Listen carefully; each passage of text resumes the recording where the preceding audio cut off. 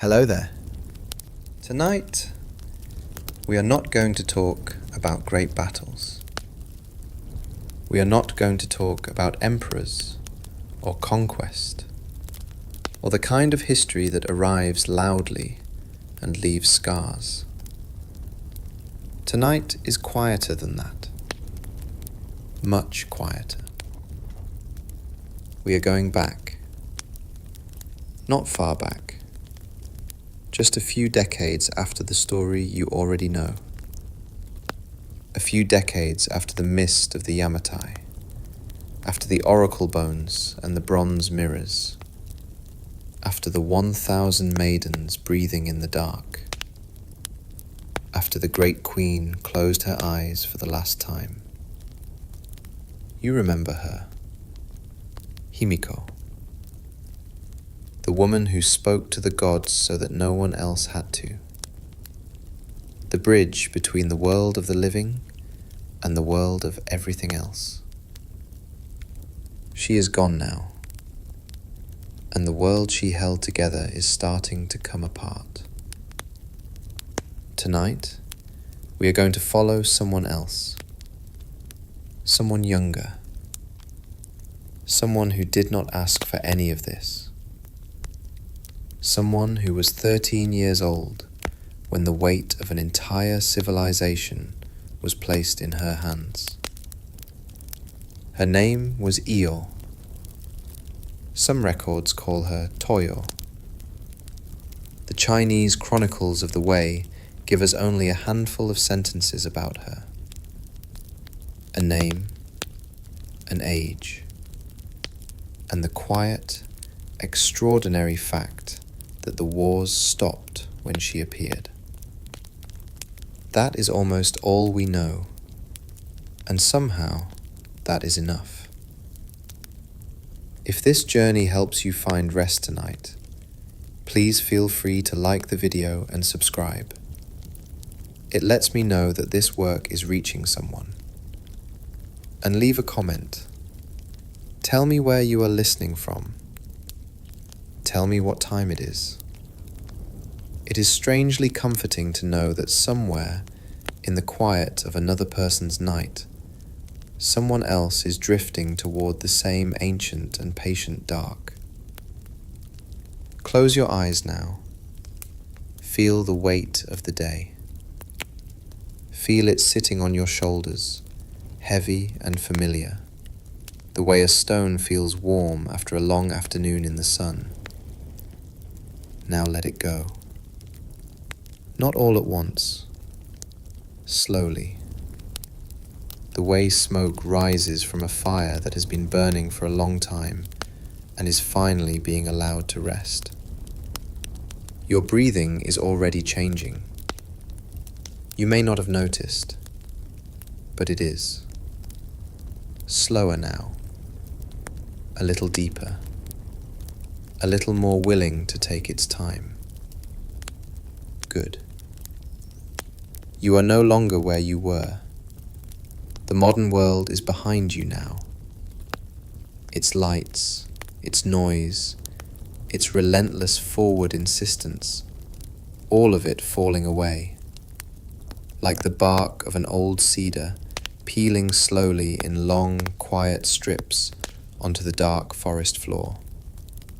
You are standing at the edge of a plain, the Yamato plain. The same mineral smell of the soil, the same wide indigo sky, the same mountains, patient and dark on every horizon. But something is different tonight. The air is heavier, not with rain, with something harder to name. With the particular weight of a world that has just lost the one person who knew how to hold it together. Listen. The plain is quieter than it should be. The birds have not stopped singing. The wind is still moving through the grass. Shh. Shh. The rice paddies are still reflecting the last light of the evening in their flat silver mirrors. But underneath all of that, underneath the ordinary sounds of the ordinary world, there is something else. A tension, a held breath. The sound of 100 villages waiting to find out what comes next. Because the Great Queen is gone, and no one knows what comes next.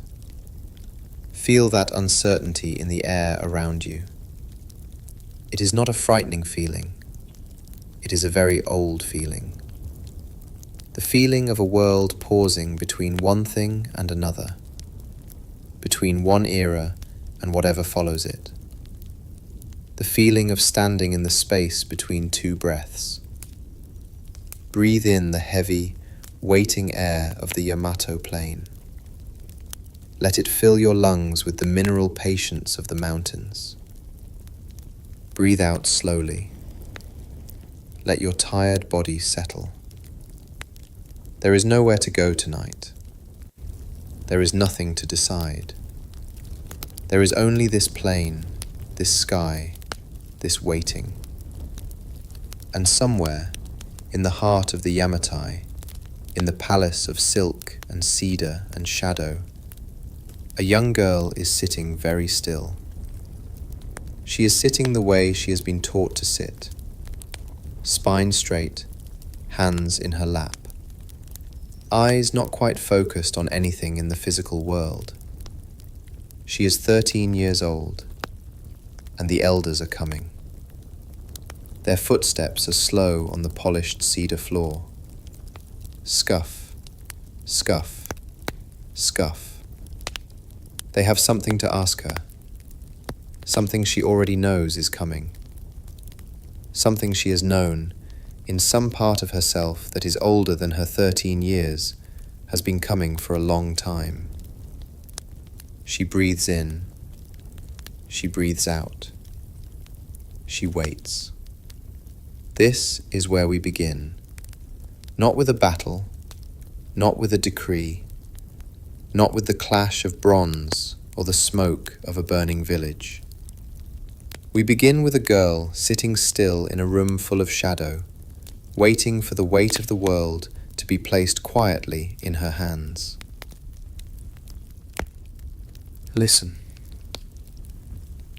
Listen to the sound of a center that is no longer holding. You are standing in the Yamatai, in the weeks after the Great Queen's passing, and the air of the palace has changed entirely. The 1,000 maidens are still here. Their breathing is still synchronized, still low, still a subharmonic hum that vibrates in the cedar floorboards. But the quality of that hum has shifted.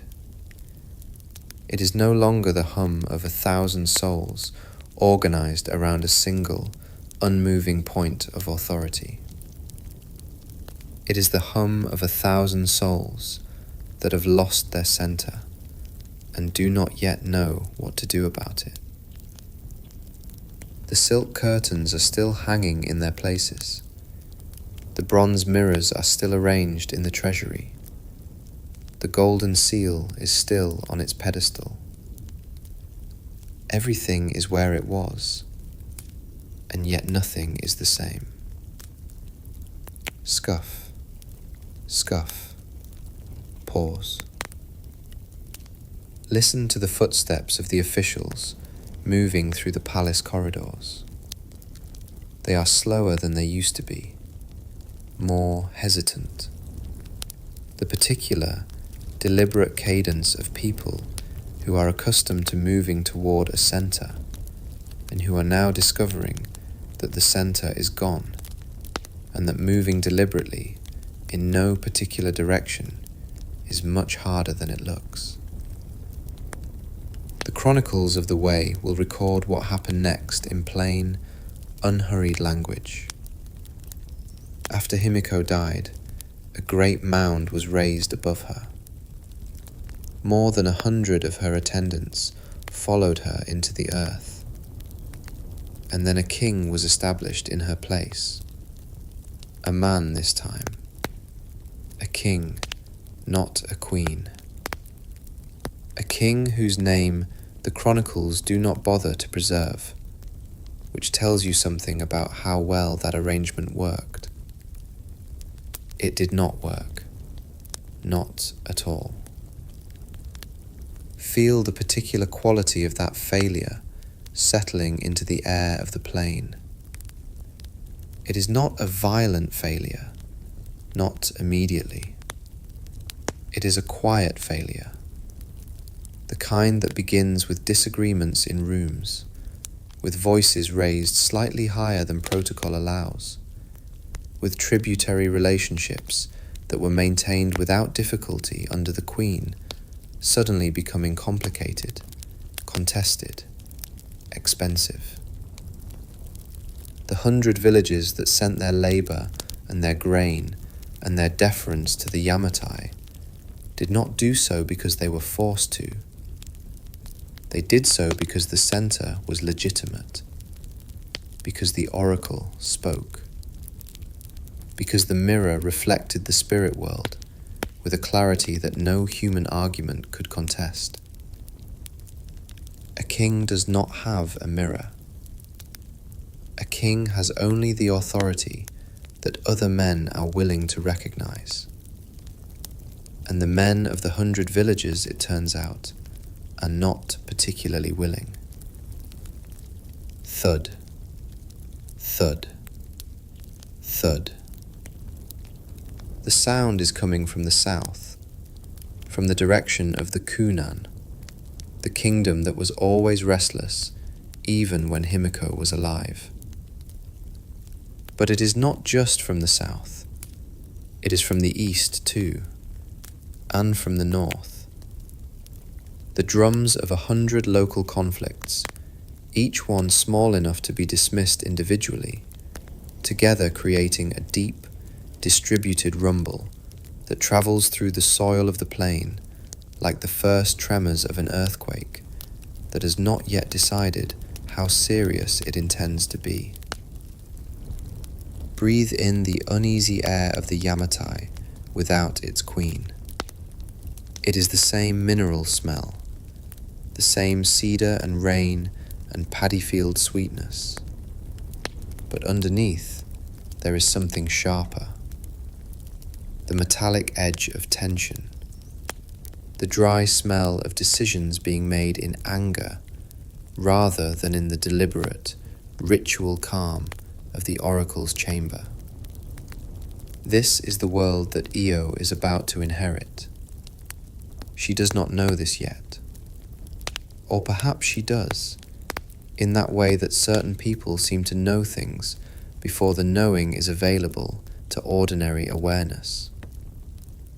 She is 13 years old, living within the palace complex, her life shaped by the same rituals and disciplines that shaped Himiko's life before her.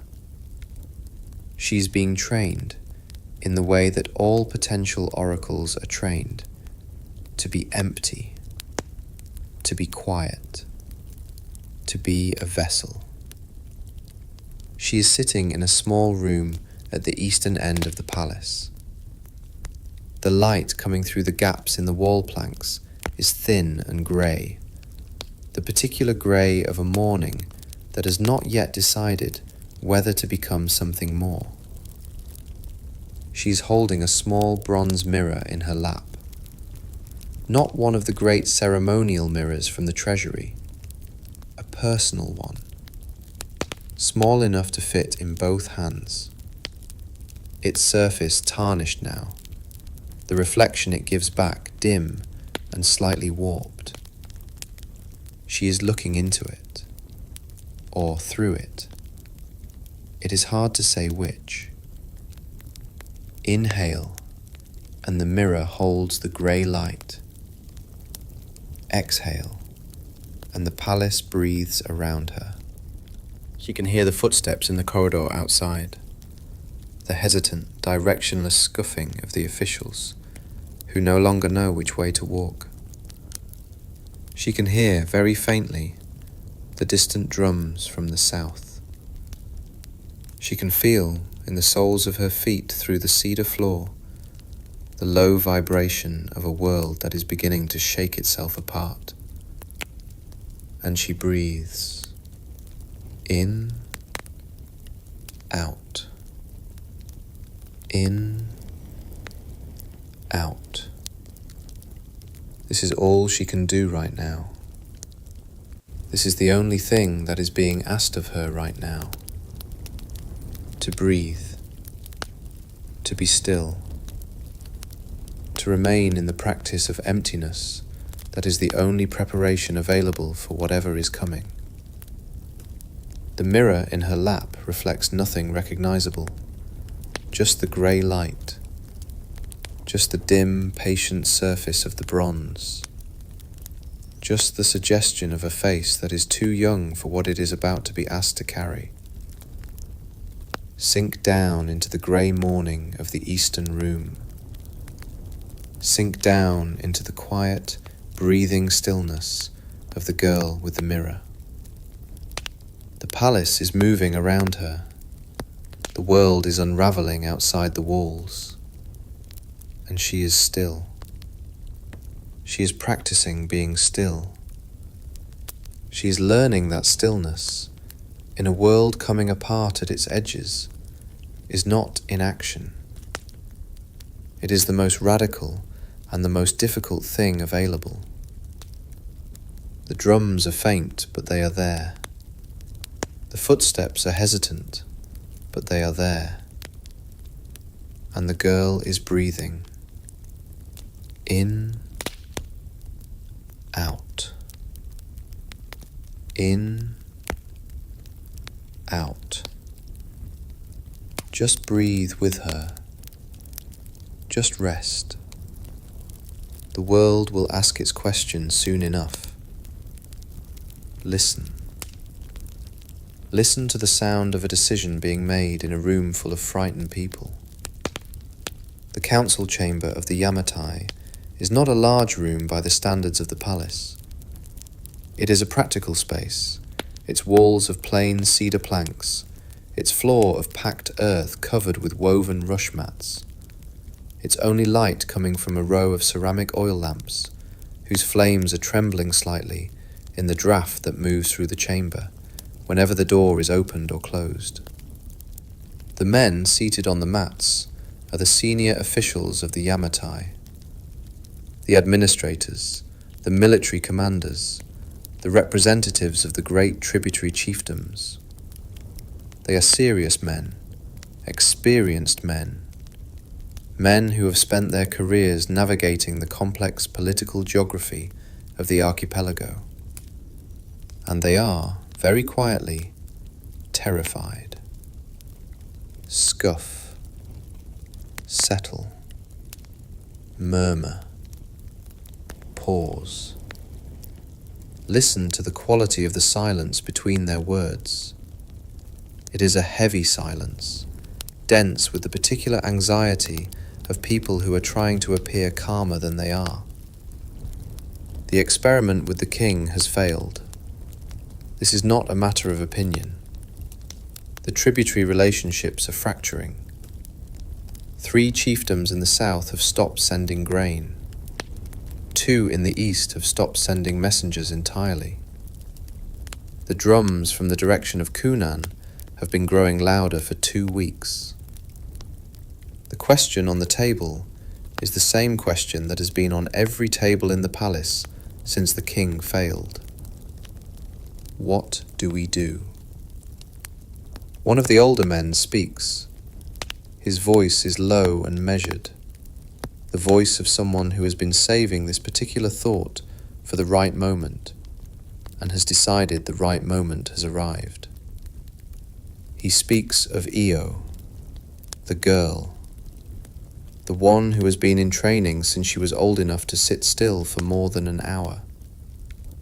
The one who carries, the elders say, something of the same quality that Himiko carried, the same receptivity, the same particular silence that feels, to those sensitive enough to perceive it, like a frequency rather than an absence. A woman, someone says, another girl. There is a pause. The oil lamps tremble. Yes, the old man says. Another girl. He does not explain further. He does not need to. Everyone in the room understands what happened when they tried a king. Everyone in the room understands, with the specific, embodied understanding of people who lived through it, what the Yamatai was when Himiko sat at its center. The authority was not hers because she was powerful in the way that men with armies are powerful.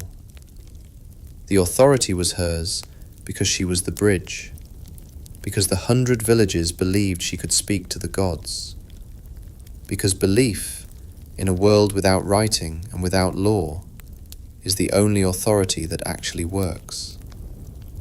They need a bridge again. Thud, thud, faint from the south. Feel the weight of that decision settling into the room. It is not a comfortable decision. It is not a confident decision. It is the decision of people who have run out of other options and are hoping, with the specific, exhausted hope of people who have been hoping for a long time, that this will work. A messenger is sent to the eastern room. Scuff, scuff, knock, pause. The girl looks up from her mirror. The messenger bows. His words are formal, the language of the court, the careful vocabulary of official communication that smooths even the most extraordinary requests into something that sounds almost ordinary. The council requests your presence. She sets the mirror down. She stands.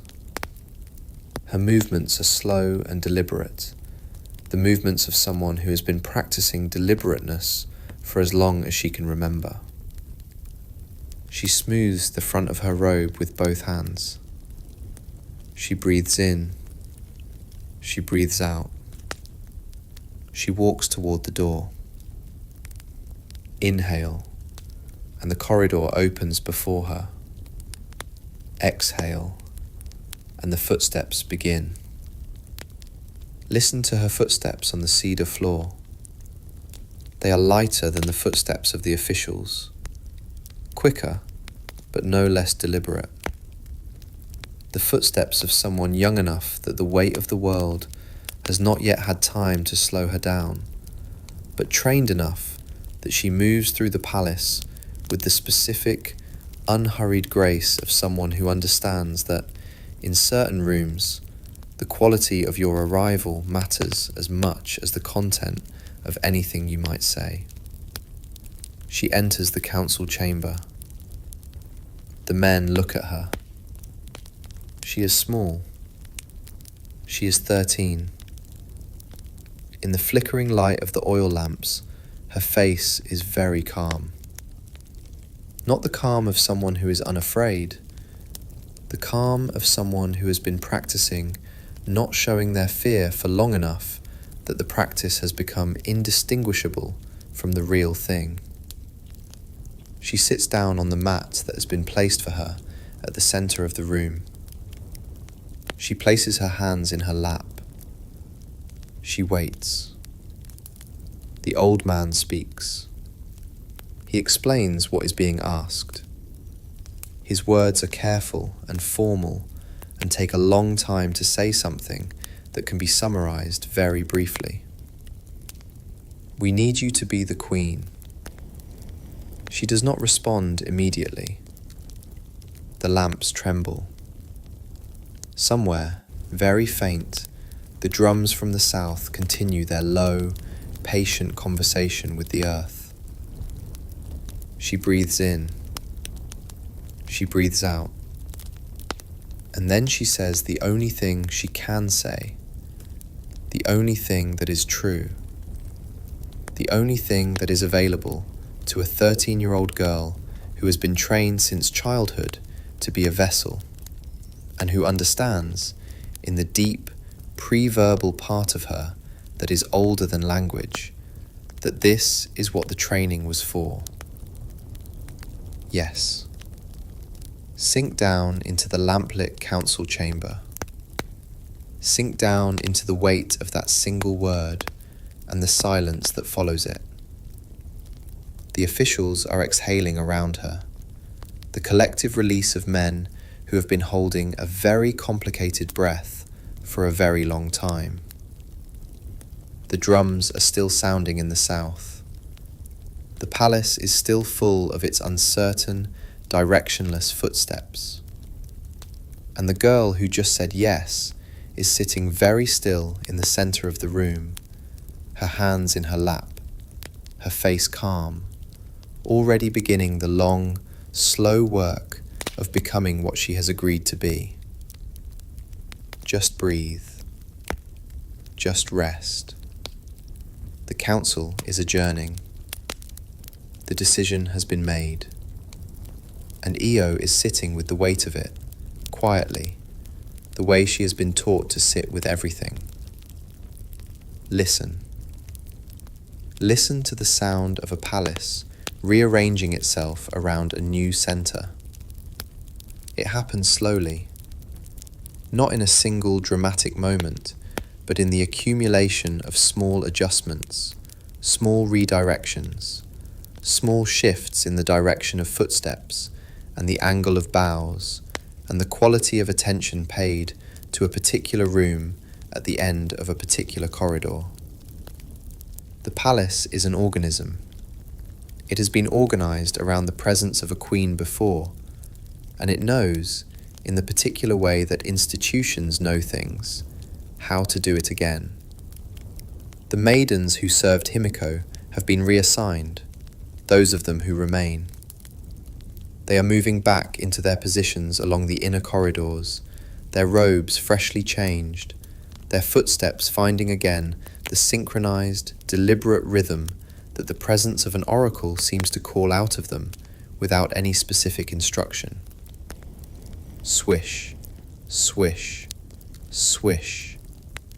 The silk is moving through the cedar-scented air of the palace, like water finding its old channels after a long, dry season. Io is in the inner chamber now, the chamber that was Himiko's.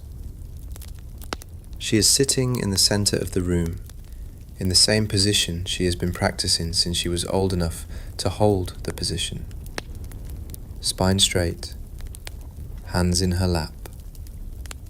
Eyes open but unfocused. The room around her is the same room it has always been.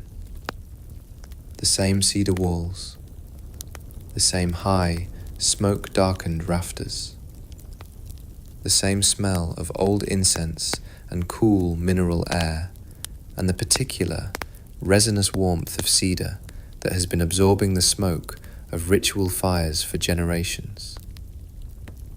But the room feels different now. Or perhaps she feels different in the room. Creak, settle, creak. Listen to the sound of the palace timbers as they cool in the night air. The cedar is old and seasoned, its fibers dense and slow-moving, and as the temperature drops, it contracts by fractions of millimeters, releasing a series of soft, almost inaudible groans. Creak, settle, creak.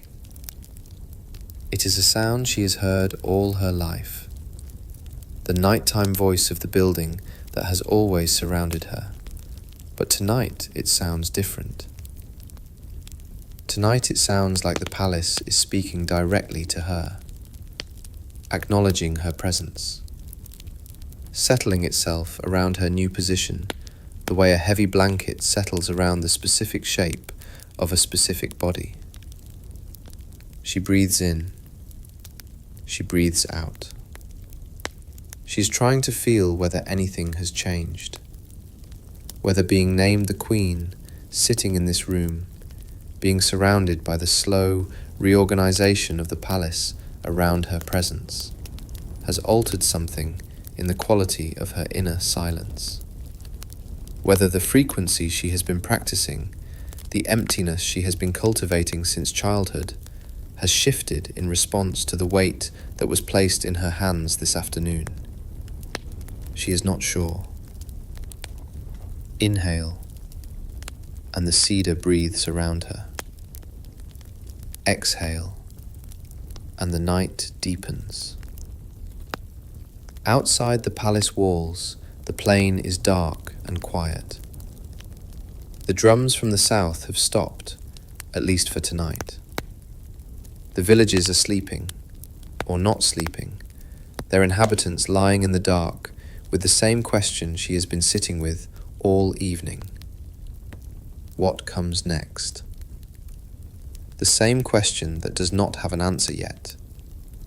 The same question that will have to be answered slowly, through the accumulation of small moments, through the quality of presence she is able to bring to each morning, each decision, each time the oracle is consulted and she is the oracle. A small sound from the corridor outside. Scuff. Pause. Scuff. One of the maidens.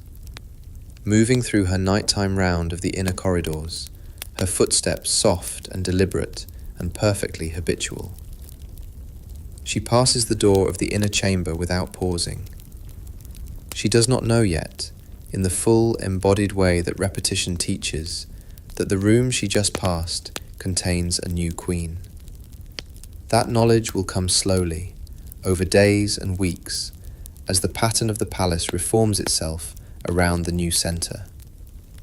But Io heard her, and something in the sound of those footsteps passing outside the door, the simple, ordinary, utterly unremarkable sound of a person doing their job in the nighttime quiet of the palace, settles something in her. Something that has been unsettled since the messenger knocked on the door of the eastern room. Something that needed to hear exactly that. The ordinary continuing. The palace breathing. The footsteps moving in their soft, deliberate rhythm through the cedar-scented dark. She breathes in. She breathes out. She lets her eyes close. The first night of the Queen is very quiet. It is not triumphant. It is not ceremonial. It is not what you would expect the beginning of a reign to sound like, if you were expecting something that sounds like a beginning. It sounds like a girl breathing in a dark room. It sounds like cedar settling in the cool night air. It sounds like footsteps passing in a corridor. It sounds like the distant, barely perceptible whisper of the wind across the Yamato plain. Shh. Shh. And somewhere much further away, almost at the edge of hearing, the faint, patient sound of 100 villages settling into their own uncertain sleep. Sink down into the first night of the Queen. Sink down into the cedar dark and the settling timbers and the soft, deliberate footsteps of the maiden passing in the corridor. The world outside is complicated and unresolved and full of the low, patient drums of conflicts that have not yet decided what they will become. But in here, in this room, there is only the breathing. In, out. In, out. The oracle is practicing. The Queen is learning her room. And the palace is settling, slowly, around its new center. Good night. Just breathe. The night will hold you. And the cedar remembers every queen. Listen. Listen to the sound of a new day arriving before anyone is ready for it. The light comes in through the gaps in the cedar planks the way it always has. Thin, grey, unhurried. The particular light of a morning that does not know and does not care what happened the day before. It falls across the packed earth of the floor, across the woven rush mats, across the hands of a girl who has been sitting in this room for most of the night and has not slept. She did not try to sleep. Sleeping felt wrong somehow, like leaving a post before the watch was over, even though no one had told her what the watch was or when it would end. So she sat, and the night passed around her the way nights do, slowly at first, and then all at once. Creak, settle, creak. The palace is waking up. She can hear it in the quality of the footsteps in the outer corridors. The nighttime footsteps are slow and widely spaced, the footsteps of people moving through darkness with care. The morning footsteps are different, more purposeful, closer together. The rhythm of people who have things to do and are beginning to remember what they are. Scuff, scuff, murmur, scuff. She listens to them without moving. Her hands are still in her lap. Her spine is still straight, though it costs her more now than it did last night. The muscles along her lower back have been making quiet complaints for the past hour.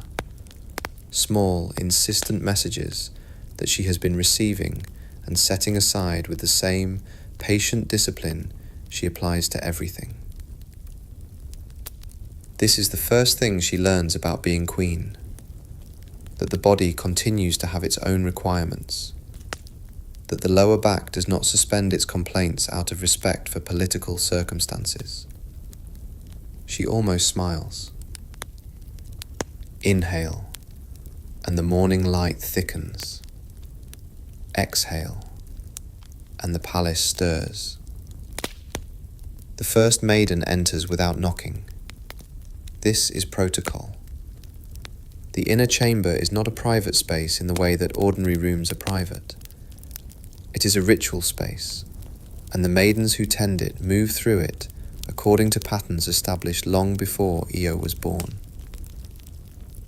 The maiden is perhaps 30, her face composed and professional, her movements the movements of someone who has been performing this specific sequence of morning tasks for years and could perform them in complete darkness. She does not look at Io directly. This is also protocol. The oracle is not looked at directly. The oracle is attended to, cared for, arranged around, but not looked at, not met in the eyes. The gaze of the oracle is a tool of the ritual, not a feature of ordinary social interaction. Io watches the maiden work, the relighting of the small oil lamp in the corner, the straightening of the silk curtains that frame the inner doorway, the placement of a ceramic bowl of water and a folded cloth for washing. Each action precise, unhurried, performed with the quality of attention that turns an ordinary task into something that sits at the edge of ceremony. She wonders if the maiden knows, if the news of yesterday's council has reached the outer corridors yet. From the expression on the maiden's face, which is professionally neutral in the way that only years of practice can make a face neutral, it is impossible to say. The maiden finishes. She bows. She leaves. Scuff, swish, gone. Io reaches for the bowl of water. She washes her face with slow, deliberate movements, the cold water against her skin, the first fully physical sensation of the morning. the first thing to break through the particular numbness that a sleepless night in a straight-backed position produces. It is shocking and clarifying and good. She breathes in the cool mineral smell of the water. She breathes out. She is still here. The room is still here. The palace is waking up around her. The plain outside is beginning its ordinary day. She puts down the cloth. She straightens her spine again. She places her hands in her lap. The queen is ready for the morning. Or she is going to behave as though she is, which she understands already is the same thing. Sink down into the grey morning light of the inner chamber. Sink down into the smell of the water and the sound of the waking palace, and the quiet, exhausted, entirely unspectacular determination of a girl who did not sleep and is ready anyway. The day is beginning. The weight is already there, sitting in her hands. Familiar now in the way that something very heavy becomes familiar when you have been holding it for long enough that you have stopped noticing the strain. Just breathe. The morning will ask its questions soon enough, and she will answer them the way she answers everything, one breath at a time. Listen. Listen to the sound of the ordinary work of holding a world together. It is not a glamorous sound. It is not the sound of oracles pronouncing from behind silk curtains, or bronze mirrors vibrating with the frequency of the spirit world, or the dramatic subharmonic chanting of the Kido ritual, filling the great hall with the smoke of cedar and mugwort. Those things exist, and we will come to them. But the daily weight of the crown is made of simpler, less theatrical materials. It is made of meetings, scuff, bow, murmur, pause, murmur, bow, scuff. The officials come in the morning, one after another, in the order established by protocol. The senior administrator of the grain stores first, then the commander of the outer guard, then the representative of the nearest tributary chiefdom, who has travelled for 2 days to deliver his community's seasonal report in person, because the new queen has been installed and the personal visit is a political necessity. Then the official responsible for the condition of the roads between the Yamatai and its 5 nearest allied settlements. Each of them delivers their information to the brother, who receives it in the outer corridor and carries it through the silk curtain to the inner chamber, where Io sits and listens.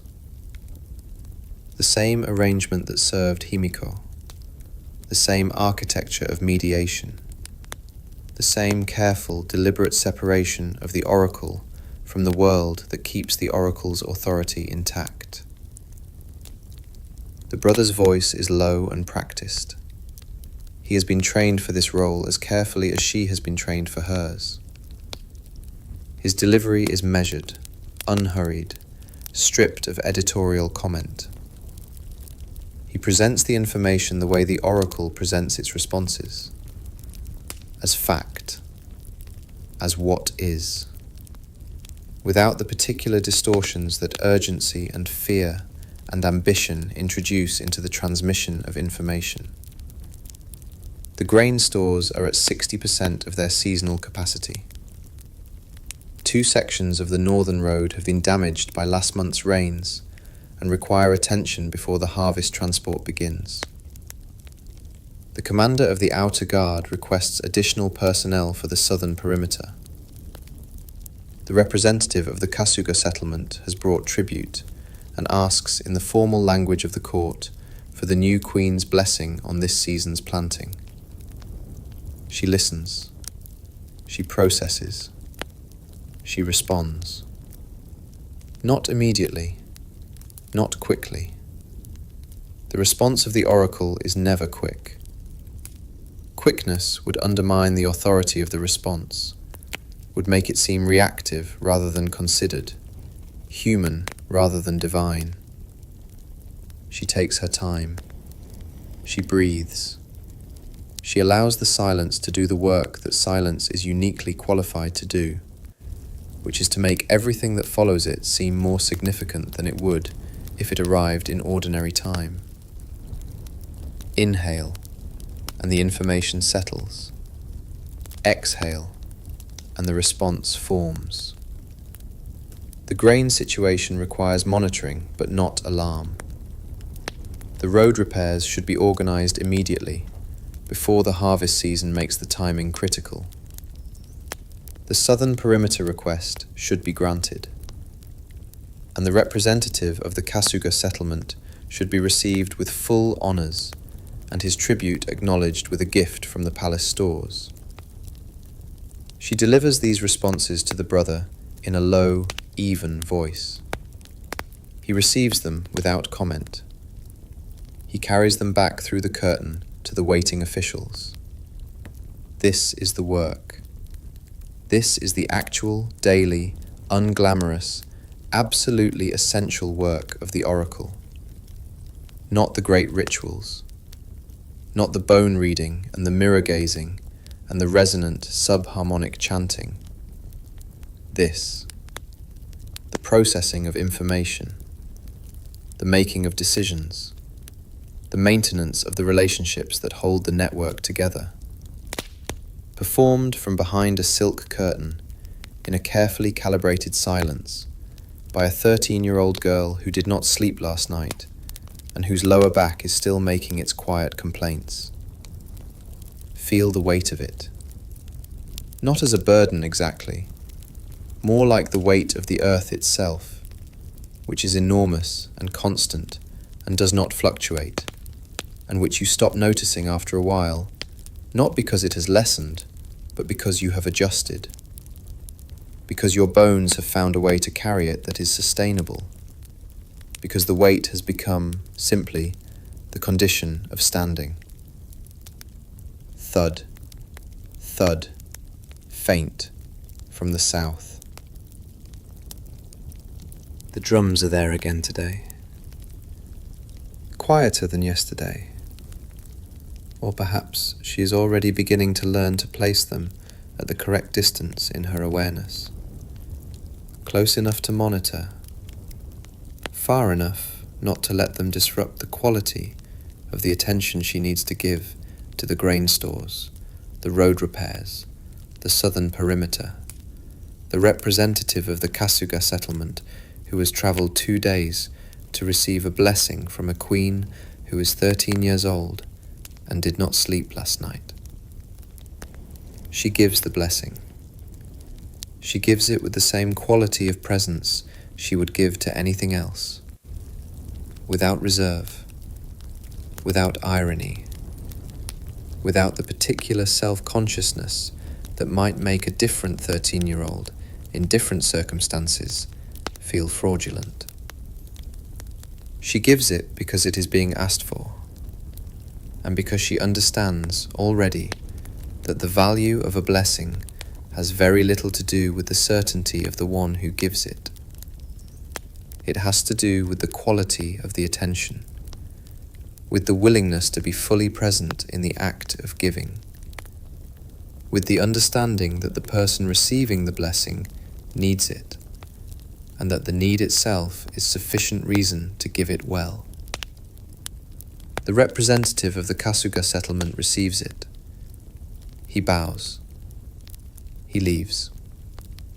His footsteps fade down the outer corridor and through the great gate, and onto the road that will carry him back, over 2 days of walking, to the settlement that sent him. He will tell them the blessing was given. He will tell them the new queen has presence. He will tell them, in the particular way that people who have been briefly near something unusual try to describe it to those who are not there, that there is something about her. that the room felt right, that the silence felt right. That will be enough. For now, that will be enough. Sink down into the morning of meetings. Sink down into the low, practiced voice of the brother and the murmur of the officials in the outer corridor, and the distant, patient drums, and the grain stores at 60%, and the road repairs, and the southern perimeter, and the blessing given carefully and well by someone who is learning, one meeting at a time, what the crown actually weighs. Just breathe. Just rest. The meetings are finishing. The afternoon is coming, and the weight is already, almost imperceptibly, beginning to feel like something that can be carried. Listen. Listen to the sound of a practice becoming a life. The days are passing now. Not quickly. Time in the inner chamber of the Yamatai does not pass quickly. It moves with the same deliberate, seasonal rhythm as the plane outside, measured not in minutes, but in the quality of the light as it shifts through the gaps in the cedar planks, in the temperature of the morning water, in the changing pitch of the wind as the season turns. 1 week, 2, a month, and something is happening. Something that does not have a dramatic moment of arrival. No single morning when she wakes and understands that it has occurred. It happens the way the grass grows on the slope of a mound, slowly, and then it is simply there, and you cannot say exactly when it arrived. She is becoming the queen. Swish, swish, swish. Listen to the sound of the silk curtains as the brother passes through them. She has been listening to this sound dozens of times a day for weeks now, and it is beginning to carry information. The specific quality of the swish when the brother is carrying urgent news versus routine reports. The slight hesitation in his step when what he is about to deliver is something difficult. The barely perceptible acceleration when the news is good. She is learning to read the silk the way Himiko read the cracks in the oracle bones. Not with her eyes, with the whole of her attention. This is the education that no one planned for her, and no one is explicitly providing. It is arriving through the accumulated experience of being present, day after day, in the same room, with the same patterns of information flowing through the same channels. The world is teaching her its own structure. She is learning it the way you learn a language you live inside. Not by studying its rules, but by absorbing its rhythms until they become indistinguishable from your own. Creak. Settle. Creak. The palace at night has become familiar to her in a way it was not before. The specific sequence of sounds as the building cools. The particular creak of the third timber from the left in the ceiling, which always comes first, before anything else, when the temperature drops below a certain point. The way the wind sounds different when it is coming from the north versus the south. The way the distant drums, when they sound, have a slightly different quality depending on which direction they are coming from and how far away they are. She is building a map. Not a map of the land, though she is learning that too, through the reports of the officials and the accounts of the messengers. A map of the texture of her world. A sensory, intuitive, deeply personal map of the specific environment she now inhabits, built from the accumulated experience of paying attention to it, hour by hour, day by day, in the particular receptive quality of awareness that her training has given her. Inhale, and the palace speaks. Exhale, and she listens. One evening, perhaps 6 weeks after the day of the council, something shifts. She is sitting in the inner chamber in the late light of the afternoon, the usual meetings finished, the brother withdrawn to his own quarters, the maidens moving through their evening routines in the outer corridors. The light through the cedar planks is the particular amber of late afternoon, the warmest light of the day, the light that makes the cedar walls glow as if they are generating their own heat. The palace is quiet, and she becomes aware, in a way she has not been aware before, of a quality in the silence. Not the absence of sound, the presence of something. The same frequency that she has been practicing reaching for since she was old enough to practice anything. The frequency that the training calls the voice of the kami. The resonance of the spirit world vibrating just below the threshold of ordinary hearing.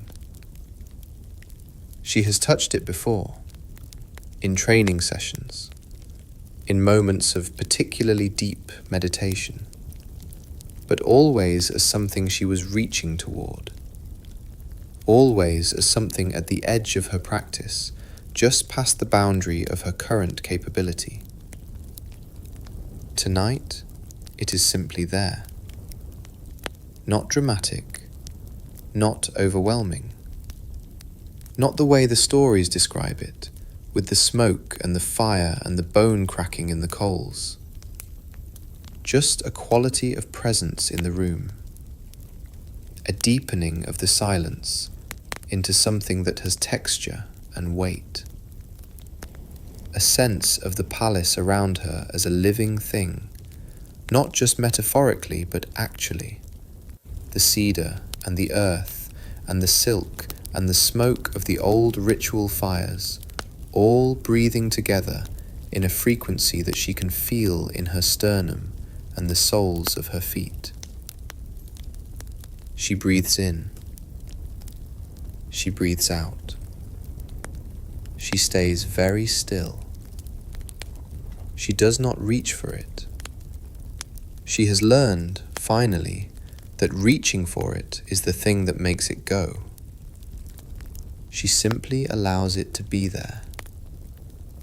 She makes herself as empty and as quiet and as receptive as she knows how to make herself. And it stays. The sound is almost inaudible, almost below the threshold of sound entirely.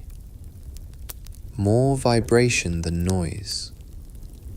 The kind of frequency you feel before you hear it. But it is there, and she knows what it is. She has been preparing to know what it is for as long as she can remember. This is the thing that Himiko had. This is the thing the 100 villages believe in.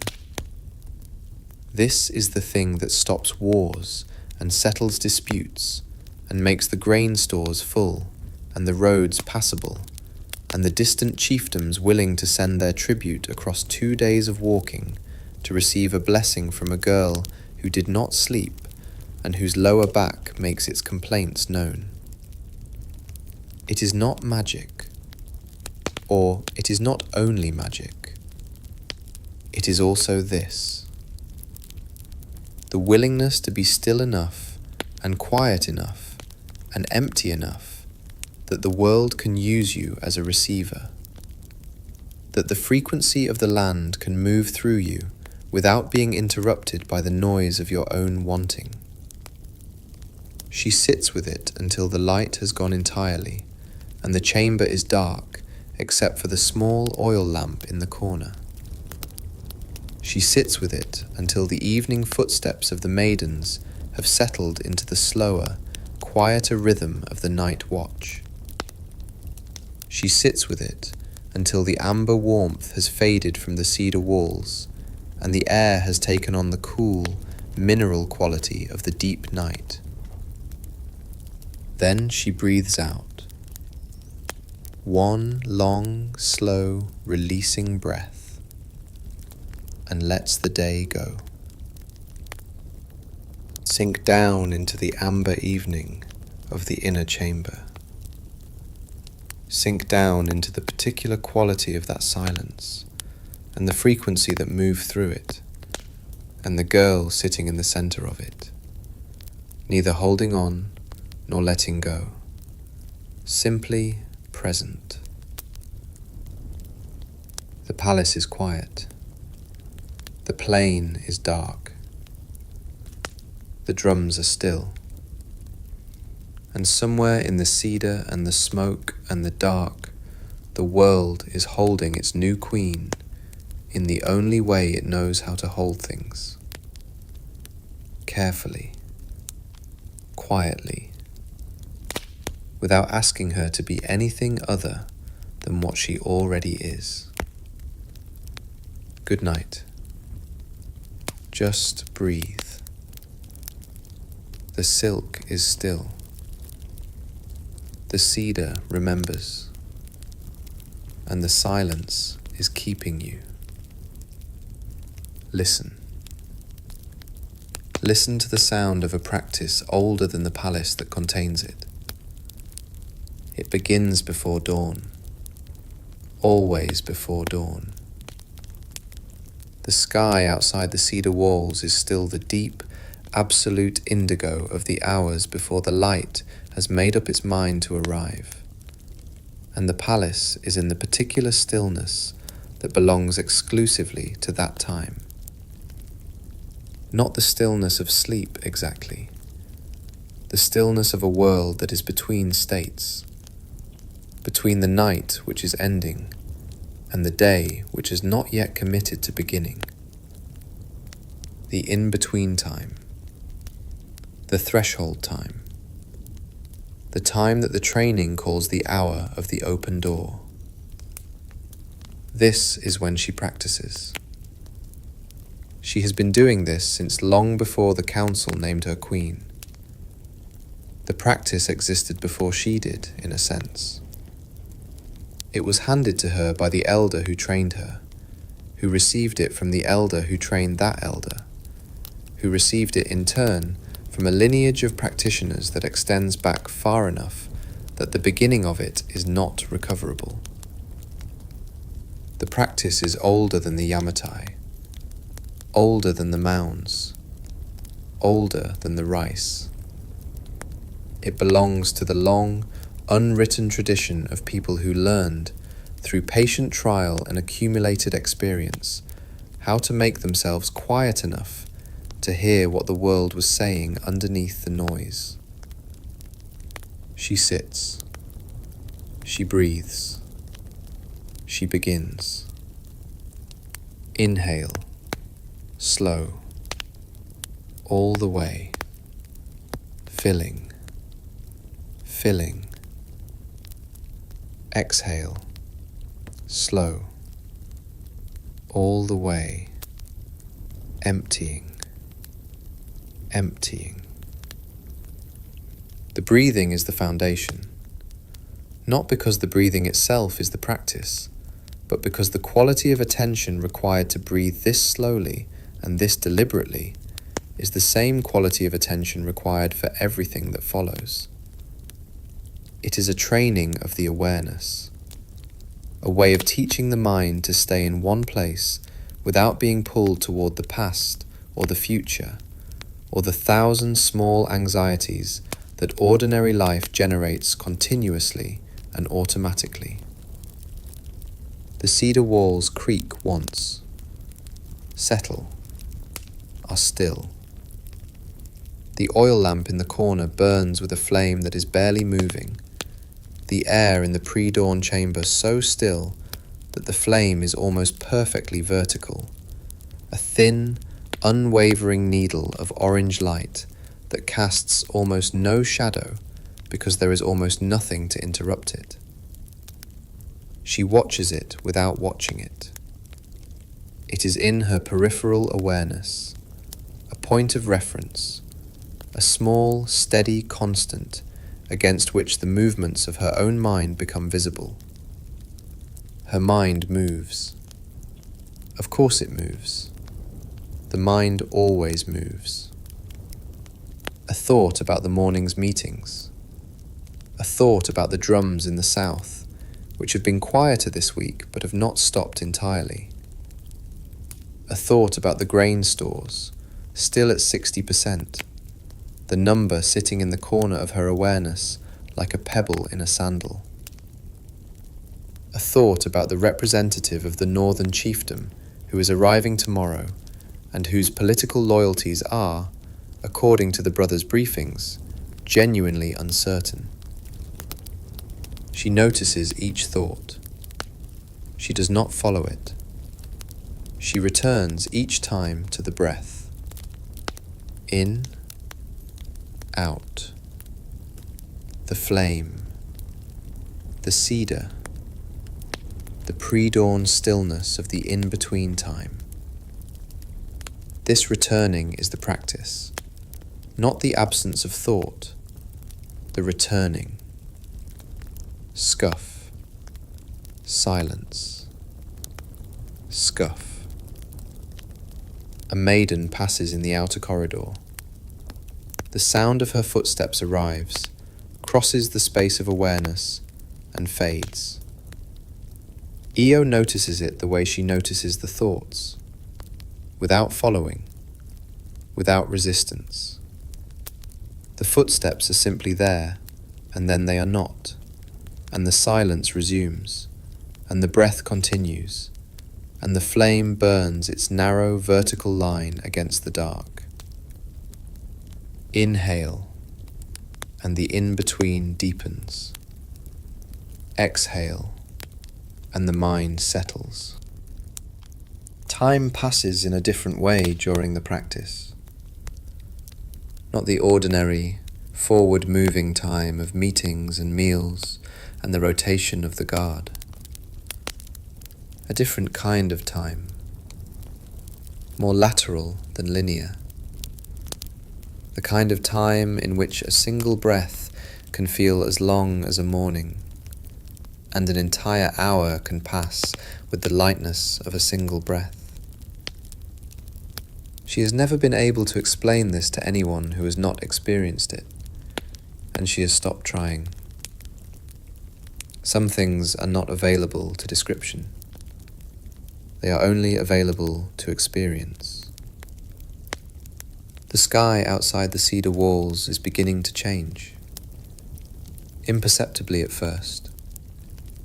The absolute indigo of the deep night beginning to thin at its edges, to lighten by a fraction of a degree towards something that is not yet blue, but is no longer quite black.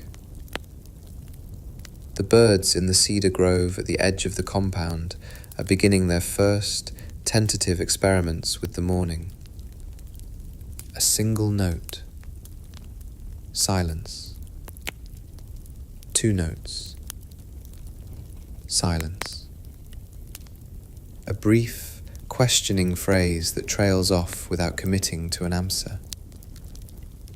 She listens to the birds the way she listens to everything in this hour, with the specific, non-grasping attention that the practice teaches. The birds are there. She is here. The cedar walls are between them.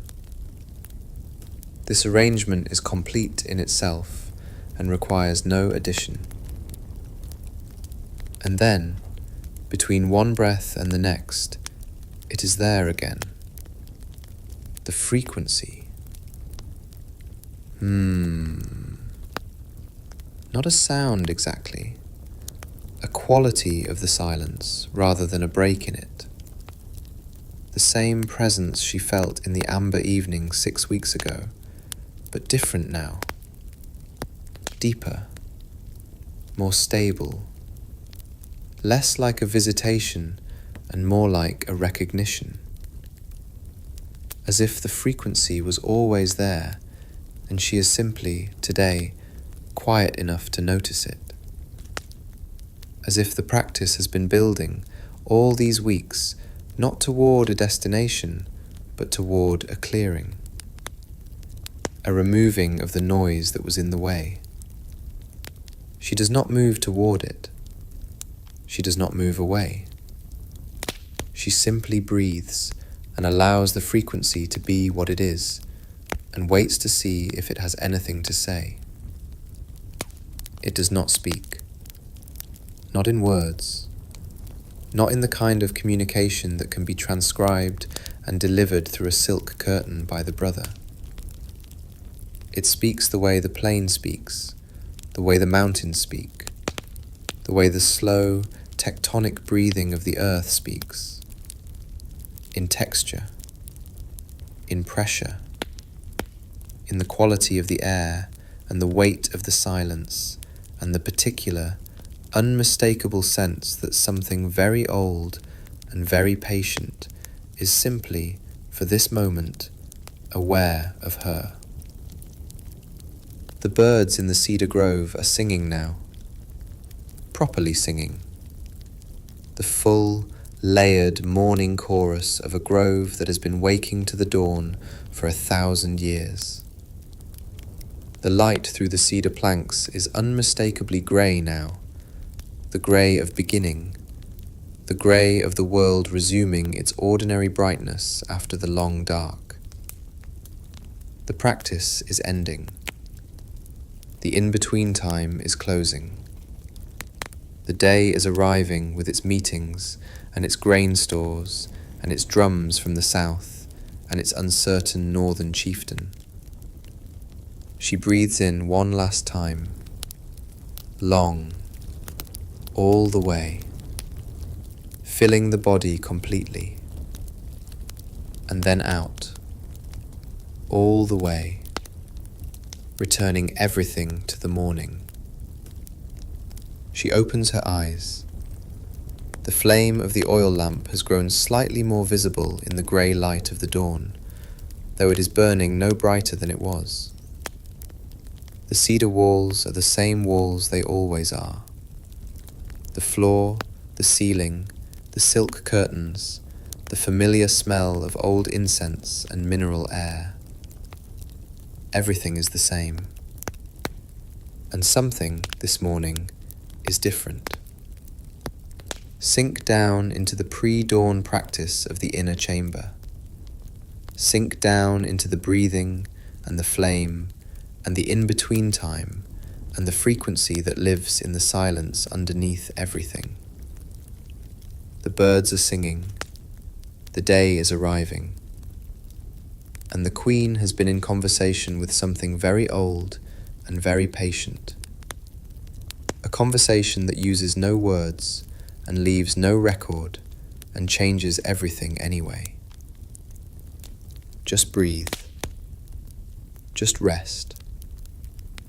The practice continues, and the silence remembers every morning. Listen. Listen to the sound of the old knowledge being passed on. There is an elder in the palace. She has been here for longer than most people can remember, long enough that her presence has become a feature of the building rather than a person within it, the way a large stone becomes a feature of a landscape after enough years. Her name is not used. She is referred to by the maidens and the officials and even the brother simply as the elder.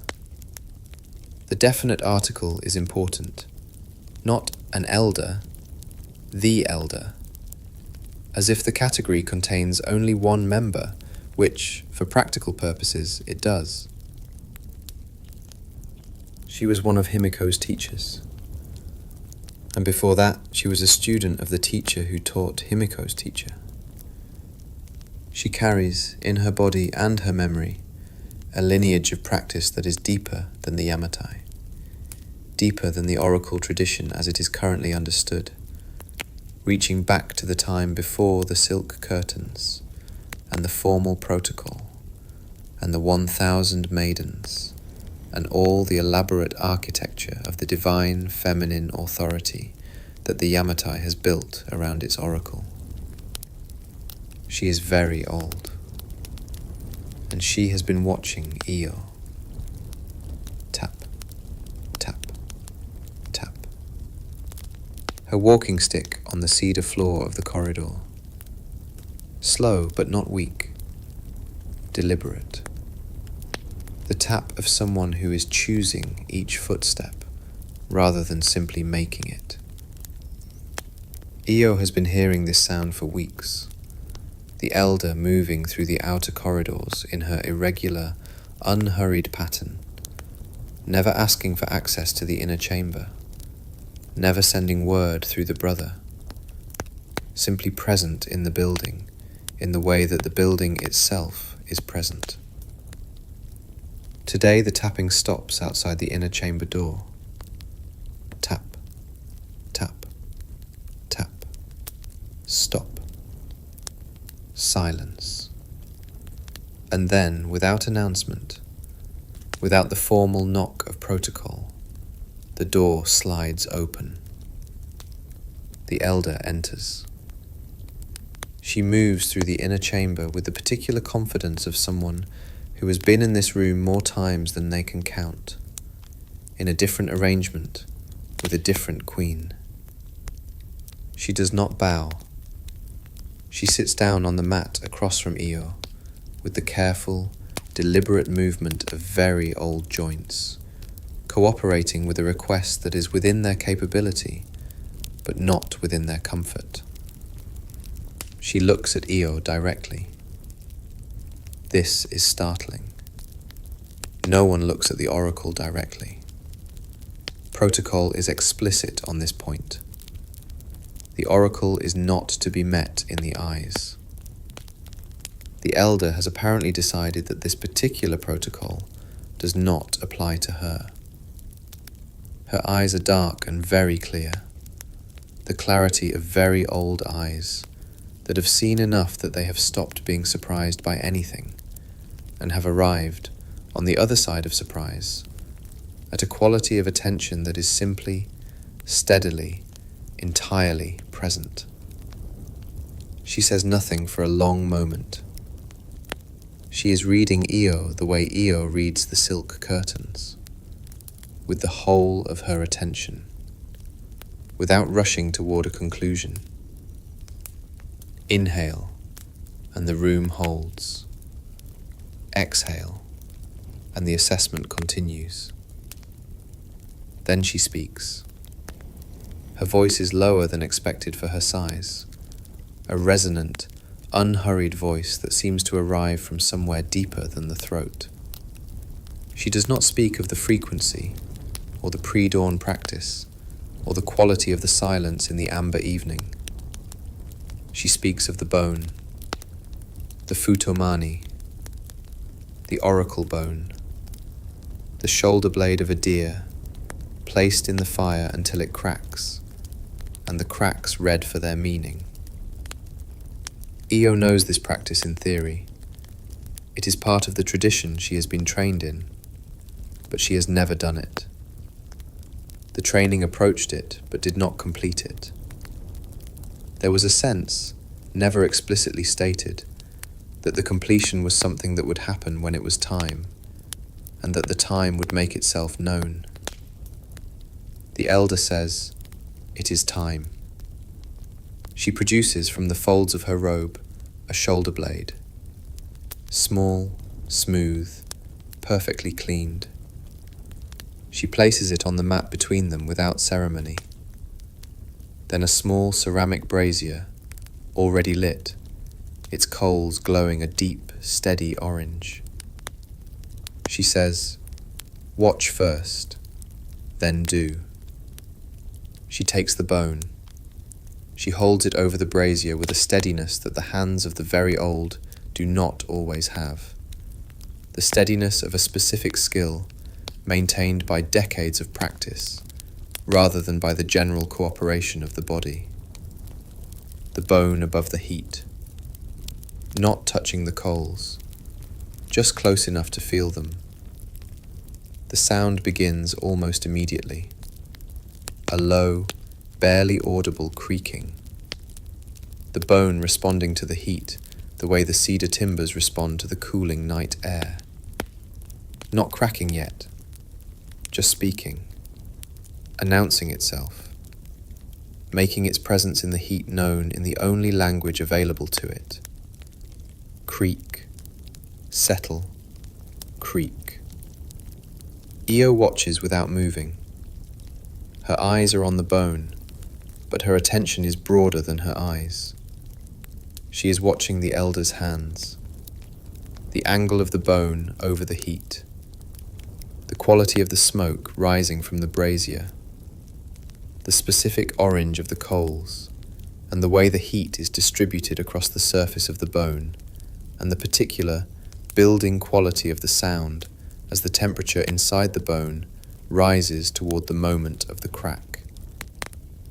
And then, crack.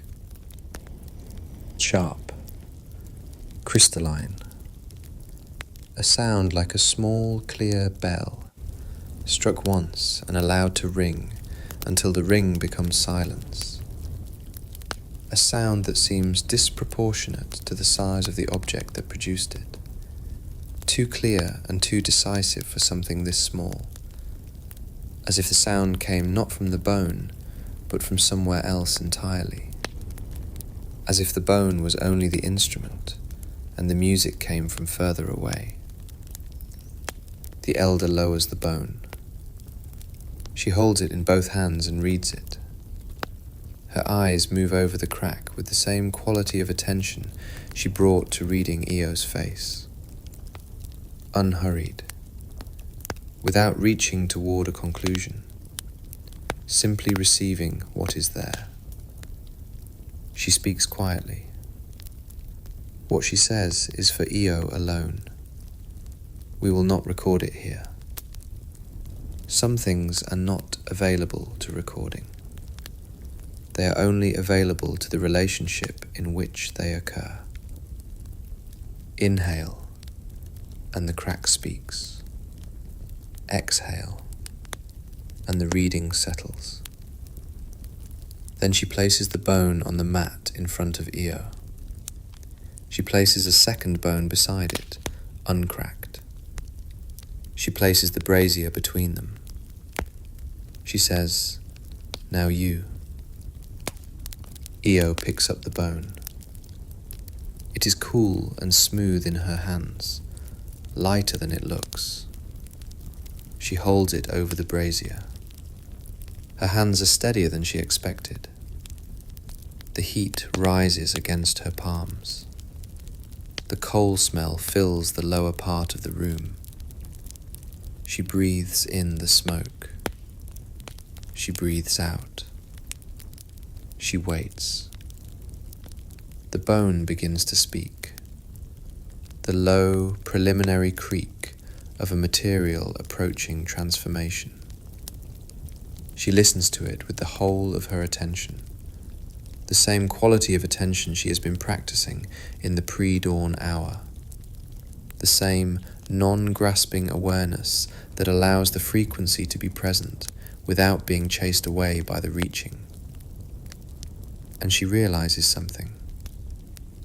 The bone is not going to crack in a place she chooses. She cannot direct it.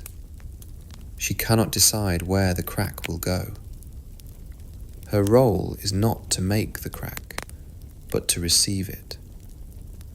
Her role is to hold the bone at the right angle, in the right heat, with the right quality of attention, and then to allow what happens to happen, and to be present enough, and quiet enough, and still enough to read what it says. This is the oracle, not magic, not performance, not the wielding of a power that belongs to her.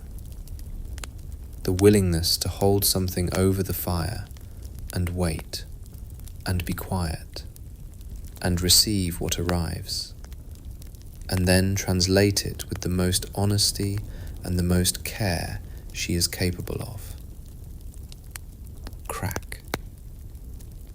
She looks at the bone. She reads it. She does not know, yet, how to read it the way the elder reads it, with decades of accumulated pattern recognition and embodied knowledge. But she reads what she can, and she speaks what she reads, and the elder listens, and nods, and says nothing, which is the only form of confirmation available from someone who has decided that you are ready. The brazier cools. The smoke thins. The bones lie on the mat between them, cracked, red, finished. Tap, tap, tap.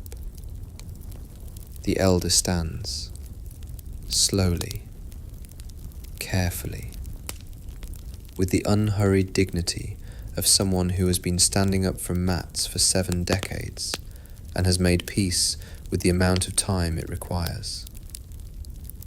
She looks at Io one more time. That same direct, clear, entirely present gaze. Then she turns and walks to the door. Tap, tap, tap. And she is gone. Io sits with the cracked bones on the mat in front of her. The brazier is cooling. The coal smell is fading into the ordinary cedar and incense smell of the inner chamber. She breathes in. She breathes out. She held the bone over the fire. She waited. She received what arrived. She read it with the best honesty she had. She is beginning to understand what being the oracle means. Not the ceremony of it, the actual substance of it. And it is both simpler and harder than she expected. Simpler because it is essentially just this: presence, attention, honesty. Harder because presence and attention and honesty are the 3 things that are most difficult to sustain under the pressure of a world that is continuously asking for something else. Sink down into the smoke-fading quiet of the inner chamber. Sink down into the cooling brazier and the cracked bones and the cedar walls that have absorbed this particular lesson many times before. The elder is in the corridor. The morning is continuing. And Io is sitting with the knowledge that has just been placed in her hands, holding it, the way she holds everything, carefully, without rushing, one breath at a time. Just breathe. Just rest. The bones have spoken, and the fire remembers every crack. Listen. Listen to the sound of understanding arriving sideways. It is evening, several weeks after the lesson with the bone and the fire. The palace is in its nighttime configuration. The corridors quiet, the outer gate closed. The guard changed for the last time before dawn.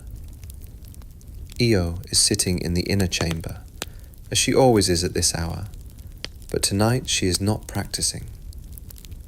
Or she is, but not in the deliberate, structured way of the pre-dawn hour.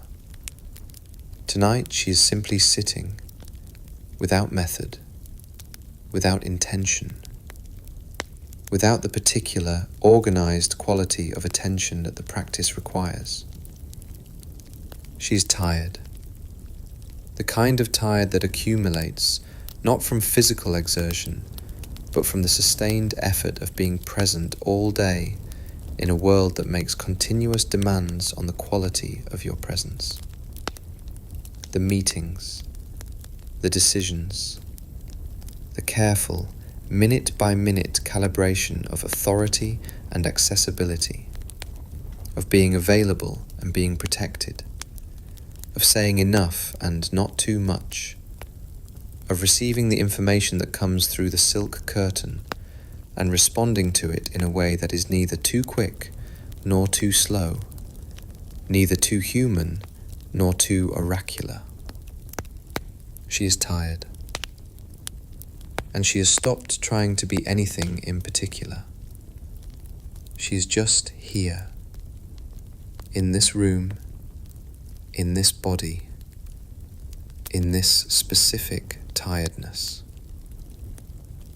Creak, settle, creak. The cedar is speaking in its nighttime way. The oil lamp is burning. The silk curtains are still. The plain outside is dark and quiet. Nothing is happening. Nothing is required. She is looking at the mirror in her lap, the small personal one she has had since before the council. Its surface dim in the lamplight, the reflection it gives back vague and slightly warped. She is not looking into it with any particular intention. She is just looking at it the way you look at something familiar when you are too tired to look at anything that requires effort. And something occurs to her. Inhale, and the thought arrives. Exhale, and she follows it slowly. The mirror does not try to reflect. It does not make an effort. It does not practice reflecting. It simply has the quality of being able to reflect.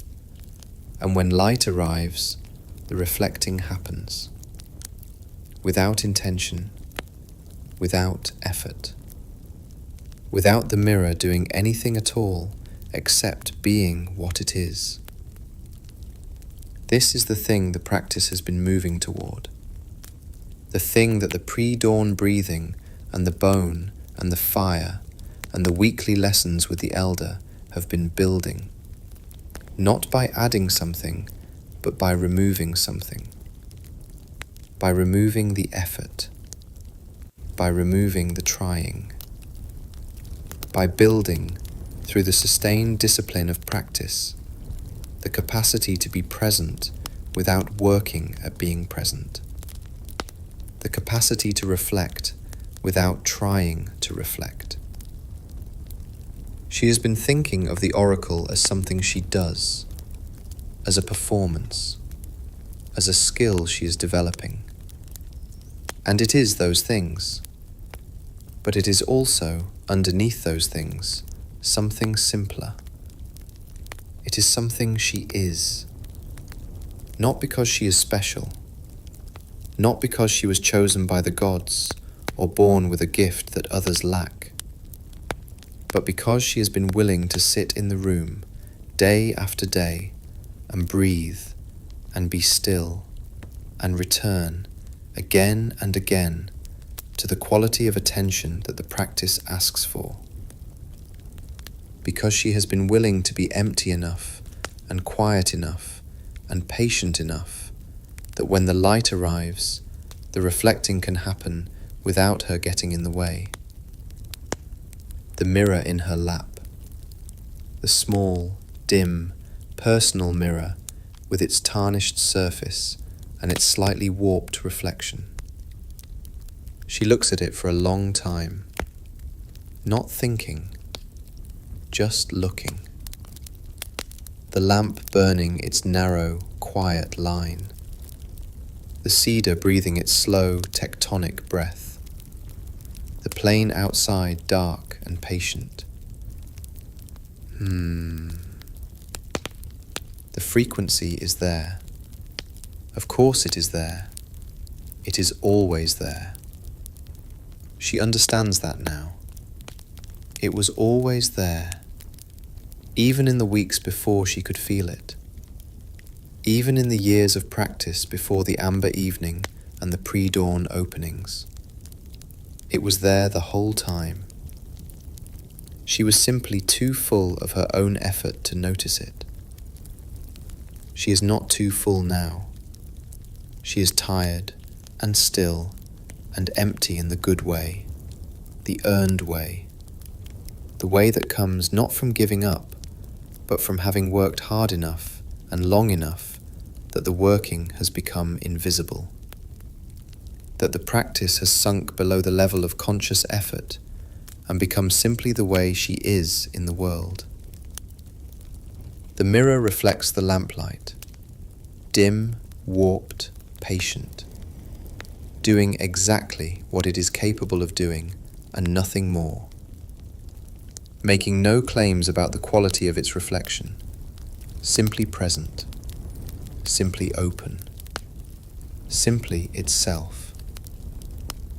She breathes in, she breathes out, she closes her eyes. This is the thing she could not be taught. This is the thing that the elder knew she would have to find for herself. That the practice is not the point. The practice is the path.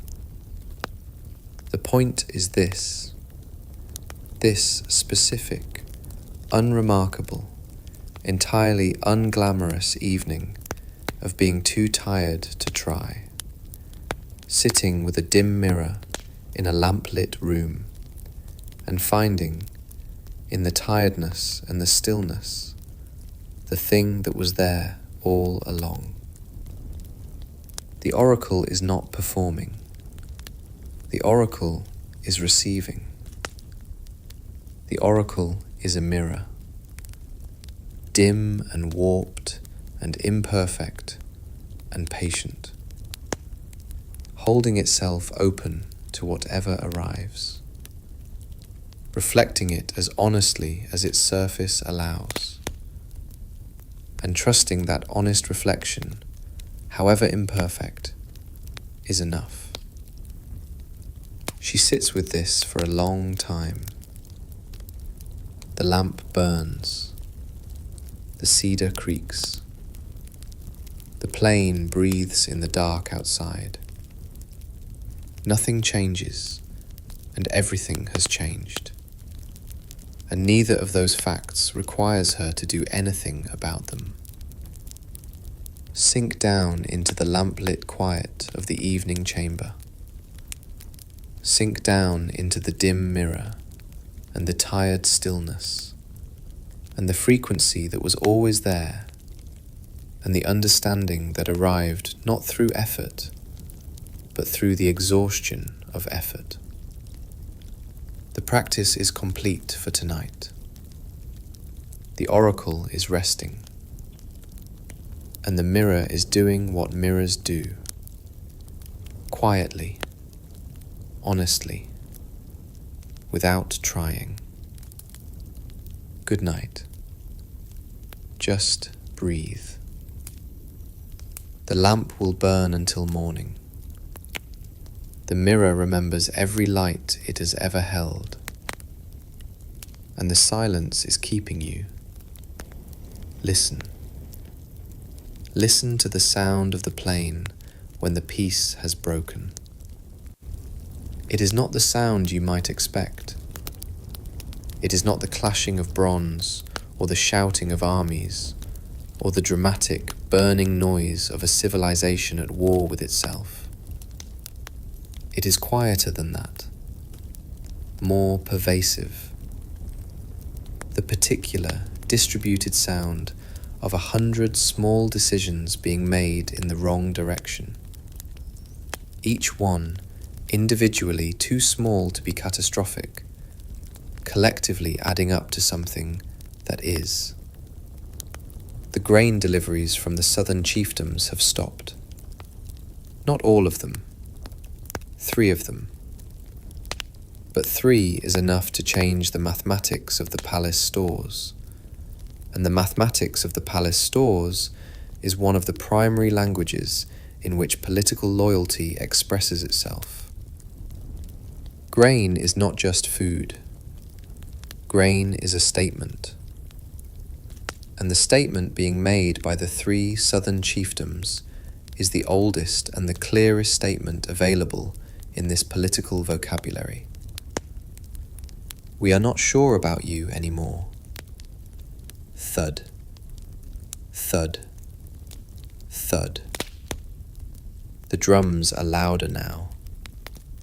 Not from one direction, from 2. The south, as always, where the kingdom of Kunan has been restless since before Himiko died. And now from the east as well, a new rhythm, slightly different in its cadence, the particular percussion of a different community speaking the same restless language. Io hears them from the inner chamber. She has learned over these months to hear the drums the way the elder reads the cracked bone. Not just the fact of them, but the texture of them.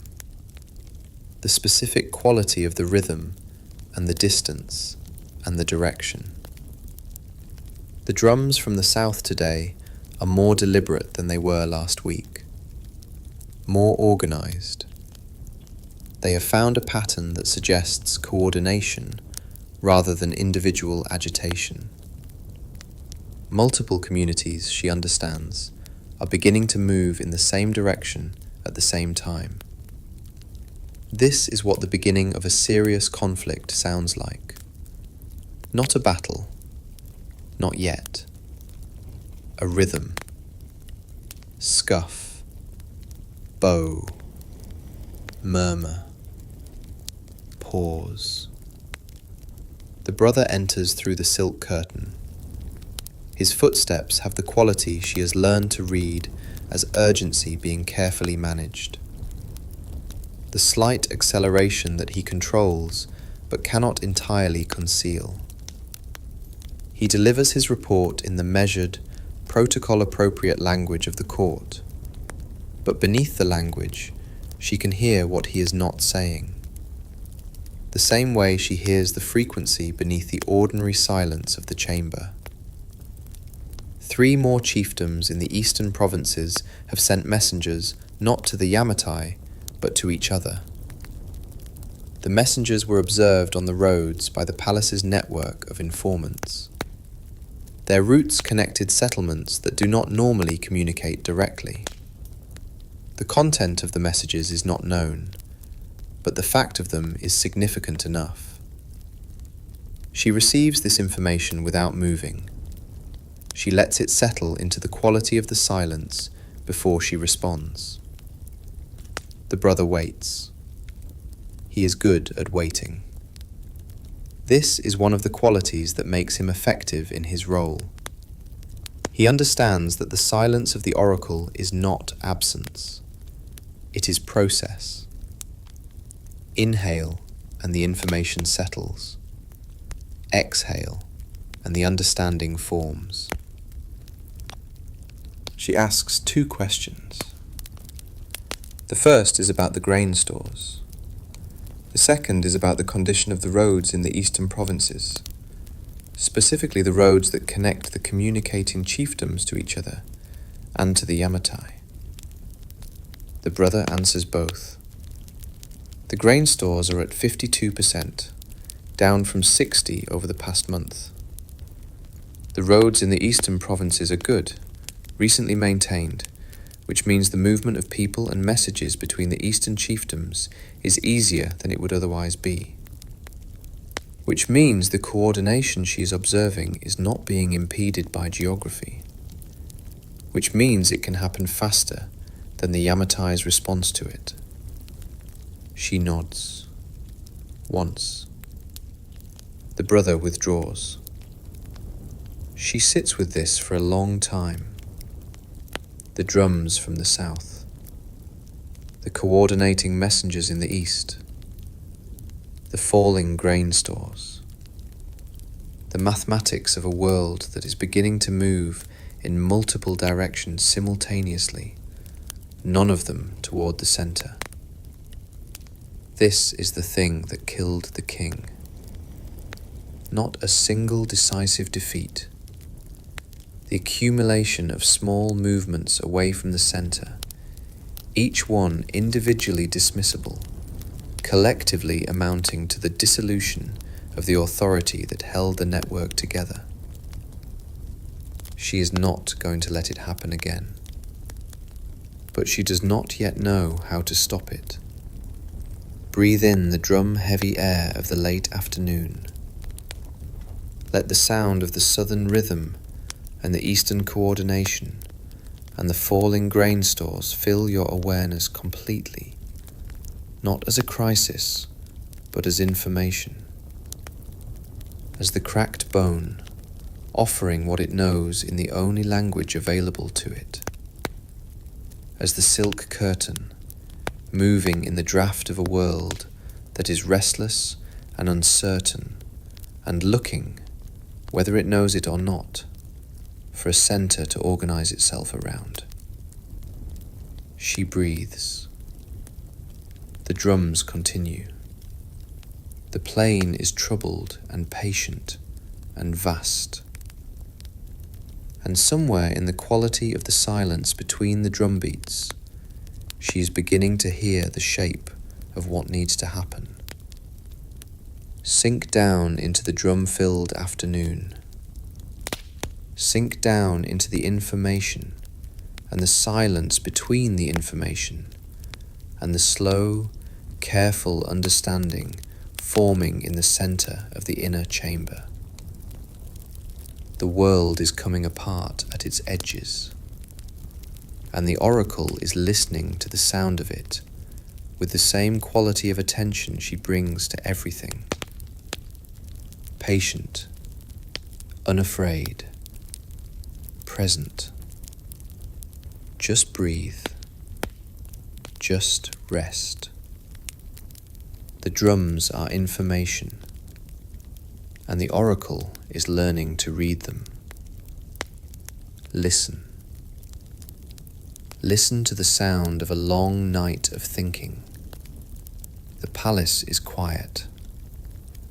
The drums have stopped for the evening, as they always do at this hour. The conflict outside pausing for the night, the way conflicts do, observing a kind of involuntary truce imposed by darkness and the human need for sleep. But in the inner chamber, the lamp is still burning.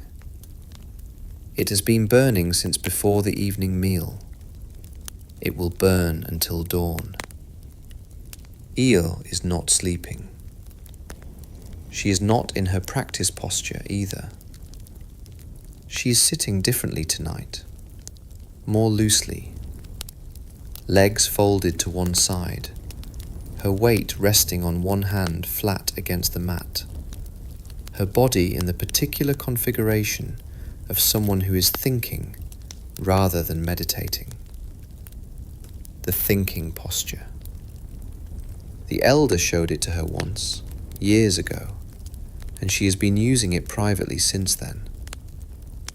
The body communicates to the mind what mode it is operating in. Meditation requires stillness, symmetry, the architecture of openness. Thinking requires something different, a slight looseness, a willingness to shift, to follow the thought wherever it goes without being pulled back again and again to the breath. She is thinking about the network. Creak, settle, creak. The network of the Yamatai is not a simple thing. It is not a wheel with the palace at the hub and the tributary chiefdoms as the spokes. It is more complicated than that, more organic, more like a web in which every node is connected to multiple other nodes, and the removal of any single connection changes the tension in every other connection simultaneously.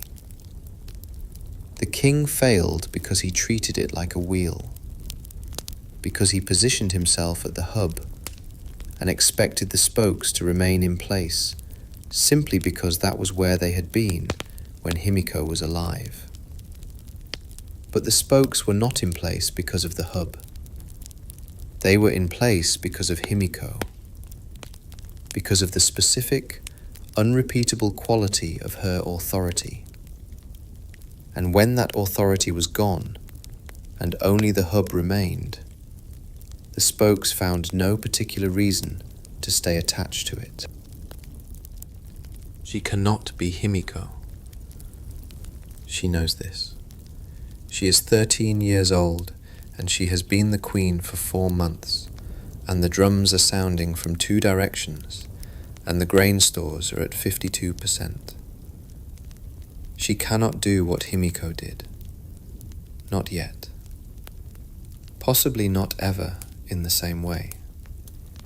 Himiko was decades of accumulated practice and political relationship, and the particular, irreplaceable authority of a specific person in a specific time. But she does not need to be Himiko. Inhale, and the thought clarifies.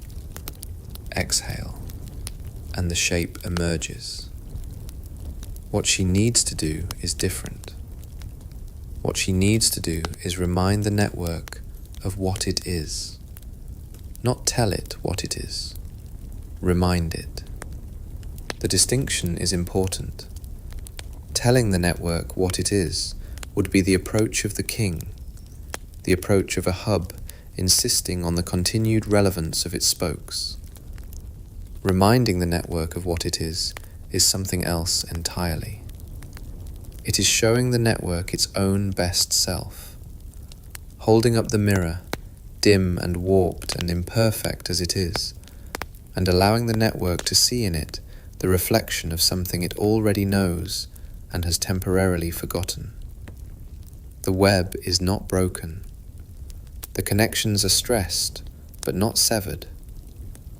The 3 southern chiefdoms have stopped sending grain, but they have not stopped sending messengers. The eastern chiefdoms are communicating with each other, which means they are still speaking the language of political relationship rather than the language of open conflict. The drums are the sound of restlessness, not the sound of armies.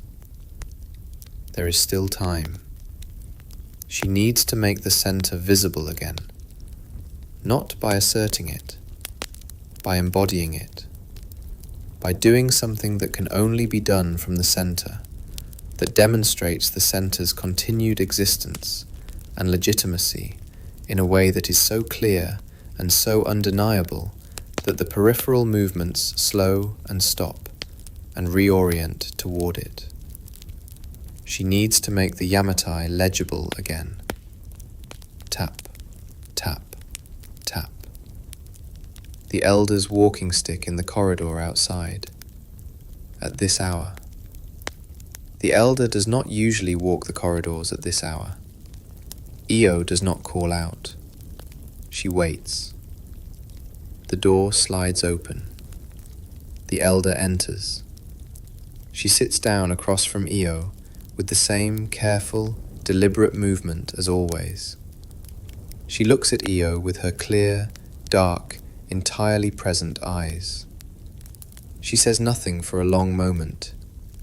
She is reading the room, the thinking posture, the lamp that has been burning for hours, the quality of the silence in the chamber, which is the silence of a mind that has been working hard and has arrived somewhere. She says, "You have decided something." It is not a question. Io says, "I think so." The elder waits. Io tells her, "Not everything. The parts that are clear. The parts that are still forming she leaves in silence, because the elder has taught her that the things still forming are not yet ready to be spoken, and that speaking them too early fixes them into a shape that may not be the right one. The elder listens. She nods once, twice. She says nothing that is disagreement. She says nothing that is approval either. She simply receives what is being offered and allows it to be what it is. Then she says, "The question is not what to do. The question is how to make them come." Io looks at her. This is, she realizes, exactly the right way to frame it. Not how to project authority outward toward the restless periphery. How to create the conditions in which the periphery moves toward the center of its own accord. How to make the center something that the peripheral chiefdoms want to be near, rather than something they are being required to orbit. The elder stands. Tap, tap, tap. She moves toward the door, pauses. She says, "The mirror does not chase the light." Then she is gone. Io sits with that for a long time. The lamp burning, the cedar breathing, the quiet of a palace that is sleeping around a queen who is not. The mirror does not chase the light. Breathe in the lamplit dark of the long night. Let the decision settle into the chamber the way the smoke of the brazier settles, slowly, finding the lower air and resting there. The thinking is done. The shape has emerged, and the queen who could not sleep is sitting with it quietly, turning it in her mind the way she turned the bone over the fire, waiting for the crack, waiting for the thing that is forming to become what it is. Just breathe. Just rest. The night is long. The decision is made, and the mirror is ready.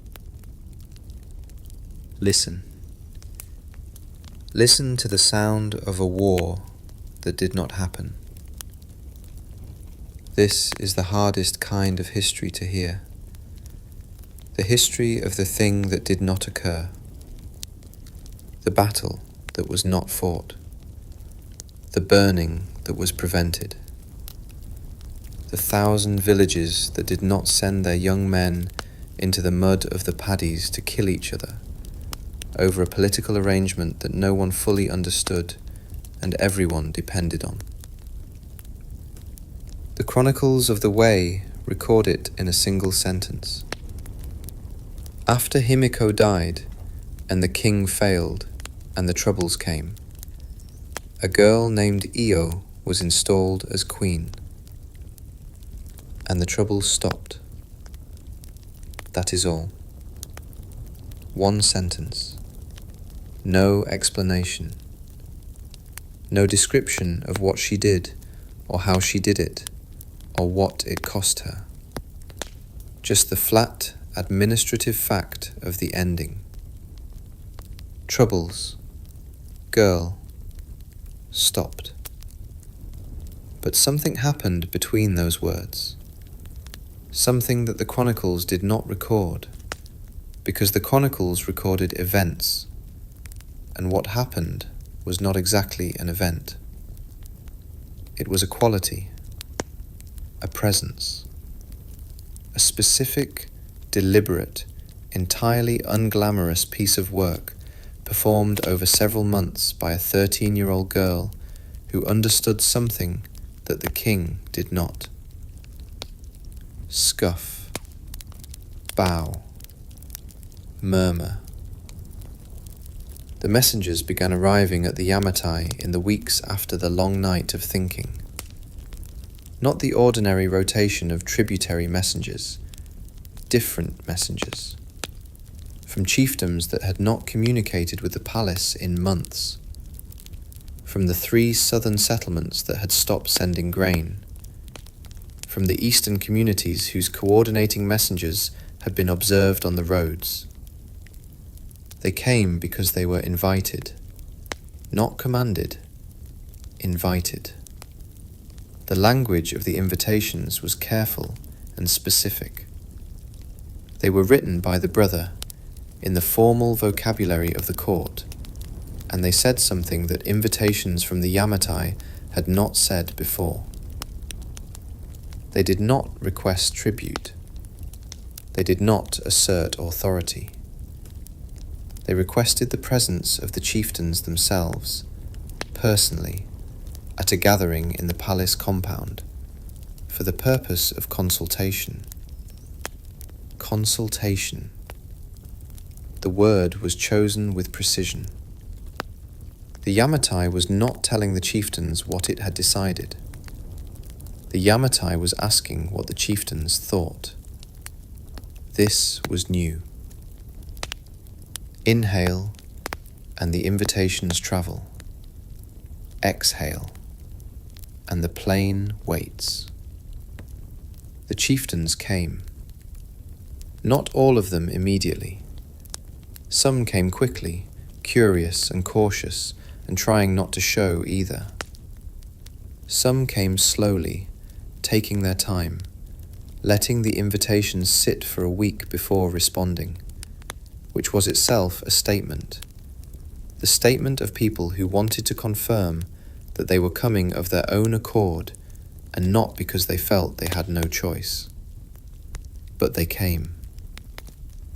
The gathering was held in the large hall of the palace compound, not the inner chamber, not the ritual space of the oracle, the administrative hall, the practical space of the practical business of governance. The chieftains sat on mats arranged in a configuration that placed no one at a head and no one at a foot. A circle. Another deliberate choice. Io did not attend in person. The oracle does not appear in public. The oracle speaks through the brother, from behind the silk curtain. But the silk curtain, on this occasion, was positioned at the edge of the hall, rather than at the center of it, which meant that the voice from behind it was present in the room in a different way than it would have been in the formal audience arrangement. Less above, less separate, more alongside. The chieftains spoke. They spoke for a long time, about the grain, about the roads, about the conflicts between their own communities that the weakening of the central authority had allowed to resurface, about the fears and the grievances and the specific, local frustrations that had been building for months under the surface of the political restlessness that the drums expressed. She listened. From behind the silk curtain, in the posture of the oracle, breathing slowly and receiving everything that was being said with the quality of attention she had been practicing since before dawn every morning for the past year. She listened not for the arguments, but for the texture beneath the arguments. Not for what the chieftains were saying, but for what they were trying to say. The cracked bone of the political moment, offering its message in the only language available to it. What she heard surprised her, not in its content, in its uniformity. Every chieftain, speaking in their own dialect, from their own particular community, with their own specific grievances, was ultimately saying the same thing. We are afraid. Thud, thud, thud. Fading, fading, still. The drums had stopped. Not all at once. Gradually, over the weeks of the gathering process, as the invitations were sent, and the messengers travelled, and the chieftains began to move toward the palace. The drums stopped the way they had started, by increment, each settlement making its own individual decision that the moment for the drums had passed, and the cumulative effect of those individual decisions being the silence of the plain. She responded to what she had heard, through the brother, in the formal language of the oracle. But the content of the response was different from anything the Yamatai had said in the months since Himiko died. It did not assert, it did not command, it received. It said, "We hear you." It said, "The concerns are understood." It said, "The center is here, and the center is listening, and the center will not ask you to orbit something that does not acknowledge your existence." It said, in the old, careful language of the oracle, "You are part of the harmony. Not beneath it, part of it. And the harmony cannot exist without you." Inhale, and the hall is still. Exhale, and something releases. The chieftains left the gathering differently than they arrived. Not transformed, not converted, not suddenly and permanently loyal in a way they had not been before, but shifted, reoriented by a few degrees toward the center, the way a compass needle is reoriented by the proximity of something with a field. Not by force, by field. The grain deliveries resumed over the following months. Not all at once. One chiefdom, then another, then the third. Each resumption its own individual decision, made in the privacy of its own particular calculation of interest and loyalty, and the specific, local assessment of whether the Yamatai was something worth sending grain to. The drums did not return that season, or the next. The war that did not happen left no ruins, no burned villages, no fields left fallow because the men who would have worked them were lying in the mud of someone else's paddy. No orphaned children, no widows, no debt of grief between communities that might have been allies and instead became enemies and carried the memory of what was done between them for generations. The war that did not happen is the hardest history to see, because it is not there. It is the space where something was and chose not to be. The crack that did not form. The bone that held. But if you listen very carefully, in the quiet of the plain after the drums have stopped, you can almost hear it. The particular silence of a violence that turned around before it arrived. The specific quality of a morning that is ordinary because someone, somewhere, in a lamplit room in the middle of a sleepless night, made a decision that prevented it from being anything else. Sink down into the stopped drums. Sink down into the silence of the plain after the restlessness has passed. The grain is moving again on the roads between the settlements. The eastern chieftains are sending their ordinary, seasonal messengers. The gathering has dispersed. The chieftains are home. And the inner chamber of the Yamatai is quiet in the particular, specific, entirely unglamorous way of a place where someone did something important and then went back to their ordinary morning of breathing and stillness and the pre-dawn practice of being empty enough to receive. Good night. Just breathe. The war did not happen. The plain is quiet, and the oracle is resting, as she should be, as she has earned. Listen. Listen to the sound of the world arriving from very far away.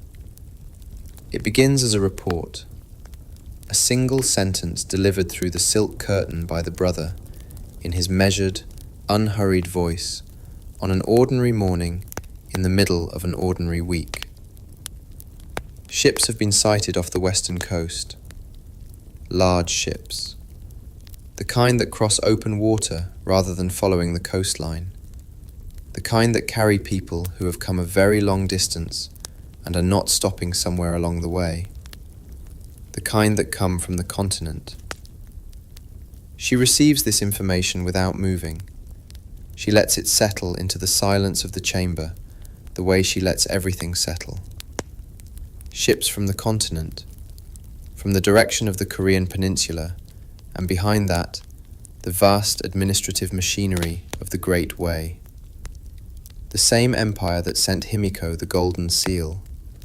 The same empire whose chronicles gave Io the handful of sentences she inhabits in the historical record. The same empire that is, right now, sending something across the cold grey water of the Korea Strait toward the western shore of the archipelago. She does not know yet what they are bringing, but she understands, immediately and completely, what their arrival means. It means the world is watching. It means the relationship between the Yamatai and the Great Wei, which has been maintained through the exchange of tribute and gifts and formal diplomatic correspondence since the time of Himiko, is continuing. It means the continental empire has decided that the Yamatai is still worth engaging with. Which means, in the political vocabulary of the era, that the Yamatai is still legitimate. Breathe in the significance of that. In a world without written law and without formal institutional structures, legitimacy is not a given. It is a continuous achievement. It must be maintained, renewed, demonstrated, again and again, through the accumulation of acts and relationships that confirm it. The arrival of ships from the Wei is one of those acts, one of the most important ones available. Because the Wei is the most powerful political entity in the East Asian world, and its willingness to send ships to the Yamatai is a statement that every chieftain in the archipelago can read. The center is still the center. The Wei knows where the center is, and the Wei has sent ships to confirm it. Scuff, scuff, scuff. She can hear, even from the inner chamber, the change in the quality of movement in the outer corridors. The footsteps are faster, more numerous. The particular acceleration of a palace that has received significant news and is beginning to respond to it. Officials are being summoned. The protocol for receiving continental delegations is being reviewed because it has not been needed for some time, and the specific sequence of the ceremony is the kind of thing that fades from active memory when it is not used. She calls for the brother.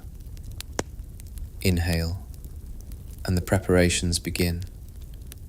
Exhale, and the palace mobilizes. He arrives quickly, more quickly than usual. Even the brother, trained to a composure that approaches the imperturbable, is moving with a slight additional energy today. She can hear it in the quality of the swish as he comes through the silk curtain.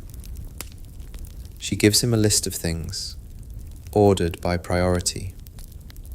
The condition of the reception hall, which needs to be prepared.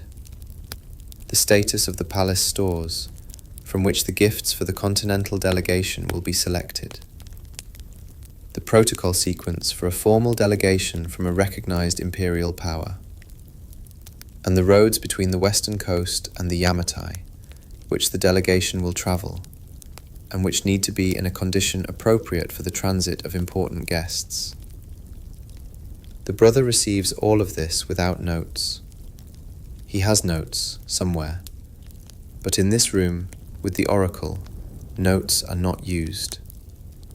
The communication between the oracle and the brother is oral, as it has always been. The spoken word carrying in its texture and emphasis information that the written word would flatten. He withdraws. The palace is now in motion around her. She can feel it in the timbers, the slight additional vibration of more feet moving with more purpose through the corridors and the outer compound. A palace preparing to receive a delegation is a different organism from a palace in its ordinary routine. More directed, more energized. The way a river is different when rain has fallen in the mountains and the water level is rising. She sits in the center of all of it, still, breathing. The eye of the activity. This is also part of the work. Staying still while everything moves. Being the fixed point that the movement can orient itself around. The mirror at the center of the preparation, reflecting not light, but the direction of effort. This way. This is what needs to happen. This is the priority. This is the sequence. Thud, thud, thud. From the direction of the construction areas at the edge of the compound, the sound of the preparation made physical. Scaffolding being adjusted, surfaces being cleaned. The percussion of a palace making itself presentable for a significant visit. It is a satisfying sound. The sound of competence being applied to a clear task. The sound of the network functioning the way it is supposed to function, organizing itself around a shared purpose. Breathe in the organized activity of the preparing palace. Let the sound of the footsteps and the construction and the raised voices of officials coordinating with each other settle into a comfortable background hum. The ships are on the water. They will arrive in days, and the Yamatai is getting ready. Sink down into the preparations. Sink down into the quiet of the inner chamber at the center of all the activity. The oracle is still. The palace is moving. The ships are crossing the cold grey water, and the world is about to arrive at the door. Just breathe. Just rest. The preparations will continue without you, and the ships know the way. Listen. Listen to the sound of two worlds trying to understand each other. The delegation from the Wei has arrived. They came up the road from the western coast over 4 days, traveling with the particular, unhurried confidence of people who represent a power large enough that they do not need to hurry. They are 8 in number. A senior official, 3 administrative assistants, 2 soldiers whose role is ceremonial rather than protective, and 2 interpreters, which tells you something important about the nature of the encounter. 2 interpreters. One for the language of the Korean peninsula, which serves as the intermediate language, the common tongue through which the Wa world and the Wei world have been communicating for a generation. And one for the Wa language itself, which the Wei interpreter has studied but does not speak with the fluency that the Korean interpreter achieves. The conversation, when it happens, will travel through at least 1 and sometimes 2 layers of translation, which means that every word spoken in this meeting will arrive at its destination changed, filtered, slightly different from what was sent. This is the ordinary condition of diplomacy, and of most human communication, if you look at it honestly. scuff, bow, stillness. The formal reception takes place in the hall. The arrangement of the space has been prepared with care. The Wei official sits in the position of honored guest, at the north end of the hall, facing south, which is the position of authority in the continental system. The brother sits opposite, representing the oracle, dressed in the most formal robes available in the palace stores. The interpreters sit to the sides. The administrative assistants of the Wei delegation are arranged behind their senior official. The palace officials are arranged behind the brother. Everyone in the room is performing a role that has been established by protocol. The performance is not insincere. The formality is not a pretense. It is, rather, the agreed-upon language of the encounter, the shared vocabulary that both parties have consented to use because it provides a structure within which genuinely significant communication can occur. Without the structure, there is only the fact of two groups of people from very different places sitting in a room together with an enormous gap of language and culture between them. With the structure, there is a meeting.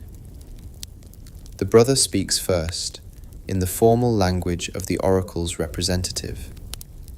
He delivers the greeting of the Queen of Wa to the honored delegation of the Great Wei, in the specific, protocol-appropriate language that the archives of the Yamatai have preserved from the time of Himiko's correspondence. The interpreter renders it into the intermediate language. The Wei interpreter renders it from the intermediate language into the official language of the Continental Court.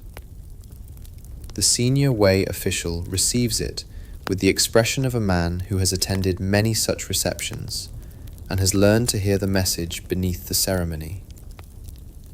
Inhale, and the formality settles. Exhale, and the communication begins. Then the Wei official speaks. His words travel back through the chain of interpretation in the other direction. He brings greetings from the emperor. He acknowledges the succession. He acknowledges specifically and deliberately the name of Io, the new Queen of Wa, which means the Wei has received the reports of the succession and has incorporated them into its administrative understanding of the political situation in the archipelago. This is significant, more significant than the words themselves. The Wei acknowledges Io by name, which means, in the political vocabulary of the era, that the Wei recognizes her, that the succession has been validated by the most powerful external authority available, that the golden seal and the relationship it represents are continuing under the new queen rather than being suspended pending clarification of the political situation. The brother receives this. He carries it through the silk curtain to the inner chamber. He speaks it quietly to Io, who is sitting in the posture of the oracle, breathing slowly, receiving everything. She is quiet for a moment, a long moment, the kind of silence that the brother has learned to read as thinking rather than the silence of the oracle's reception. Then she speaks. She gives him her response. He carries it back through the curtain. And so the meeting continues, back and forth. Silk curtain to reception hall to silk curtain. The brother moving between the two worlds with the particular, worn efficiency of a man who has made this journey many times and has learned to carry each message with the same quality of care, regardless of its content. Murmur, swish, pause, murmur, Swish. Pause. The practical matters are discussed.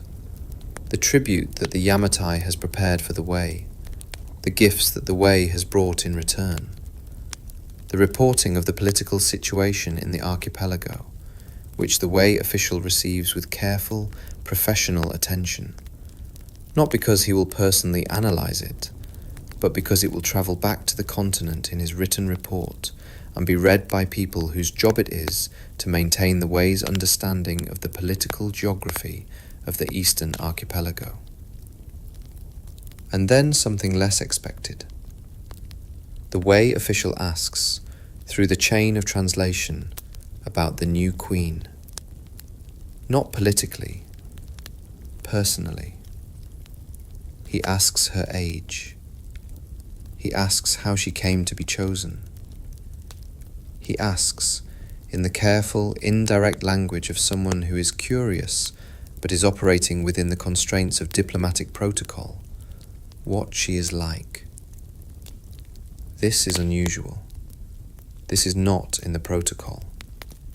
It is a human question rather than an administrative one. And it arrives at the inner chamber through the brother's translation with something of its humanity intact, which is remarkable given the number of linguistic and ceremonial layers it has passed through. She considers it. She gives an answer. The answer is brief and does not perform. It says, she is young, and she is learning, and she is listening. The answer travels back through the chain. The Wei official receives it. He nods. Something in his expression, the brother will report later, shifts slightly, becomes slightly less formal. The expression of a man who has received an honest answer in a context where honest answers are not always available, and has recognized it for what it is. Inhale, and the meeting continues. Exhale, and the worlds communicate. The formal part of the reception ends in the late afternoon. The Wei delegation is shown to the guest quarters. The brother returns to the inner chamber. He is tired. The particular tiredness of a man who has been carrying messages between two worlds all day, ensuring that each one arrives in a form that is both accurate and appropriate, which is more demanding work than it sounds. She receives his final report of the day. She thanks him. He withdraws. She sits in the quiet of the late afternoon.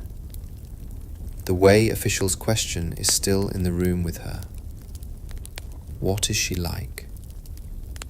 She gave an honest answer, and it was the right answer, and it was also not a complete answer, because no answer to that question is ever complete. But it was true, young, learning, listening. She is all of those things.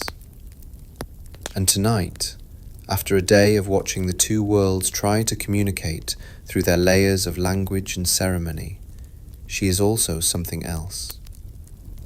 She is grateful. Quietly, unexpectedly, deeply grateful. For the structure of the meeting, for the protocol that provided a shared vocabulary where there was no shared language, for the chain of interpretation that carried the messages back and forth, imperfect and filtered, but real. For the Wei official who asked a human question in the middle of a diplomatic meeting. For the answer she was able to give. For the fact that the world is still talking. Sink down into the quiet of the late afternoon chamber.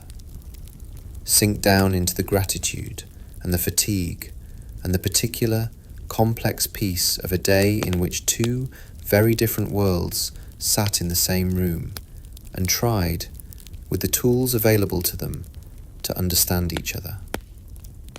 The delegation is in the guest quarters. The brother is resting. The palace is settling into its evening, and the oracle is sitting in the amber light, grateful for the talking, grateful for the listening, grateful for the fact that the ships came. Just breathe. Just rest. The world is still talking, and the listening is its own kind of work. Listen. Listen to the sound of things being made permanent. The delegation from the Wei has been at the Yamatai for 3 days. The formal meetings are complete. The tribute has been exchanged. The practical matters have been discussed, recorded in the administrative shorthand of the Wei officials, and will eventually make their way into the chronicles that become the Wei Ju, the record in which Eeyore's handful of sentences lives. The relationship has been confirmed. The succession has been acknowledged. The center has been seen by the most significant external witness available. Now comes the last and in some ways the most important part. The gifts. Scuff. Bow. Place. Stillness. They are brought into the reception hall one at a time, each one presented with ceremony, each one received with ceremony. The sequence of presentation and reception itself a language that both parties understand and are using with precision. From the Yamatai, tribute in the form that has been established by the correspondence of Himiko's time. Slaves, the chronicles will record, which is the diplomatic vocabulary of the era for a specific kind of formal gift that signals the depth of the relationship. Cloth. Products of the archipelago that speak of the specific resources and capabilities of the Wa world. From the Wei, bronze mirrors. More bronze mirrors.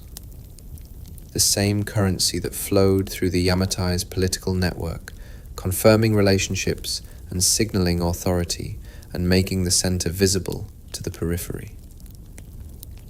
Iron. Cloth of the continental variety, which is different in texture and dye from the cloth of the archipelago, and which carries in its difference the value of the exotic and the distant. And a document. A written document. In the formal script of the Continental Court, bearing the seal of the Wei administration, addressed to the Queen of Wa. The brother carries it through the silk curtain. He places it in front of Eeyore with the particular care of someone handling something that is both physically fragile and politically significant. It is a small object, a scroll of cloth, not paper, wound around a wooden cylinder and tied with a cord of silk. It weighs almost nothing. It contains, in the formal language of the imperial court, the acknowledgement of Eeyore's succession and the continuation of the relationship between the Great Wei and the Queen of Wa. She looks at it without touching it for a moment. This is a habit she has developed with significant objects. The moment of not touching. The moment of simply being present with the thing before engaging with it. The way she sits with the bone before placing it over the fire. Inhale, and the document settles. Exhale, and the significance settles with it. She cannot read it. The written language of the Continental Court is not hers. The interpreters will render its content into spoken form, and the brother will carry the spoken form to her. But she does not need to read it to understand what it is. She understands it the way she understands the frequency in the pre-dawn silence. not through the language, through the quality. The document says, "You exist." The document says, "The way knows you exist." The document says, "The relationship continues." In a world where the written record is still so new and so rare and so concentrated in the hands of the powerful that most people will go their entire lives without seeing it, a written document from the most powerful empire in the East Asian world is not just a communication. It is a fact. It is, in its way, a kind of mound, a deliberate, permanent, human-made thing that sits in the landscape of the political world and says, "This happened. This relationship exists. This center is real." She has the document stored in the palace archive, in the cedar box that contains the other correspondence of the Yamatai, the records of the relationship between these islands and the continental world that Himiko built and she is now maintaining. She thinks briefly about the people who will open that box in the future. Not 2 years from now, further, much further. The people who will find these documents and piece together from them the fragments of a political world that will have, by then, been gone for so long that the word gone is inadequate. The scholars who will read the Wei and find her name there, the handful of sentences. Io, 13 years old. The wars stopped. She does not know what they will make of it. She does not know what can be made of a handful of sentences by people who are 1,500 years away from the room in which the sentences were earned. But she hopes, in the quiet, private way she hopes things, that the distance will not matter, that the fact of the sentences will be enough, that someone, somewhere in that distant future, will read the handful of words and understand, without needing more than those words, what it meant to be 13 years old and present in this room, breathing. The Wei delegation departs the following morning, early, before the heat of the day. Their footsteps on the packed earth of the outer compound are brisk and organized, the footsteps of people with a known destination and a reliable route. She hears them from the inner chamber, the particular quality of departure, the sound of people leaving, carrying with them the record of what happened here, moving back toward the water and the ships and the cold grey crossing that will carry them home. Scuff, scuff, scuff. Fading, fading, gone. The compound is quiet. The gate is closed. The palace is resuming its ordinary rhythm, the acceleration of the past 3 days settling back into the reliable, sustainable pace of the regular work. She sits in the stillness of the departure. The cedar box with the document inside is in the archive room. The tribute is in the stores. The continental gifts are in the treasury. The relationship has been confirmed, the succession acknowledged, the record made. And somewhere on the western shore of the archipelago, the ships of the Wei are being prepared for the crossing. The sailors are checking the rigging and reading the weather and making the 1,000 small, practical decisions of people about to commit themselves to open water. They will cross the cold strait. They will arrive at the far shore. They will make their report, and the Chronicle will receive it.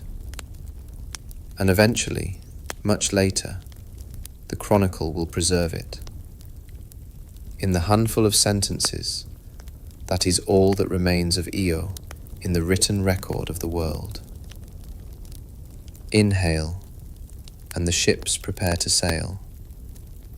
Exhale, and the record is complete. She breathes. The palace breathes around her. The plain is ordinary and patient and wide. And in the cedar archive box, the document rests in the dark, waiting to say what it has to say to whoever comes to read it. Sink down into the quiet of the departure morning. Sink down into the stillness that follows the leaving, the particular, clean, spacious quiet of a place from which something significant has just departed, and which is now itself again. The oracle is breathing. The palace is resuming. The ships are sailing. And the record is in the dark, keeping faith with the fact of what happened here. Good night. Just breathe. The ships know the way home. The document remembers. And the silence is holding everything you need to know. Listen. Listen to the sound of objects that have been waiting. The treasury is at the northern end of the palace compound, in a low, wide building of cedar and packed earth whose walls are thicker than the walls of any other structure in the complex. The thickness is not for warmth. It is for temperature stability, for the maintenance of the cool, dry, mineral air that bronze requires to slow its oxidation, to remain, for as long as possible, something closer to what it was when it was made. The treasury knows this, the way buildings know the purpose for which they were built. It holds its coolness with a particular, deliberate steadiness, as if the walls themselves are concentrating on it. The air inside is different from the air of the palace corridors, different from the inner chamber with its incense smoke and its cedar warmth. It is simpler, colder, older somehow, as if the air in this room has been circulating between the same walls for long enough that it has acquired its own character. She comes here in the evenings sometimes. Not every evening, but often enough that the maiden who tends the treasury knows her footstep in the corridor and has the lamp lit before she arrives. Scuff. Pause. Scuff. The lamp is already burning. She steps inside. Close your eyes and feel the quality of the treasury air against your face. It is cooler than the corridor by several degrees, the drop immediate and complete, the way stepping into the shadow of a large rock is immediate and complete. The smell is the smell of old metal and cedar and the specific, dry, almost dusty aroma of objects that have been still for a long time. Objects that have accumulated, in their stillness, a kind of density, a weight that is more than their physical mass. The weight of what they have been through and where they have been and whose hands have touched them. The mirrors are arranged on cedar shelves along the inner wall, some of them in lacquered boxes, the boxes stacked carefully, the lacquer still intact on the older ones, slightly chipped at the corners on the oldest ones. Some of them wrapped in silk that has faded from its original colour to the particular, dusty grey-violet of silk that has been in the dark for a very long time. A few of them unwrapped, resting directly on the cedar shelves, their backs visible, the swirling engraved patterns of their continental manufacture accumulating the slow, green patina of long oxidized bronze. She knows each of them. Not intimately, not yet. She is still learning them, but she is learning. Inhale, and the cold treasury air fills the lungs. Exhale, and the mirrors settle in the dark. She moves to the shelf where Himiko's personal mirrors are kept. Not the great ceremonial mirrors, the ones used in the public rituals. The personal ones. The ones that Himiko kept in the inner chamber, that travelled with her through the decades of her reign, that received the light of 10,000 lamps and reflected the faces of 10,000 decisions. There are 5 of them. She knows this. She has counted them on other evenings, running her fingers along the edges of their lacquered boxes with the same quality of attention she brings to the pre-dawn practice. 5 mirrors. 5 objects that were, for the decades of Himiko's reign, tools, not decorations, not symbols. Tools in the way that the bone is a tool. Instruments for the work of the oracle. She lifts the box of the smallest one. It is lighter than she expects, every time, because she approaches it with the expectation of the weight of its significance, rather than the weight of its physical mass. She opens the box. The mirror inside is wrapped in silk. She unwraps it with slow, deliberate movements, the silk falling away from the bronze in stages, revealing first the edge, then the surface of the back with its engraved patterns, then the face. Tink! The mirror makes a small, clear sound as it settles against the inside of the box. Brief, crystalline. The voice of the bronze acknowledging that it has been touched. She holds it in both hands. The face of the mirror is dim in the lamplight, tarnished to the deep, warm brown of old bronze. Its reflecting surface reduced by oxidation to a quality of reflection that is more suggestion than image. She can see herself in it, barely. A shape, a presence, the suggestion of a face that is familiar but not specific. She thinks about Himiko looking into this mirror. Thud, thud, thud. Far away. The nighttime settlement. It is a strange thought. Not uncomfortable.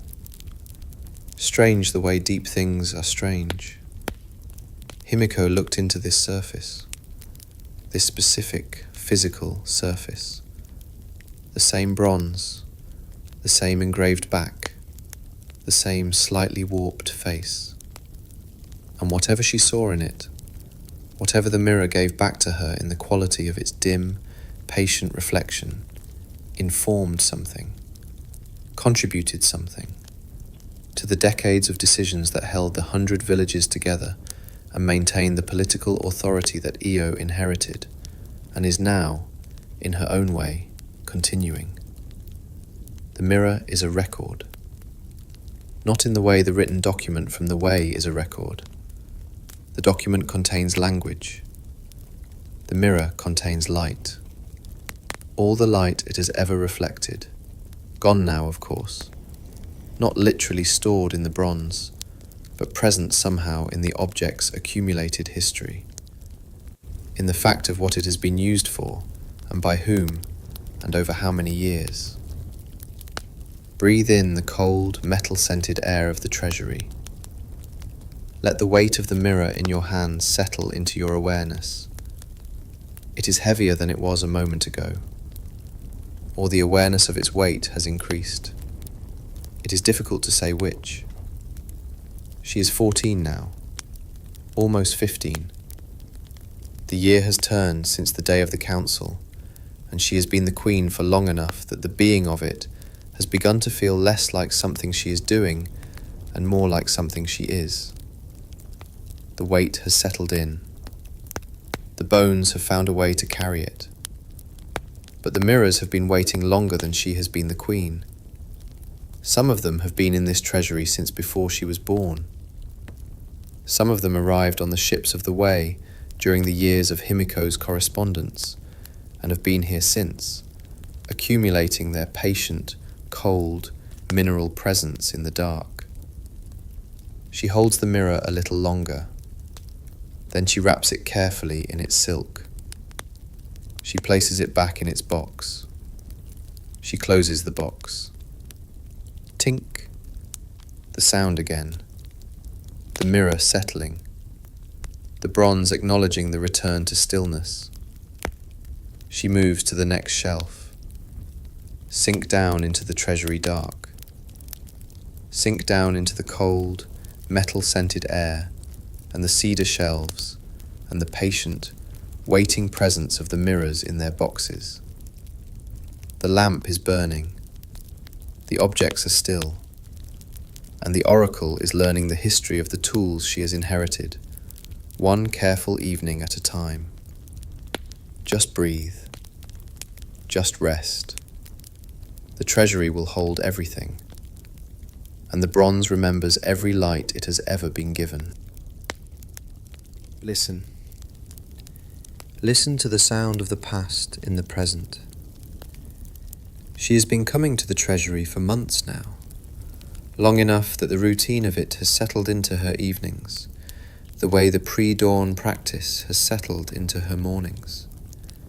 A fixed point, a regular return to something that replenishes rather than depletes.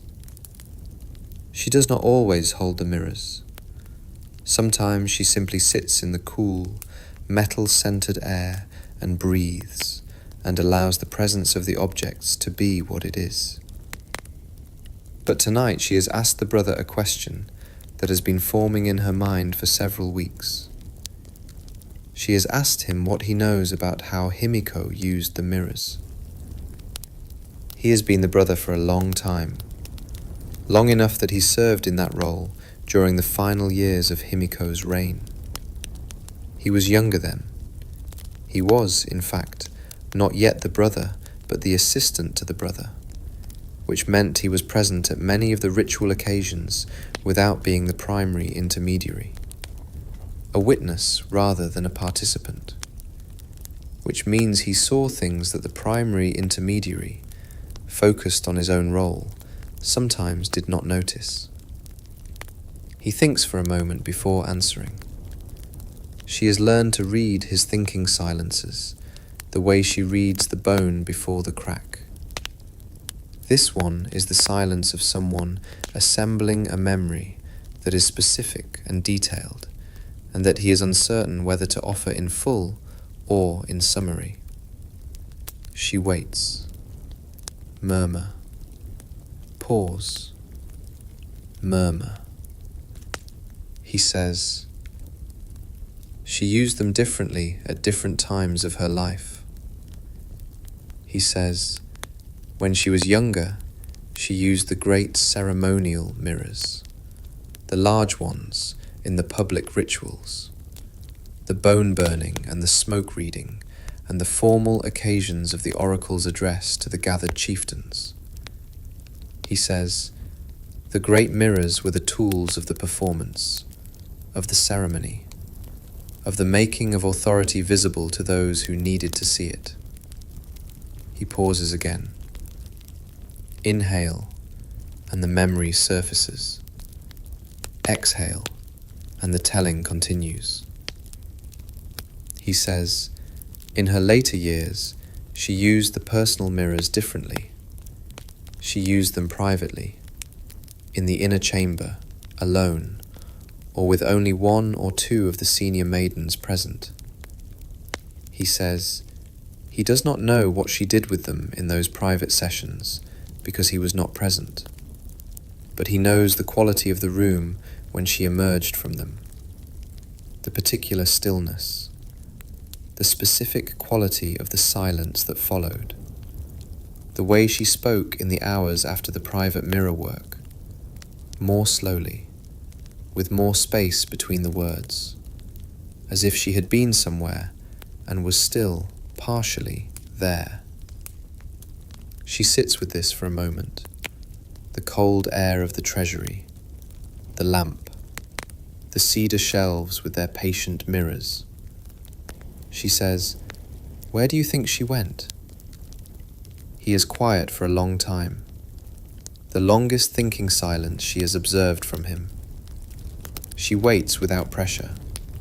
The question is not urgent. It is genuinely open. She wants to know what he thinks, not what he knows. He says, "I think she went where the frequency is. I think the mirrors were the way she got there." He says, "I think the reflecting surface was not a window. It was a door." She looks at the shelf of personal mirrors, the 5 boxes, the wrapped and unwrapped bronze. A door. She has been thinking of the mirrors as records, as objects that carry the history of the hands that touched them, as tools that Himiko used in ways she is still learning. She has not been thinking of them as doors, but she has been thinking of the bronze mirror in her lap on the evening in the inner chamber when she was too tired to try, and the frequency was simply there, and the understanding came sideways. She remembers what she thought in the moment before the understanding arrived fully formed. She thought, "The mirror does not try to reflect. It simply has the quality of being able to reflect. A door does not try to open. It simply has the quality of being able to open." Inhale, and the understanding forms. Exhale, and the treasury is still. She picks up the nearest box, the second smallest mirror. She opens it, unwraps the silk, holds the mirror in both hands in the lamplight. The face of the bronze is dim, warm, patient. The reflection it gives back is the same as always. A shape, a presence, the suggestion of a face.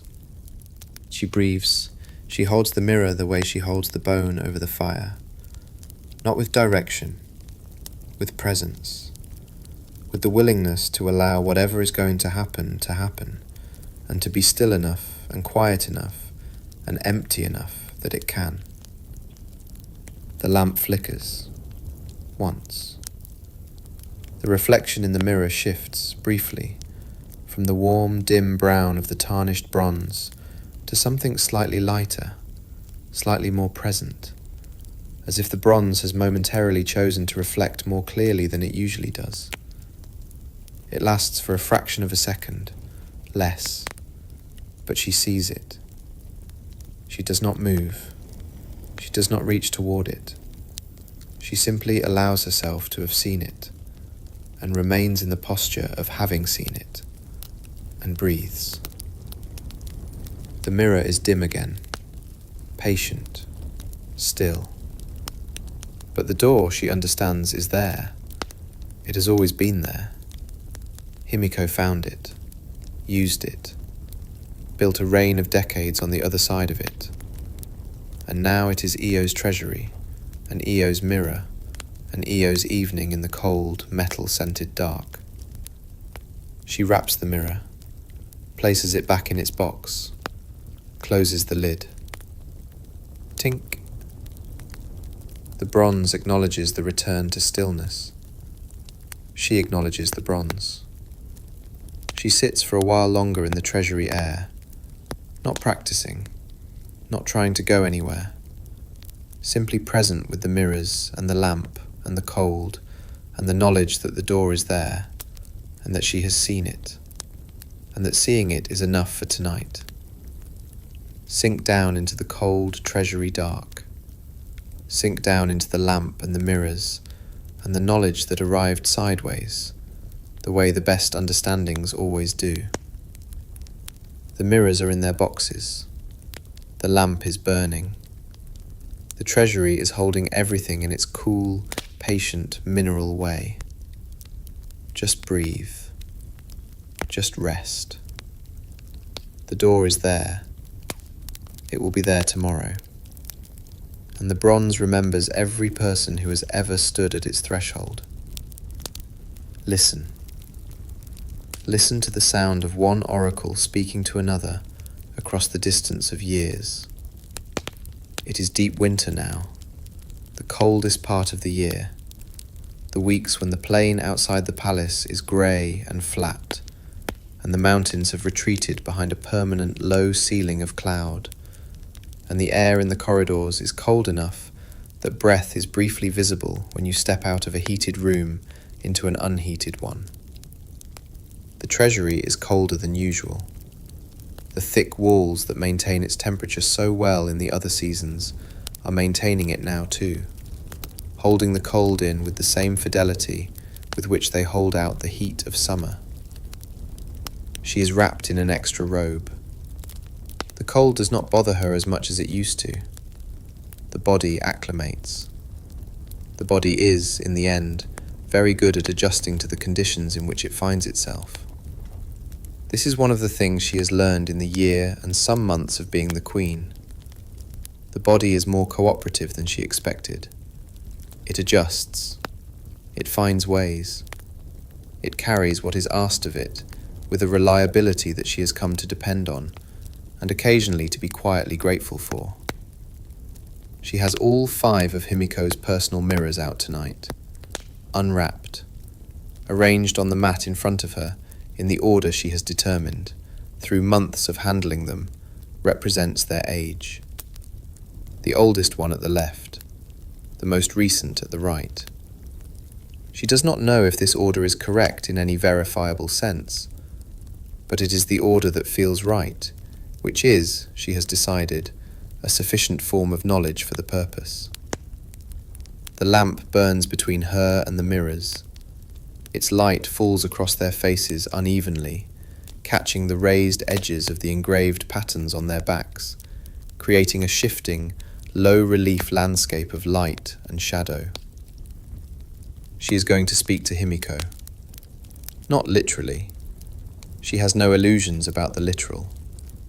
Himiko is in the mound on the plain, in the cold stone room, in the company of her 100 attendants, and her mirrors, and her golden seal. She is not available for conversation, but the mirrors are. And the mirrors carry, in their accumulated history of use, something of the quality of the hands and the mind and the practice of the person who used them. Not a ghost, not a spirit in the way the stories mean spirits, something more subtle than that. The way a room carries the quality of the person who has lived in it for a long time. Not their presence, their impression.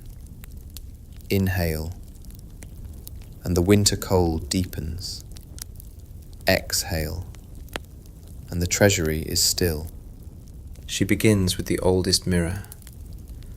She holds it in both hands. She looks into its face, dim and patient, in the lamplight. And she speaks, not aloud, in the interior voice, the voice she uses in the pre-dawn practice, when she is setting down the thoughts that arrive and returning to the breath. The voice that is not quite thought and not quite speech, but something in between. She says, "I don't know what I'm doing." She waits. The mirror is dim, patient. The lamplight moves slightly as the air shifts in the treasury, the flame adjusting to a microscopic current, the reflection in the bronze shifting with it.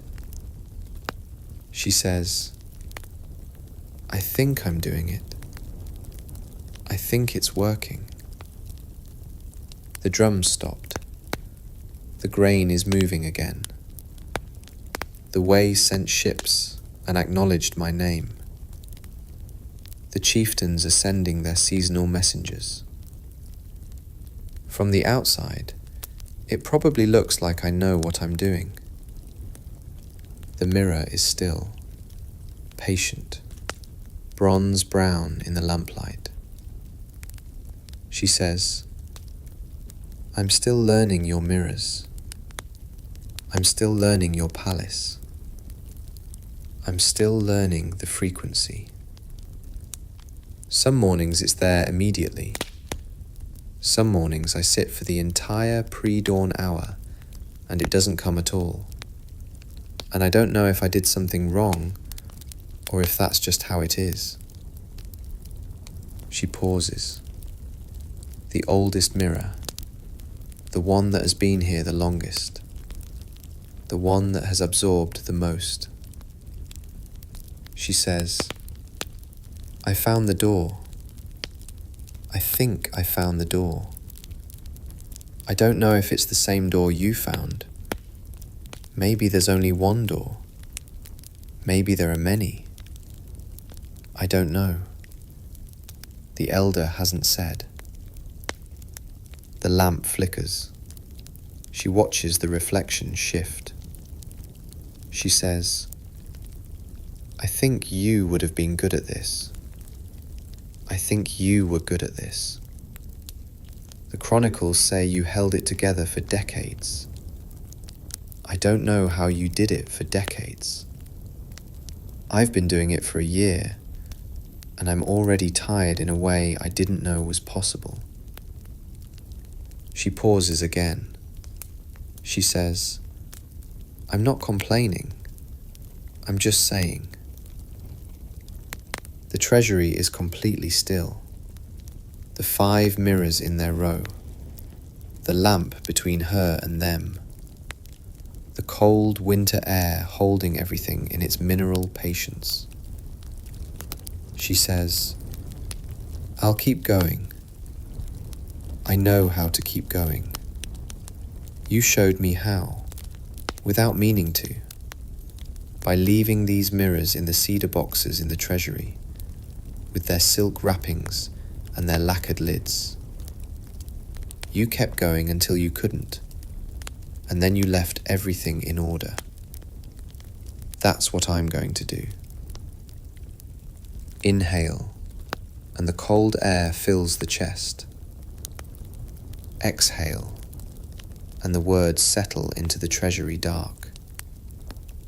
She wraps the oldest mirror, places it back in its position, moves to the second oldest, holds it, looks into it, does not speak this time, simply holds it and breathes, and allows the quality of the presence of the object to be what it is. One by one, she works through all 5, holding each one, breathing, allowing the connection, whatever it is, whatever kind of connection is possible between a living oracle and the mirrors of her predecessor, to be what it is. She does not try to define it. She does not try to make it into something it is not. She simply maintains the contact, the way you maintain the bone over the fire, steadily, without direction, with the willingness to receive whatever arrives. What arrives tonight is not dramatic. It is not a crack. It is not a shift in the quality of the bronze's reflection, or a movement in the lamplight, or a sound that arrives from no identifiable source. What arrives is something quieter than any of those things. It is the knowledge that she is not alone. Not in the sentimental way. Not in the way of feeling surrounded by loving presences. In the practical way. The factual way. The way that a person who has inherited a set of tools from a skilled practitioner is not alone because the tools themselves carry the instruction. Because the method is in the doing. Because the practice, repeated daily in the pre-dawn dark of the inner chamber, is the transmission of the lineage, whether or not the person who established it is still alive. Himiko is in the mound, but the practice is here. The mirrors are here. The treasury is here. The frequency is here. The elder is still walking the corridors with her tap, tap, tap. The brother is still carrying the messages through the silk curtain with his quiet, worn efficiency. The palace is still breathing. The plain is still wide and patient outside the thick cedar walls. She is not alone.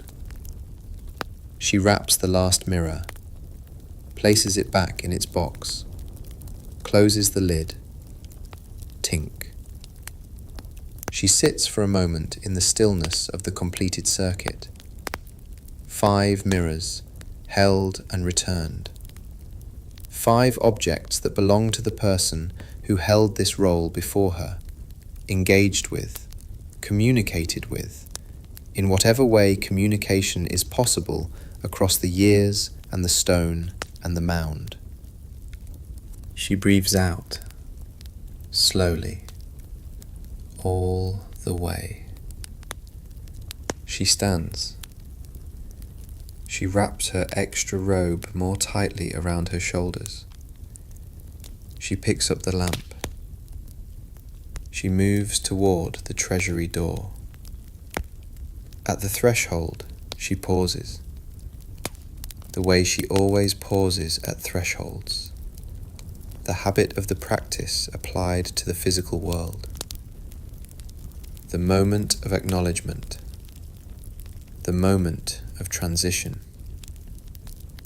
Then she steps through, into the corridor, into the cold night air of the winter palace, into the continuing work. Sink down into the winter treasury dark. Sink down into the 5 mirrors in their boxes, and the cold air, and the lamp burning between the oracle and the past.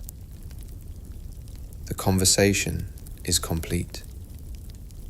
The mirrors are resting, and the queen is walking back through the corridor, her footsteps light and deliberate in the dark, carrying with her the knowledge that she is not alone. Good night. Just breathe. The mirrors are keeping faith with the past. The treasury is holding everything. And the conversation continues in the only way it ever really continues. In the doing, in the practice, in the daily, patient, unglamorous, essential work of being present. Listen. Listen to the sound of a rain finding its rhythm. Several years have passed. Not dramatically. Time in the Yamatai does not pass dramatically in the ordinary run of things. It passes the way the seasons pass on the plain outside the palace walls, with the reliable, unhurried authority of something that does not need to announce itself. Spring comes because it is time for spring. The harvest comes because it is time for the harvest. The rains come and the rains stop, and the birds return and the birds depart, and the light changes its angle against the cedar planks of the inner chamber wall. And all of this happens with a patience so deep and so consistent that you stop noticing it, the way you stop noticing the sound of your own breathing. And in that ordinary, rhythmic, profoundly unremarkable time, something is growing. Scuff, bow, murmur, scuff. The morning meetings have a different quality now. Not different in their content exactly. The grain stores still need monitoring. The roads still need maintaining. The tributary relationships still need the regular, patient work of acknowledgement and reciprocity that keeps them alive. But the quality of the meetings is different, more settled, more efficient. The officials who come through the outer corridors move with the particular confidence of people who know what they are bringing and how it will be received, and what will come back through the silk curtain in response. She knows them now, not just their roles, their rhythms. The senior administrator of the grain stores has a slight hesitation before delivering numbers that are below the expected threshold. A fraction of a second's pause that she has learned to read as the prelude to a correction or a concern. The road commissioner uses a specific phrase, barely conscious, when he is about to request resources that he is uncertain will be approved. The military commander clears his throat once before anything that he considers urgent. She reads these signals the way she reads the silk curtain, the way she reads the cracked bone, with the whole of her attention, without urgency, without reaching toward the conclusion before it arrives. The brother has noticed. He has not said anything. He does not need to say anything. It is present in the quality of his own performance, which has become, over the years, more relaxed. Not less precise, more relaxed. The relaxation of a person who trusts the system they are operating within, who knows that the messages they carry will be received well, processed well, responded to well, who has stopped bracing for the uncertainty that was there in the beginning. Inhale, and the years breathe through the palace. Exhale, and the rhythm settles deeper. The tributary relationships are stable, more than stable. They have developed over the years of regular exchange into something that resembles the easy familiarity of long acquaintance. The representatives of the nearer chiefdoms who come for the seasonal visits are beginning to show, in small and entirely unofficial ways, the comfort of people who have made this journey many times and who are not performing their loyalty so much as expressing it.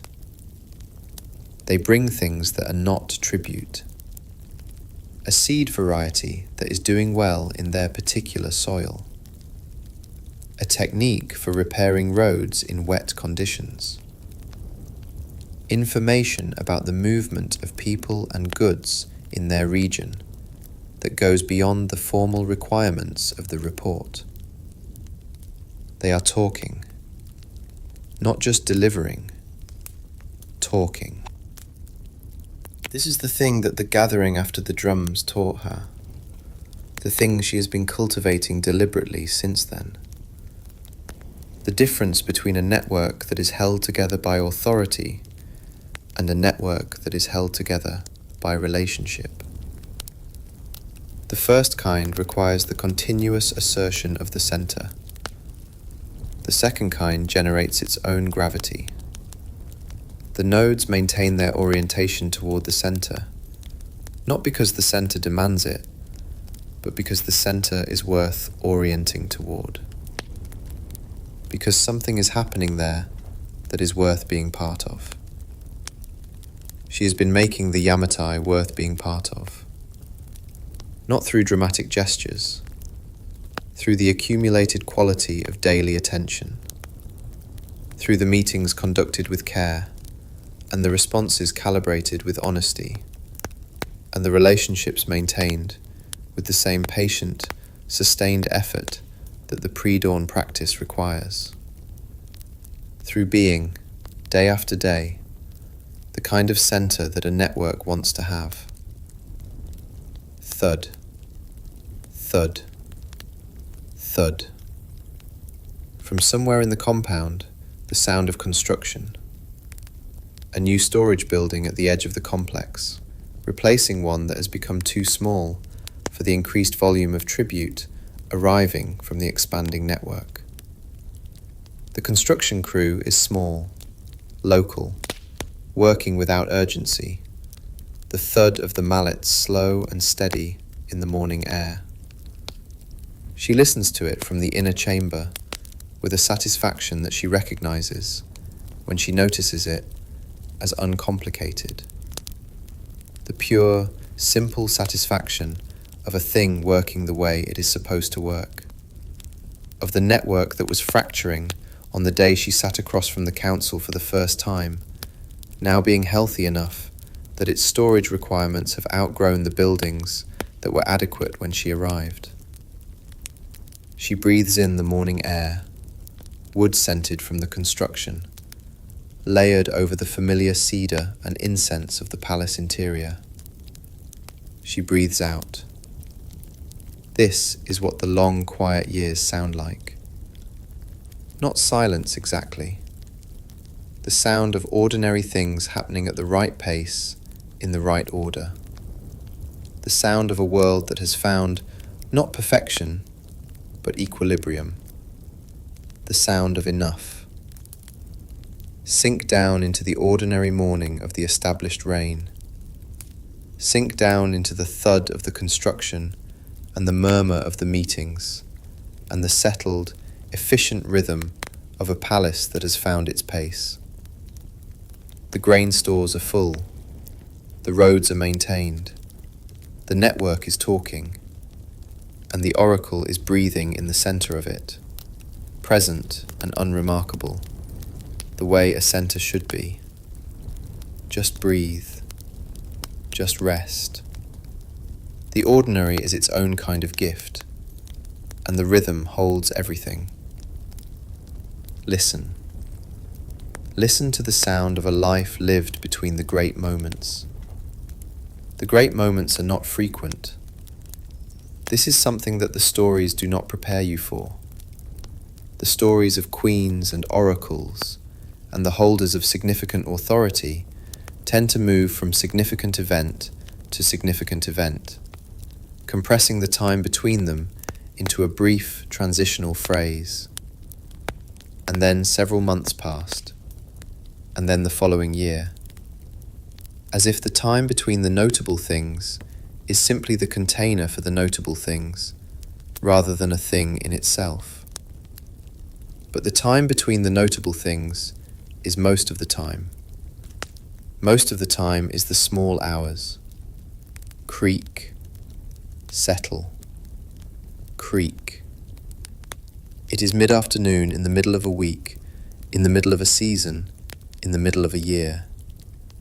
Nothing particular is happening. The morning meetings are done. The afternoon meetings will not begin for another hour. The pre-dawn practice is hours in the past. The treasury visit is hours in the future.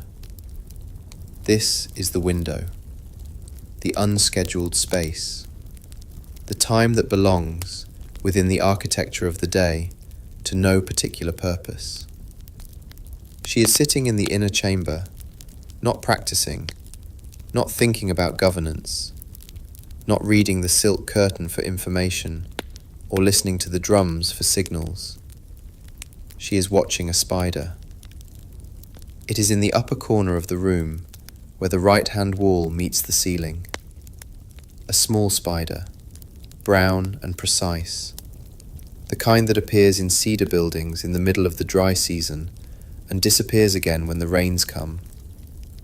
It is building, not quickly, with the specific, unhurried confidence of a creature that is doing exactly what it is built to do and is not distracted from it by anything. Spin, pause, spin, move, spin, pause.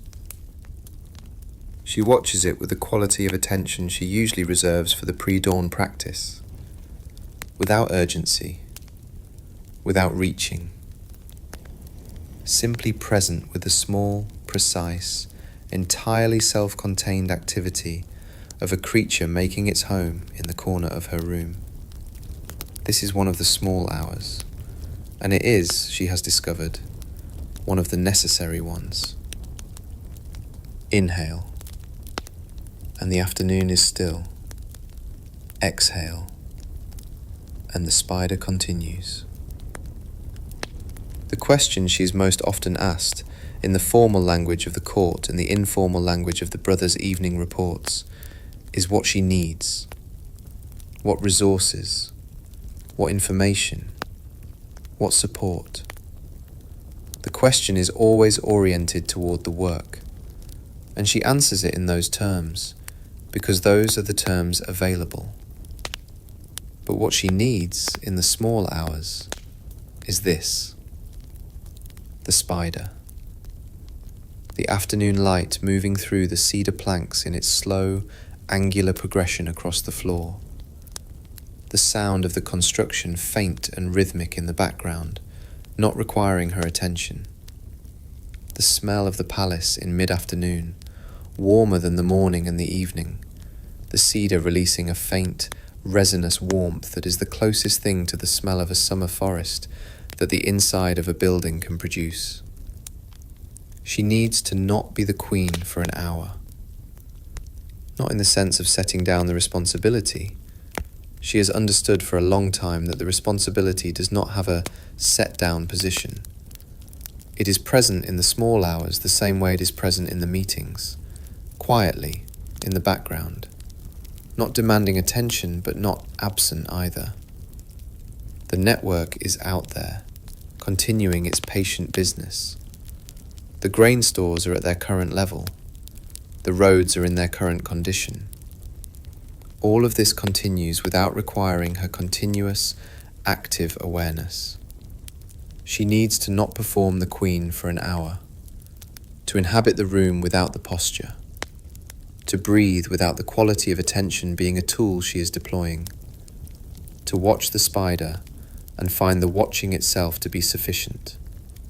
Not practice, not information, just the spider and the afternoon light and the warm cedar smell and the distant, reliable thud of the construction. Spin, pause, spin. The spider has reached the far corner of its construction. It pauses. It seems to assess the work so far. Then it turns and begins the return journey, laying down the next thread, the geometry of the web emerging from the accumulated pattern of individual decisions that are each, individually, simple. She watches it and thinks, briefly and without pressure, that the web and the network have something in common. Not the shape exactly, the principle. Every node connected to every other node through the accumulated threads of individual exchanges, each thread individually simple, the whole thing, seen from the right distance, a pattern of unexpected elegance. She smiles, briefly, to herself. The spider does not know it has been compared to the political geography of the Yamatai. The spider does not know anything except the next thread. This is the other thing the small hours give her, the perspective that is not available in the meetings, the view from a slight distance that reveals the pattern in things that, close up, appear to be just the next thread. Inhale, and the afternoon holds. Exhale, and the spider works. The construction sound has stopped. The crew breaking for their midday meal, the thud of the mallets replaced by the quieter, more varied sounds of people at rest. Murmur, low laughter, the sound of ceramic vessels being set down on packed earth, the sounds of the ordinary life of the compound, going about its business in the warm middle of the day. She listens to it without organizing it, just receives it, the way the mirror receives the light, without direction, without effort, simply open to what is there. The spider finishes a section, moves to a new position. The web is taking shape.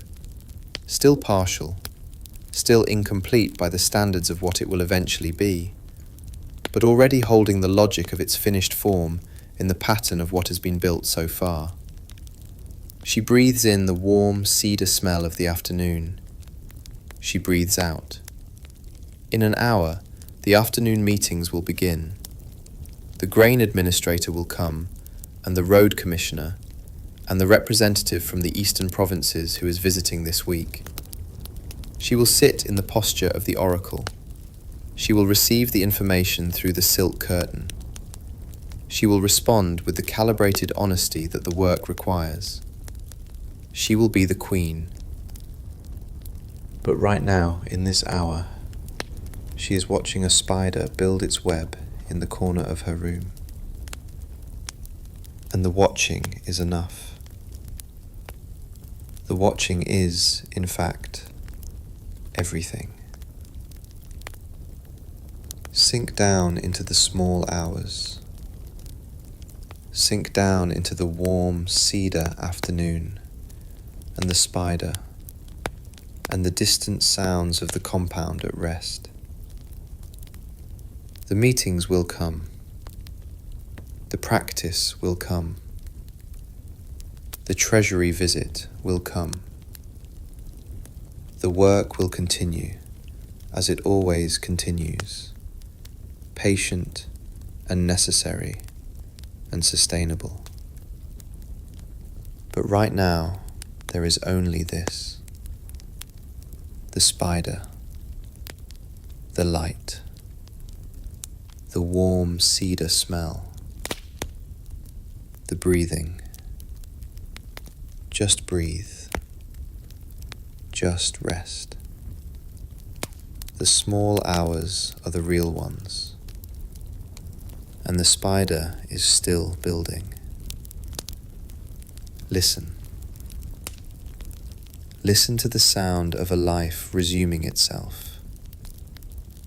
It is autumn, the particular autumn of the Yamato plain, which is gentler than the spring and more melancholy than the summer, and carries in its specific quality of light and air the particular annual reminder that everything that grew this season is in the process of becoming something else.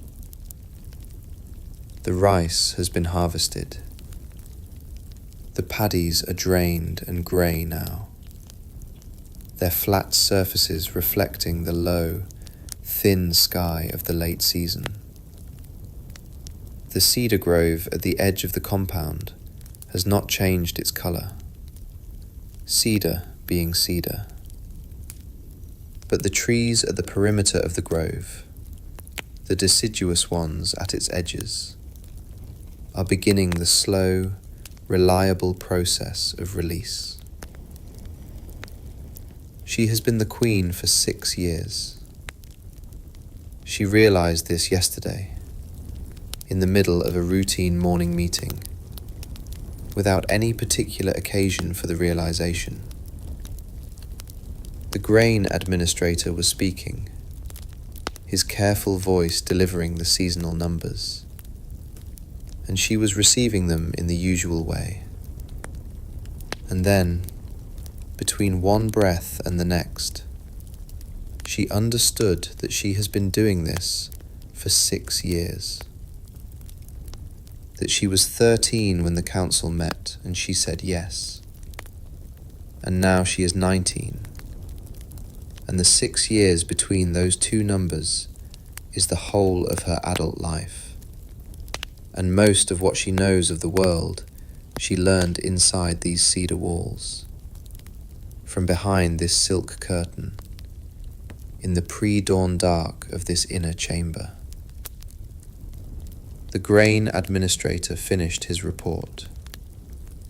She responded appropriately. He withdrew, and she sat for the rest of the morning with the 6 years sitting in her lap. Not heavy exactly, but present, undeniable. The way a significant fact is undeniable once you have allowed yourself to fully notice it. Inhale, and the autumn air is cool and faintly sweet. Exhale, and the 6 years breathe with it. That evening, she did something she had not done in a very long time. She went outside. Not to the outer compound, not to the administrative areas of the palace complex. Outside, through the back gate, the one that opens onto the path along the edge of the cedar grove, used by the maintenance staff in the early morning, and almost never used by anyone at other times. She told the senior maiden where she was going. She went alone. The path along the cedar grove in autumn is soft underfoot. The fallen needles of previous seasons have accumulated into a deep, rust-colored carpet that gives under each step with a faint, dry compression. Scuff, cushion, scuff, cushion. The smell is extraordinary. The live cedar above and the decaying cedar below, and the cool autumn air moving between them, carrying the complex, layered, deep green smell of a healthy grove in the season of release. She walked slowly, very slowly. Not because she was in any hurry to return, because the walking itself was so much more than she had been allowing herself. The specific, physical, unrepeatable sensation of feet on ground that is not the floor of the inner chamber. The feel of the cool air on her face without the mediation of a wall or a curtain. The sound of the grove around her, its own deep, multi-layered sound of living things adjusting to the afternoon. Shh. The grove breathes. Shh. She walked to the point where the path turns away from the grove and opens onto the edge of the plain. She stopped there. The plain was in front of her, wide and grey gold in the autumn light. The harvested paddies stretching away to the dark line of the mountains. The sky was enormous. She had forgotten how enormous the sky is when there is no ceiling between you and it. The inner chamber sky, the suggestion of light through the cedar planks, is a different thing entirely from this. This is the actual sky. Wide and pale and thin, and going on forever in every direction above the flat, patient surface of the plain. She stood there for a long time. She did not practice. She did not deploy the quality of attention. She simply stood on the edge of the plain in the autumn light, with the sky above her and the harvested paddies in front of her, and the cedar grove breathing behind her, and let herself be a 19-year-old person standing outside. A crane crossed the sky, high up, moving from east to west with the slow, absolute confidence of a bird that knows exactly where it is going and has no particular concern about the time it takes to get there. She watched it until it was gone. Murmur, rustle, settle. The grove behind her, adjusting to some small shift in the air. A branch, a falling needle. The micro sounds of a living system going about its business without reference to the human standing at its edge. She thought about the 6 years, not analyzing them, not assessing them, just allowing them to be present with her in the autumn air on the edge of the plain.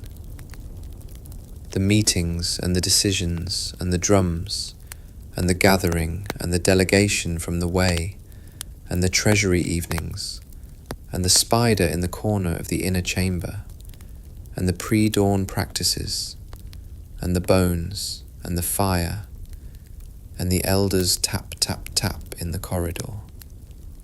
All of it. 6 years of all of it, in the body of a person standing outside for the first time in longer than she can precisely remember, watching the sky where the crane was and is no longer. Inhale, and the plane breathes with her. Exhale, and the 6 years settle. She felt something release. Not the responsibility, not the authority, something smaller and more personal than those. The tight, barely conscious holding that she had not known was there until it let go. The particular tension of someone who has been very good at their job for a long time, and who has been, in the process of being very good at their job, slightly too continuously good at it. Too continuous in the application, too present in the work. The plane does not know this about her. The sky does not care. The cedar grove is entirely indifferent to the political situation of the Yamatai. And this, she realizes, is precisely what she needed. Not the advice of the elder, not the information of the brother, not the frequency of the pre-dawn practice, the indifference of the plain, the enormous, patient, absolute indifference of a world that is simply there, doing its seasonal business, not requiring anything of her at all. She breathed in the autumn plain. She breathed out. She stood there until the light was almost gone, and the mountains had become dark shapes against a sky that was moving through the last of the amber and into the first of the indigo. Then she walked back along the cedar path. Scuff, cushion, scuff, cushion, through the back gate, into the compound, into the palace, into the corridor that leads to the inner chamber, through the silk curtain, into the lamp-lit, familiar air of cedar and incense, and the specific, particular, entirely personal smell of the room she has been living inside for 6 years. She sat down. She placed her hands in her lap. She breathed. The oracle was back. The queen was back. 6 years in and still here, still breathing, still present, with the autumn plain still in her lungs, and the crane still crossing the sky behind her eyes, and the cedar path still soft under her feet. She was not just the queen tonight.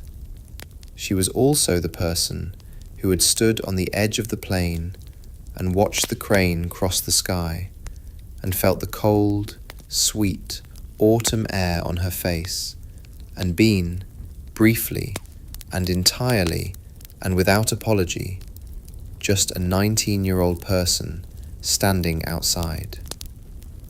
Both things, at the same time, without contradiction. Sink down into the autumn evening of the returning. Sink down into the cedar path and the crane and the enormous sky and the tight thing releasing and the lamp-lit inner chamber receiving her back. The 6 years are present and accounted for. The plain has been witnessed. The sky has been enormous. and the oracle is breathing in the center of the room, with the autumn still in her, and the work waiting quietly, as it always waits, for morning. Good night. Just breathe. The plane will be there tomorrow. The crane has found its way, and the autumn holds you, gently, all the way into the dark. Listen. Listen to the sound of someone who has stopped counting the years. It happens gradually. The way the mound grows gradually, one basket of soil at a time, until one morning you look up and realize the profile against the sky is different from what it was, and you cannot say precisely when it changed, because the changing was the sum of 1,000 individual moments, none of which was the moment. The years have been passing in their ordinary way, season by season, harvest by harvest, the plane cycling through its patient rotations. And somewhere in that cycling, the girl became something else. Not a different person, the same person, but settled into herself the way old cedar settles into its grain, the way the mound settles into the landscape. Still itself, more itself than it was before, denser, quieter, more at home in the space it occupies. She's in her mid-20s now. The chronicles do not record this precisely, because the chronicles record events rather than ages, and her mid-20s are not an event. They are a quality. The quality of a rain that has found its permanent shape. The quality of an oracle who has been practicing the pre-dawn hour for more than a decade, and who has reached the place where the practice is no longer something she does, but something she is. The frequency is not something she finds anymore. It is something she inhabits. Scuff, bow, murmur. The morning continues. The meetings have a different quality now. She noticed it first in the officials. The way they speak to the brother has changed over the years. Less performative, less careful in the way that people are careful when they are uncertain how their message will be received. More direct. The directness of people who have delivered many messages to this particular oracle, and who have learned, through the accumulated experience of those deliveries, that precision is valued here, and elaboration is not necessary. The network has learned her. This is the thing that took the longest. Longer than the drums stopping. Longer than the Wei delegation. Longer than the treasury evenings and the spider and the autumn on the edge of the plain. The network learning her. The 100 chiefdoms and their messengers, and their grain deliveries, and their road reports, and their seasonal visits developing, through years of repeated contact with the same center, the same oracle, the same quality of response. An understanding of her that is not personal exactly, but is also not impersonal. Something in between. The understanding that a musician develops for a particular instrument. The understanding that a farmer develops for a particular field. They know her rhythms now. The timing of her responses. The kinds of information she asks for when she asks for more. The specific quality of the silence that precedes a decision that will require effort from them, as distinct from the silence that precedes a decision that will not. They have learned to read her the way she reads the silk curtain. Not perfectly, but well enough. Well enough that the exchange of information and authority and reciprocity that holds the network together moves with a smoothness that it did not have in the first years. Inhale, and the years breathe through the network. Exhale, and the smoothness holds. The elder died 2 winters ago, quietly, in her room at the eastern end of the palace. The tap, tap, tap in the corridor stopped, and after a day, it became clear that it had stopped permanently. And the palace absorbed this the way it absorbs everything, by continuing. By the next morning's footsteps beginning their ordinary round without the elders among them. By the maintenance of the rhythms that the elder had been part of for so long that her absence from them was itself a kind of presence. She sat with it for several days, not grieving in the demonstrative way, in the interior way, the way she sits with everything that is significant, allowing the loss its full weight without performing it, feeling the specific, irreplaceable shape of the absence, the tap, tap, tap that was always there in the corridors of her awareness, that she had stopped consciously noticing years ago because it was so reliably present, and that was now, suddenly and permanently, not there. She went to the treasury. She held the mirrors. She spoke in the interior voice to both of them, to Himiko and to the elder together. She said, "I'm going to miss her every day."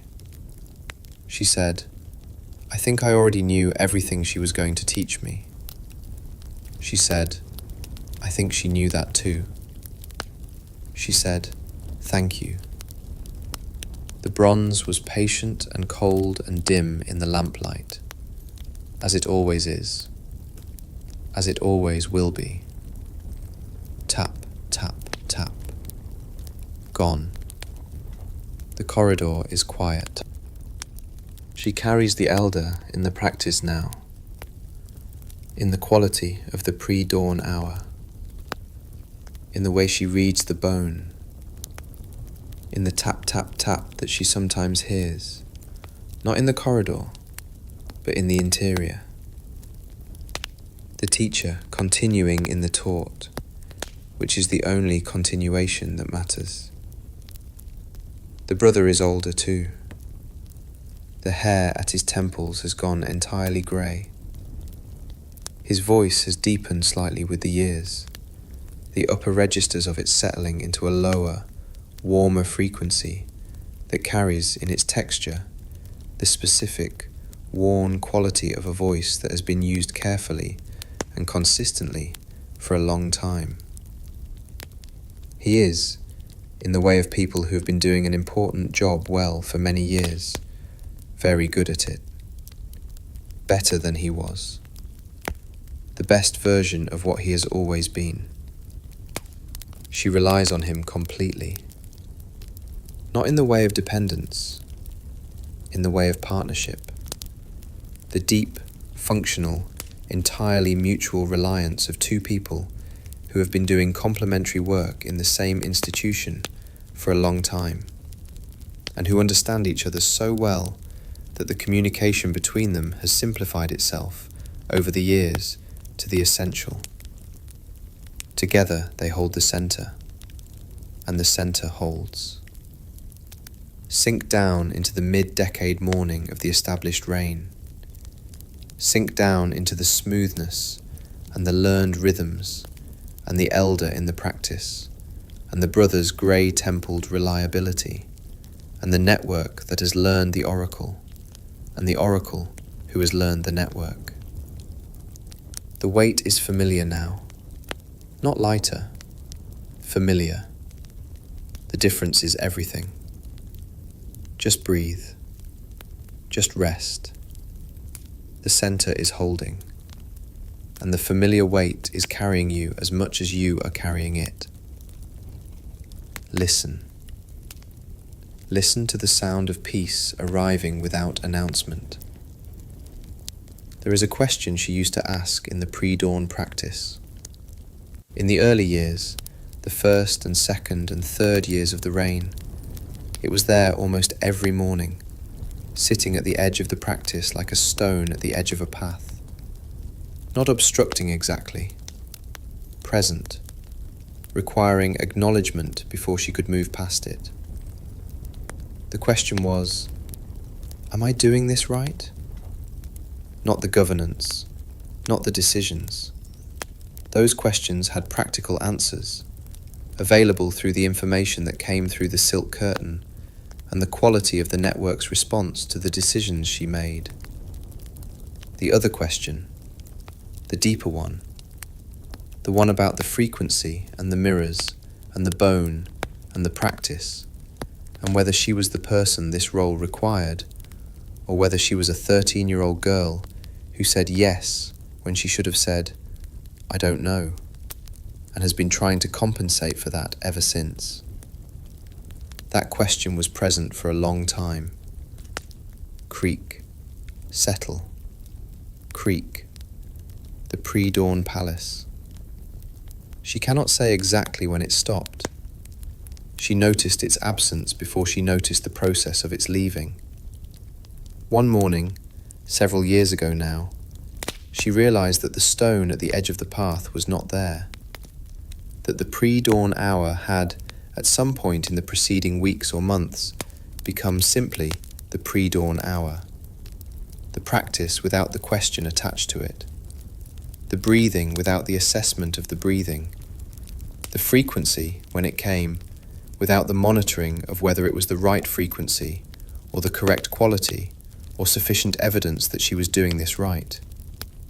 It had simply stopped. Inhale, and the pre-dawn is clean. Exhale, and the practice breathes. She sat with the absence of the question the way she sat with the elder's absence, allowing it its full shape, not rushing to fill the space it left with something else. The space it left was not an emptiness. It was a clearing. The specific, airy openness of a room from which something that was taking up space has been removed, not because it was unwanted, but because it had served its purpose and was ready to go. The question served its purpose. For years it kept her honest. It kept her from the particular, corrosive confidence of someone who has been in authority for long enough to mistake familiarity for mastery. It kept her reaching, kept her uncertain in the productive way, the way that the bone over the fire is uncertain about where the crack will come, not paralyzed by the uncertainty, honest about it. But there is another kind of honesty available on the other side of the question.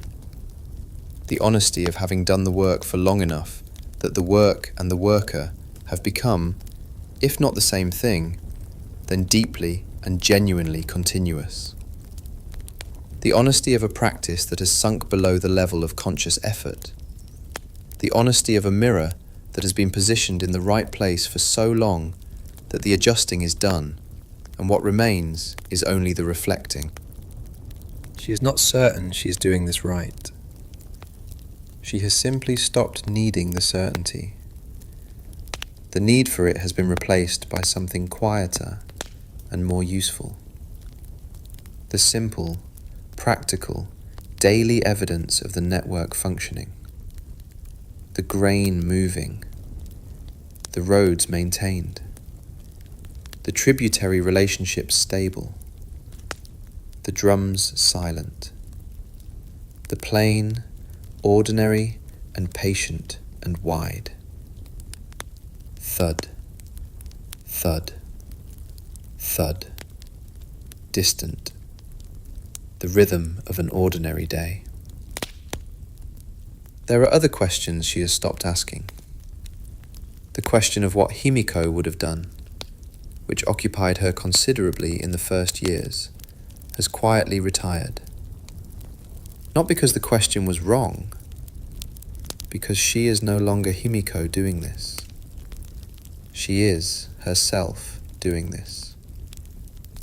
The mirror she uses is her own now, worn smooth by her particular hands, angled to catch the specific light of her specific position. It reflects differently from the way Himiko's mirrors reflected. Not better or worse, different. The difference of a particular person in a particular time, doing the best version of themselves available. The question of what comes after her has also quieted, not disappeared. She is not incurious about the continuation of the Yamatai, the political structures that are forming in the decades of her reign that will outlast her. But the urgency has gone from it. The question has settled from a source of anxiety into a source of attention. She notices things now with this question in her peripheral awareness. The particular capabilities of the younger officials coming up through the administrative structure, the changing shape of the tributary relationships as the network matures, the way the Yamato plain is filling in around the political structures of the Yamatai, with more settlements and more roads, and more of the accumulated human intervention in the landscape that will, eventually, become something larger than the Yamatai as she knows it. She tends it, not controls it, tends it, the way you tend a garden that is going to outlive you. Inhale, and the tending continues. Exhale, and the garden grows. This is the thing that the questions were covering. Underneath all the asking, underneath the, am I doing this right? And the, what would Himiko have done? And the, what comes after?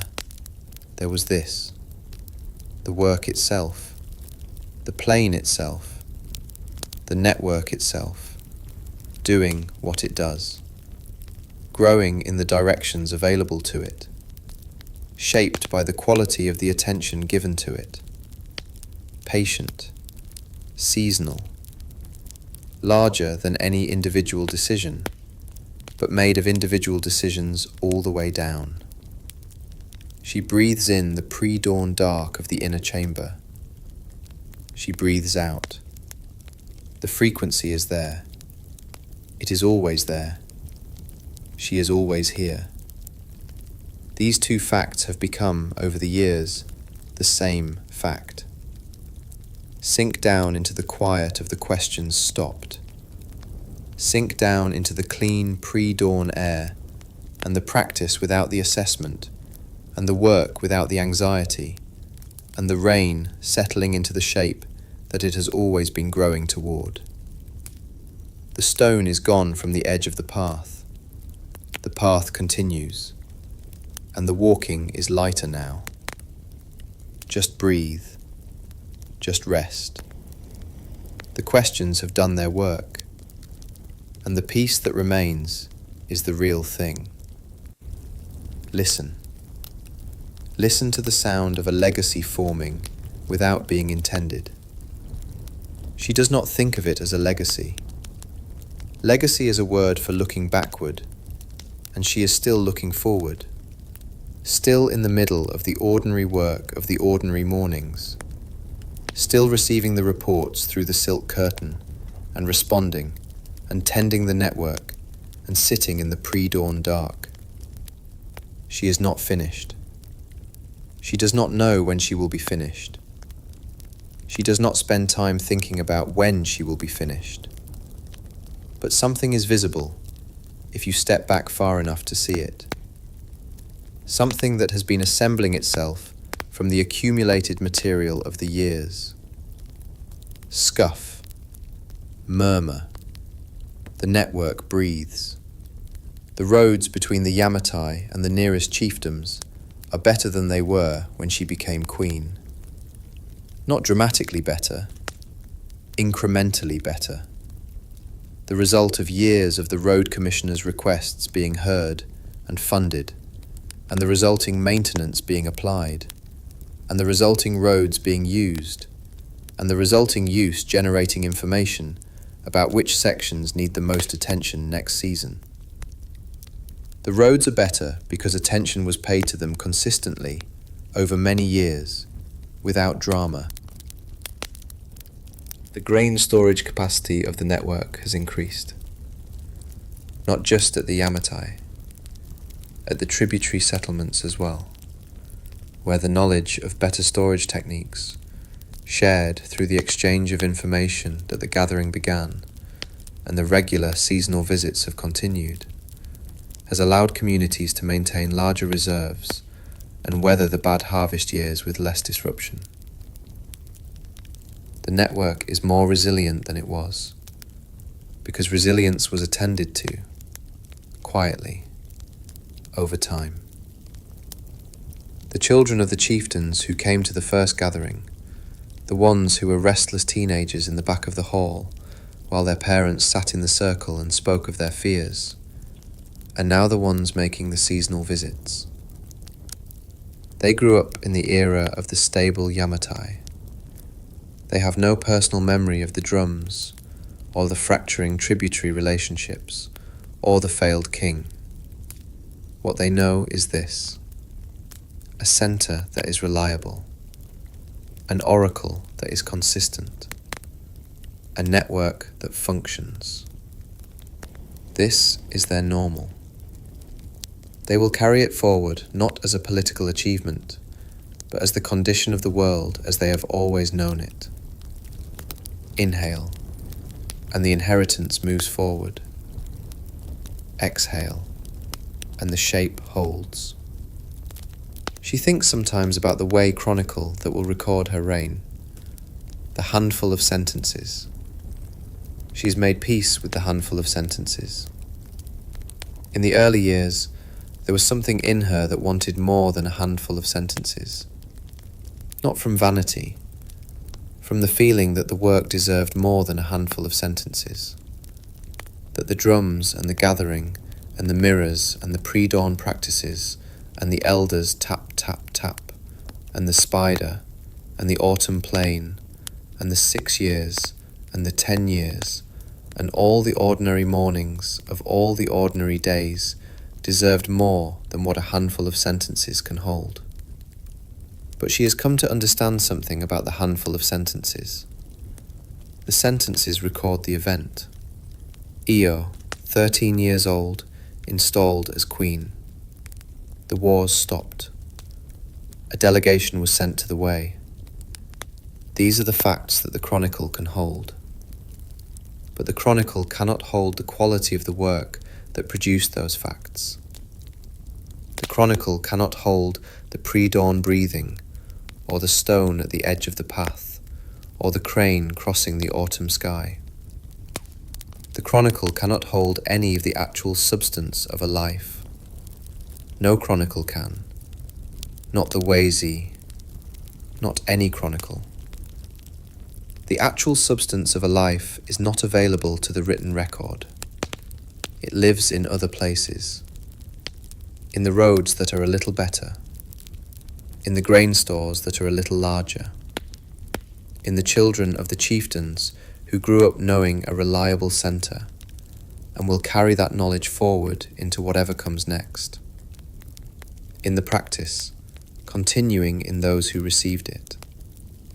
In the quality of the attention, transmitted through the accumulated interactions of years, shaping the network in ways that will outlast any individual record of the shaping. The legacy is in the soil, the way all the real legacies are. Thud, thud, thud. The construction at the edge of the compound, always building, always adding. She breathes in the familiar cedar air of the inner chamber. She breathes out. The network is out there, breathing its own breath, doing its seasonal business, carrying forward the accumulated quality of the years of tending. The plain is wide and patient and old. The mountains are watching from the horizon with the same geological indifference they have always brought to the human activities on the plain below. She is part of all of this now, not as an authority, as a feature. The way the mound becomes a feature of the landscape, the way the path through the cedar grove becomes a feature of the grove, the way anything that has been in a place long enough and tended it carefully enough becomes, eventually, part of the place itself. She has become part of the plain, part of the network, part of the long, patient, unglamorous, absolutely essential tradition of people who sat in the center and breathed and received and responded and went on doing so, day after day, season after season, year after year, until the doing and the being became the same thing. Sink down into the shape of what was built. Sink down into the better roads and the larger stores, and the children who grew up knowing a reliable centre, and the practice continuing in those who received it, and the quality of the attention embedded in the network like the layers of the mound. She built this without intending to build it, by simply doing the work well, for long enough, with enough consistency and enough honesty, and enough willingness to be present. It is enough. It has always been enough. It is, in fact, more than enough. It is everything. Good night. Just breathe. The shape is holding. The plane is keeping you. And the work continues in the hands that received it, as it always has, as it always will. Listen. Listen to the sound of history deciding what to keep. It is not a dramatic sound. It does not announce itself. It does not arrive with the crack of the oracle bone or the thud of the tamping mallet, or the dry, decisive percussion of a political decision being made in a lamp-lit room. It is quieter than any of those things. It is the sound of a brush moving across a surface, and then stopping, and the stopping being the significant part. Scratch, scratch, scratch, stop. The Wei Ji is being compiled somewhere on the continent, in the administrative offices of an empire so large that the Yamatai is a peripheral notation in its records, a small entry in the section on the eastern peoples across the water. The scholars who compile it are careful men, thorough men, men who take their responsibility to the record seriously, and who understand that the chronicle, once written, becomes the reality. That the things recorded will be remembered, and the things not recorded will, with the passage of enough time, cease to have happened in any recoverable sense.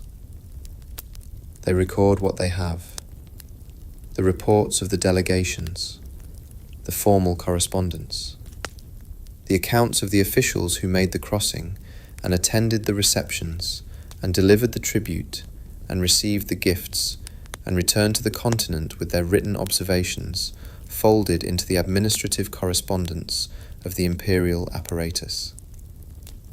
And what they have for Io is a handful of sentences. Scratch, scratch, stop. She does not know this is happening. She is in the inner chamber, in the middle of an ordinary morning, receiving the reports of the grain administrator through the silk curtain. She has no knowledge of the compilation of the chronicle, no awareness that somewhere on the continent a brush is moving across a surface and making permanent, in the formal script of the imperial court, the small, precise record of her existence. A name, an age. The wars stopped. A delegation was sent. That is what the brush keeps. Everything else it moves past. The pre-dawn practices, unrecorded. The gathering after the drums, unrecorded. The treasury evenings and the 5 mirrors in their lacquered boxes, unrecorded. The spider in the corner of the inner chamber, unrecorded. The autumn on the edge of the plain, unrecorded. The elders tap, tap, tap, unrecorded. The question she stopped asking, unrecorded. The peace that arrived without announcement, unrecorded. All of it, unrecorded. Inhale, and the brush moves on. Exhale, and the record closes. This is not the fault of the chroniclers. They recorded what was available to them, which was the external shape of the political relationship between the Wei and the Wa, the tribute, the delegations, the formal acknowledgements, the visible surface of a rain, the part of the iceberg above the water. The part below the water is not available to chronicles. It is not available to any record. It lives in other places, in the ways that the real substance of lives always lives, in the quality of the attention given to a thing, in the shape of what grows in the presence of a particular kind of tending, in the people who were near it and who carry something of it forward in the way they move through the world. But those things do not travel well across centuries. They attenuate. They transform. They become unrecognizable as what they were, and eventually they become invisible. Not gone, invisible.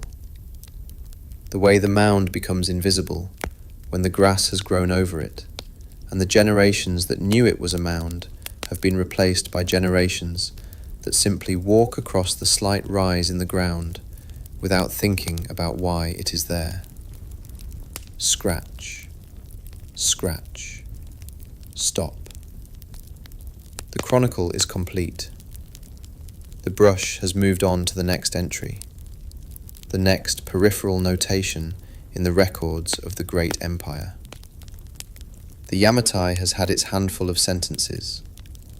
The brush has given it what it has, and it is enough for the purposes of the chronicle. It preserves the external fact of the existence, the name, the age, the political significance. Everything else the chronicle is not equipped to hold. Breathe in the particular quality of that truth. It is not a sad truth exactly. It is a factual one. The honest acknowledgement of what records can do and cannot do. What the written word preserves and what it cannot reach. The specific, clarifying honesty of understanding that the most important things are always unrecordable. Not because they are too large, but because they are too real, too embedded in the texture of lived experience to survive the translation into marks on a surface. She is living the unrecordable part right now. Breathing. Present. In the center of the ordinary morning. Receiving the grain administrator's report through the silk curtain. Responding with the calibrated honesty that the work requires. Alive in the moment in a way that no chronicle can capture, because the moment, by definition, is gone before the brush reaches the surface. Sink down into the silence of the unrecorded. Sink down into the pre-dawn practices and the treasury evenings and the spider and the crane, and the autumn plain, and all the 10,000 ordinary mornings that the brush moved past. They are not less real for being unrecorded. They are, in fact, more real. The chronicle is the shadow. The mornings are the thing. Just breathe. Just rest. The record has what it has, and the real thing is here, breathing, in the dark. Listen. Listen to the sound of memory thinning. Time is passing now in a different way. Not the ordinary, seasonal, patient time of the rain. The longer time. The time that moves not in harvests but in generations. The time in which the people who knew her, who were present in the palace during the years of her authority, who received the reports through the silk curtain and walked the cedar corridors and heard the elders tap, tap, tap, are growing old and then being replaced by people who did not know her and who know of her only through the accounts of those who did, and the accounts thin. This is what always happens. The first generation remembers directly. The second generation remembers what the first generation told them, which is already a different thing, already filtered through the particular compressions and emphases of storytelling. The third generation has a memory of a memory. By the fourth generation, the living connection to the specific person in the specific room is essentially gone. What remains is the outline, the shape, the name, if the name was significant enough. Iyo, Toyo, the girl who was queen, the one after Himiko. Murmur, fade, murmur. In the settlements of the network, the stories of her reign are already becoming the texture of the background rather than the foreground. The chieftains whose parents attended the gathering after the drums remember the gathering as a story their parents told. Their children will remember it as a story their parents told about a story their grandparents told. By the time their children's children are born, the gathering will be, if it is remembered at all, a general sense that there was once a difficult time that was resolved by a queen whose name was something like Iyo. Something like Iyo. She would not be distressed by this. She understood, sitting in the inner chamber with the cold air of the treasury and the dim bronze of the mirrors, that the actual substance of a life does not travel in names. She understood that the legacy is in the soil, in the roads and the storage techniques, and the quality of the political relationships that the tending produced. The name is a convenience, a handle, useful for the short term, dispensable in the long. But the name almost disappeared entirely.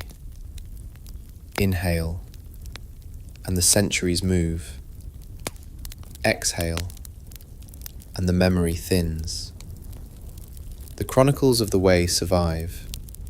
They survive the way that the bronze mirrors survive, slowly oxidizing in the dark of various archives, their surfaces tarnishing, their content becoming harder to read, but the essential structure intact. The Wei Ji survives, with its handful of sentences about Iyo, preserved in the administrative records of an empire that fell and was replaced, and whose records were copied and recopied through the centuries by scholars who understood that the record was worth keeping, even when the empire that produced it was gone. The Japanese records are thinner. The writing system arrived late to the archipelago. The earliest Japanese chronicles, the Kojiki and the Nihon Shoki, are compiled centuries after Iyo's reign, from oral traditions and earlier fragmentary records that have themselves been filtered through the political needs of the courts that commissioned them. They contain Himiko, She is there, in various forms, in the mythology and the semi-historical accounts of the early centuries. The figure of the Great Queen, the oracle, the bridge between the worlds, is too significant to disappear entirely from the memory of the culture she helped to shape. But Io is harder to find. She is in the Wei and almost nowhere else. The indigenous tradition, the accumulated memory of the archipelago itself, has thinned her almost to invisibility. Almost. Scratch. Scratch. Pause. There are scholars who look for her, not in the large archival sense, in the quiet, specific, patient way of people who are interested in the particular shape of a particular absence, who notice that the Weiji's handful of sentences point to a person of significant historical weight who is not proportionally represented in the Japanese record, who ask what that disproportion means, who follow the question into the specific, difficult, provisional work of reconstructing from fragments a presence that the record has not adequately kept. They find things. Not much. Enough. A name that may be her in a passage of the Nihon Shoki, embedded in a genealogy, the connection uncertain but possible. A pattern of political development in the mid-3rd century that makes more sense in the presence of a stabilizing authority than in its absence. The shape of the thing that was held together, visible in the record, even when the holder of it is not. She is in the negative space, in the outline of what was maintained, in the borders of the absence. The scholars who look for her understand something that the chronicles missed, that a person can be more present in what they prevented than in what they caused, that the war that did not happen leaves a different kind of trace than the war that did. Quieter, less visible, but there, for those patient enough to look for it. Breathe in the particular, patient quality of the scholarly search, the slow, careful, provisional work of reconstruction from fragments, the honesty required to say, this is what we know, this is what we think. This is where the record ends and the inference begins. The willingness to hold the absence of evidence and the evidence of absence as different things, and to be rigorous about which is which. She deserves that rigor. Not because she was famous, because she was real, because she breathed and decided and tended and failed and recovered and grew and became the land in the quiet, unremarkable, entirely unglamorous way that real people become real things. And the real things deserve the effort of being found, even when the finding is partial, even when the record is thin, even when almost all that remains is the name. Something like Io. Sink down into the thinning memory. Sink down into the centuries passing, and the record growing sparse, and the scholars in their quiet archives following the shape of the absence. She is there. She has always been there. The record is thin, but the thing it is recording is not. The plain does not forget. The soil does not forget. And the ones who look carefully enough will find the outline of her in the borders of what was held together. Just breathe. Just rest. The search continues, and the absence is its own kind of record. Listen. Listen to the sound of the earth being more reliable than the archive. The plain is still there. The same plain. The Yamato plain, with its wide, flat, mineral patience, its mountains on every horizon, its rivers finding their way to the sea. The paddies that Io looked out at from the edge of the cedar grove on the autumn afternoon when she went outside for the first time in longer than she could precisely remember are still there, drained and planted and harvested in their annual cycle. The same cycle they have been performing since before the Yamatai existed, and that they will continue performing long after the specific political arrangements of the 3rd century are beyond anyone's power to reconstruct. The plain does not know about the Wei Ji. It does not know about the handful of sentences. It does not know about the scholars in their archives following the shape of the absence. The plain simply continues, patient, seasonal, holding everything it was given in the only way it knows how to hold things, which is by becoming it, by incorporating it into the layers of itself, by keeping it in the soil. Shh, the grass moves. Shh. There are mounds on this plain, some of them from her era, the modest, practical burial mounds of the Yamatai and its network, built without the colossal ambition of the great Kawachi keystones, but with the same fundamental intention, the same language of earth and commitment, and the deliberate human modification of the landscape in the service of the belief that the dead deserve a permanent place in the world of the living.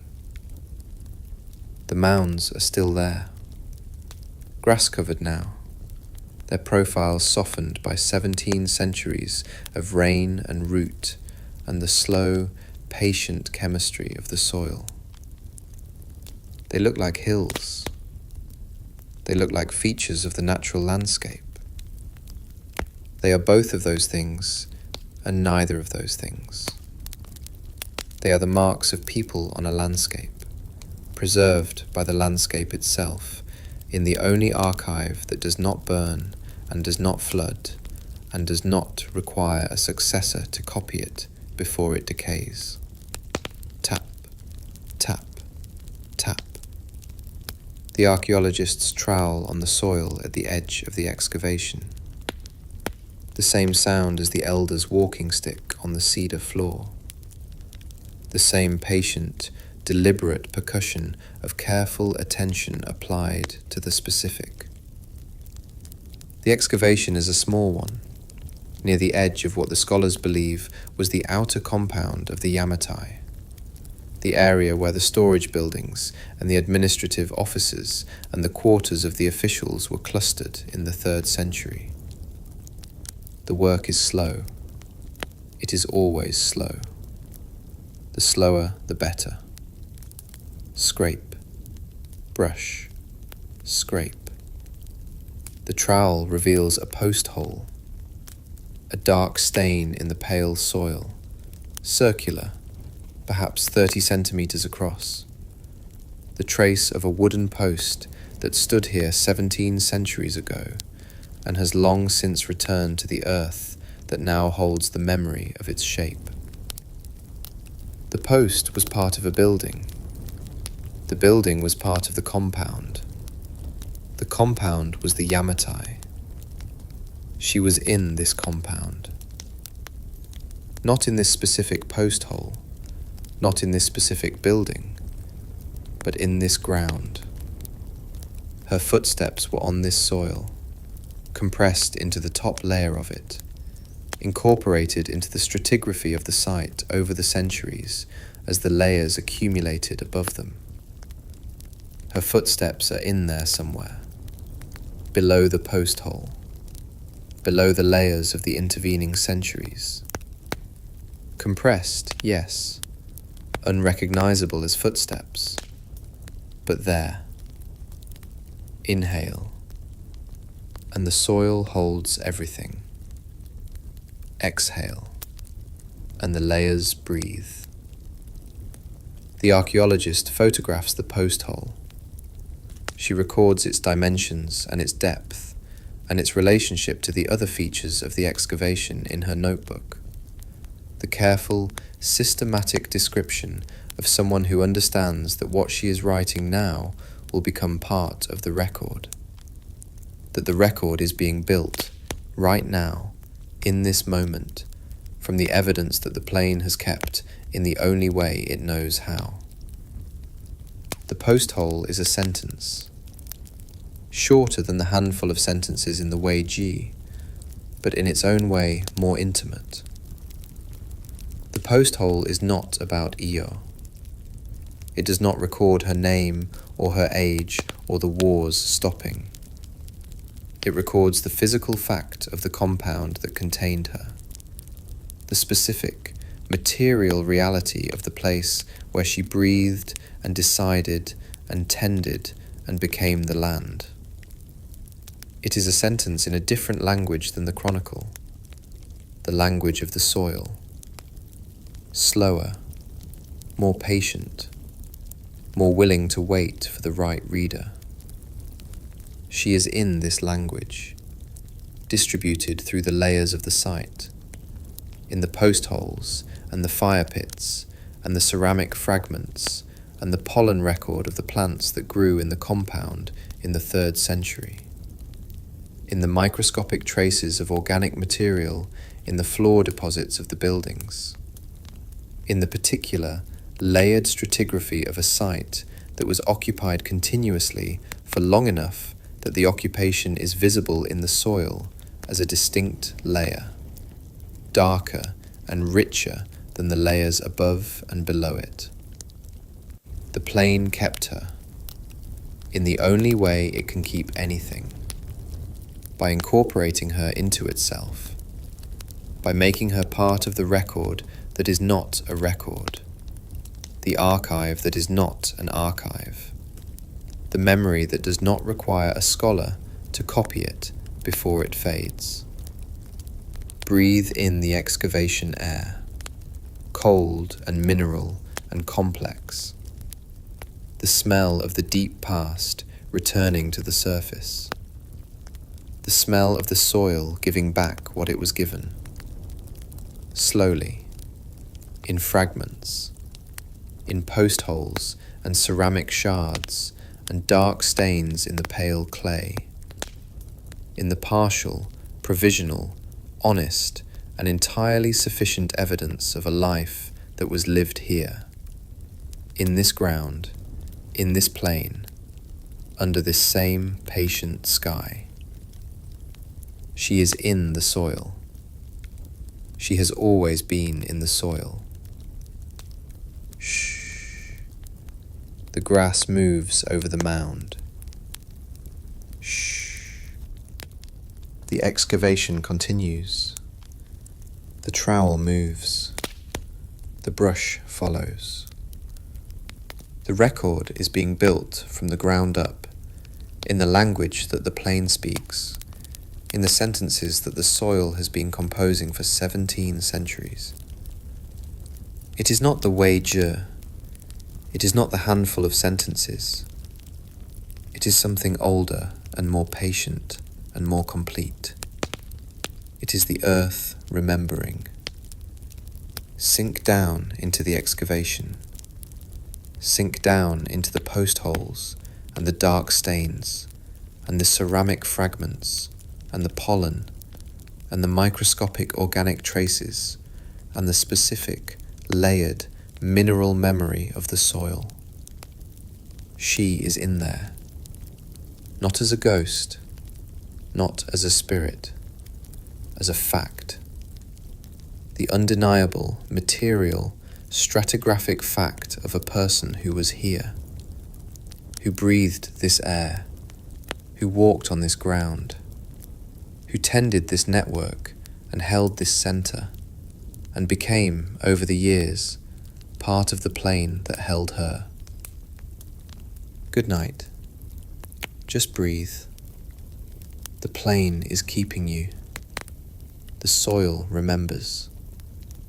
And the trowel is still moving, patient and careful and honest, building the record from the ground up, one sentence at a time.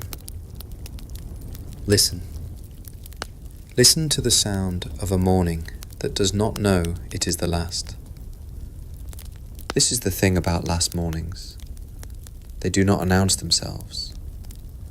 They arrive with the same thin, grey light as every other morning, the same cool air through the cedar planks, the same sound of the palace beginning its daily process of waking, the same smell of the oil lamp burning low after the long night, the same sub-harmonic creak of the timbers as the compound expands in the first warmth of the day.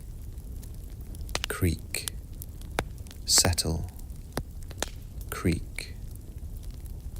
She has been in this room for a long time now, longer than she was not in it, which is the point at which a place stops being where you live and becomes where you are. The inner chamber is not a room she inhabits. It is a room she has become. The cedar walls know her breathing. The rush mats know the specific pressure of her particular posture.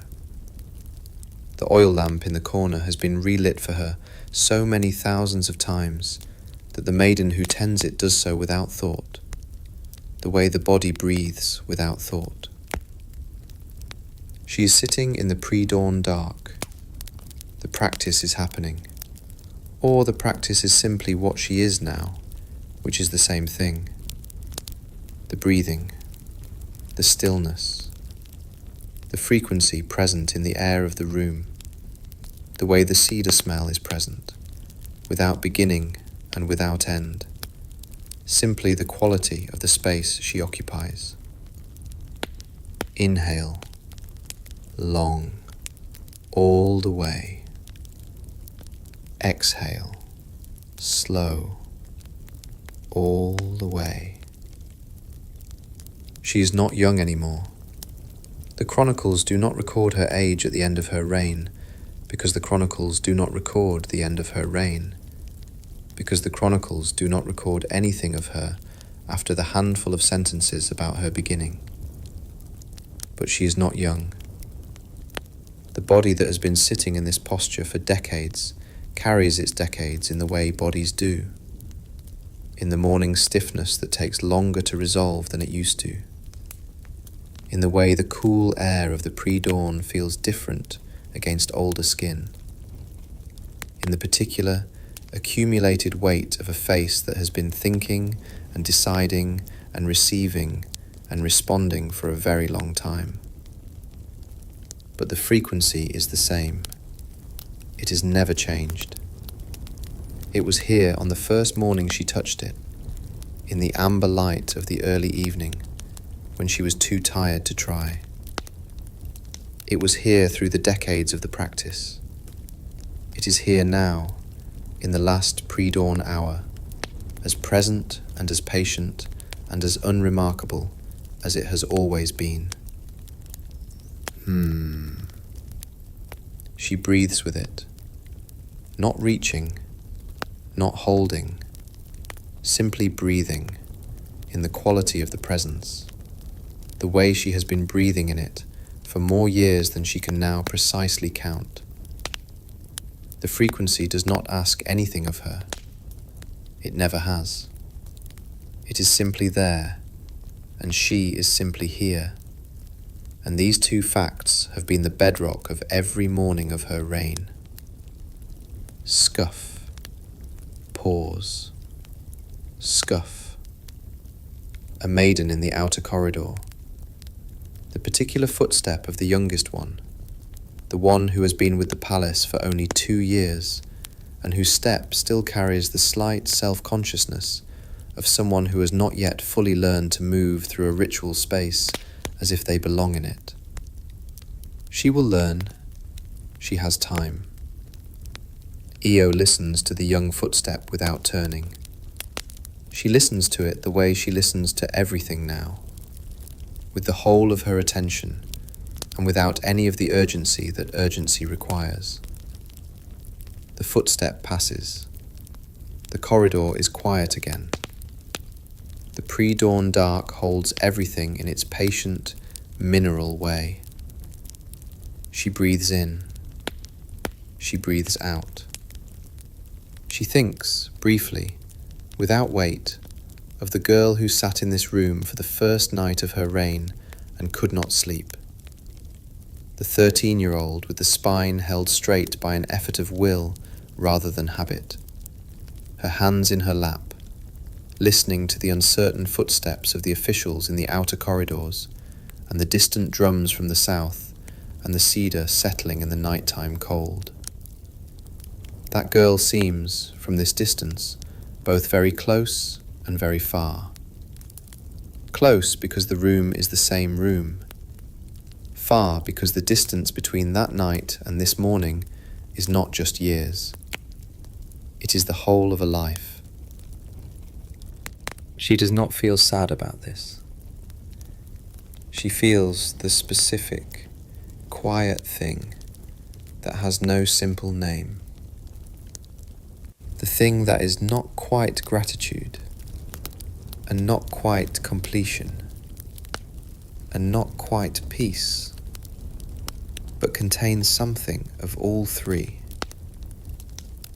The thing that arrives, sometimes, at the end of a very long practice, when you have been doing the same thing for long enough that the doing and the being have become continuous, and you understand, not as a thought, but as a fact in the body, that this is what the time was for.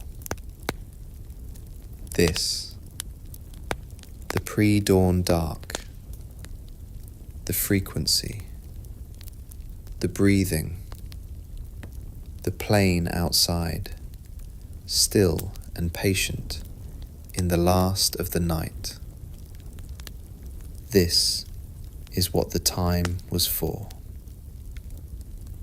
Inhale, and the last pre-dawn holds her. Exhale, and the morning begins to come. The light is changing, imperceptibly at first.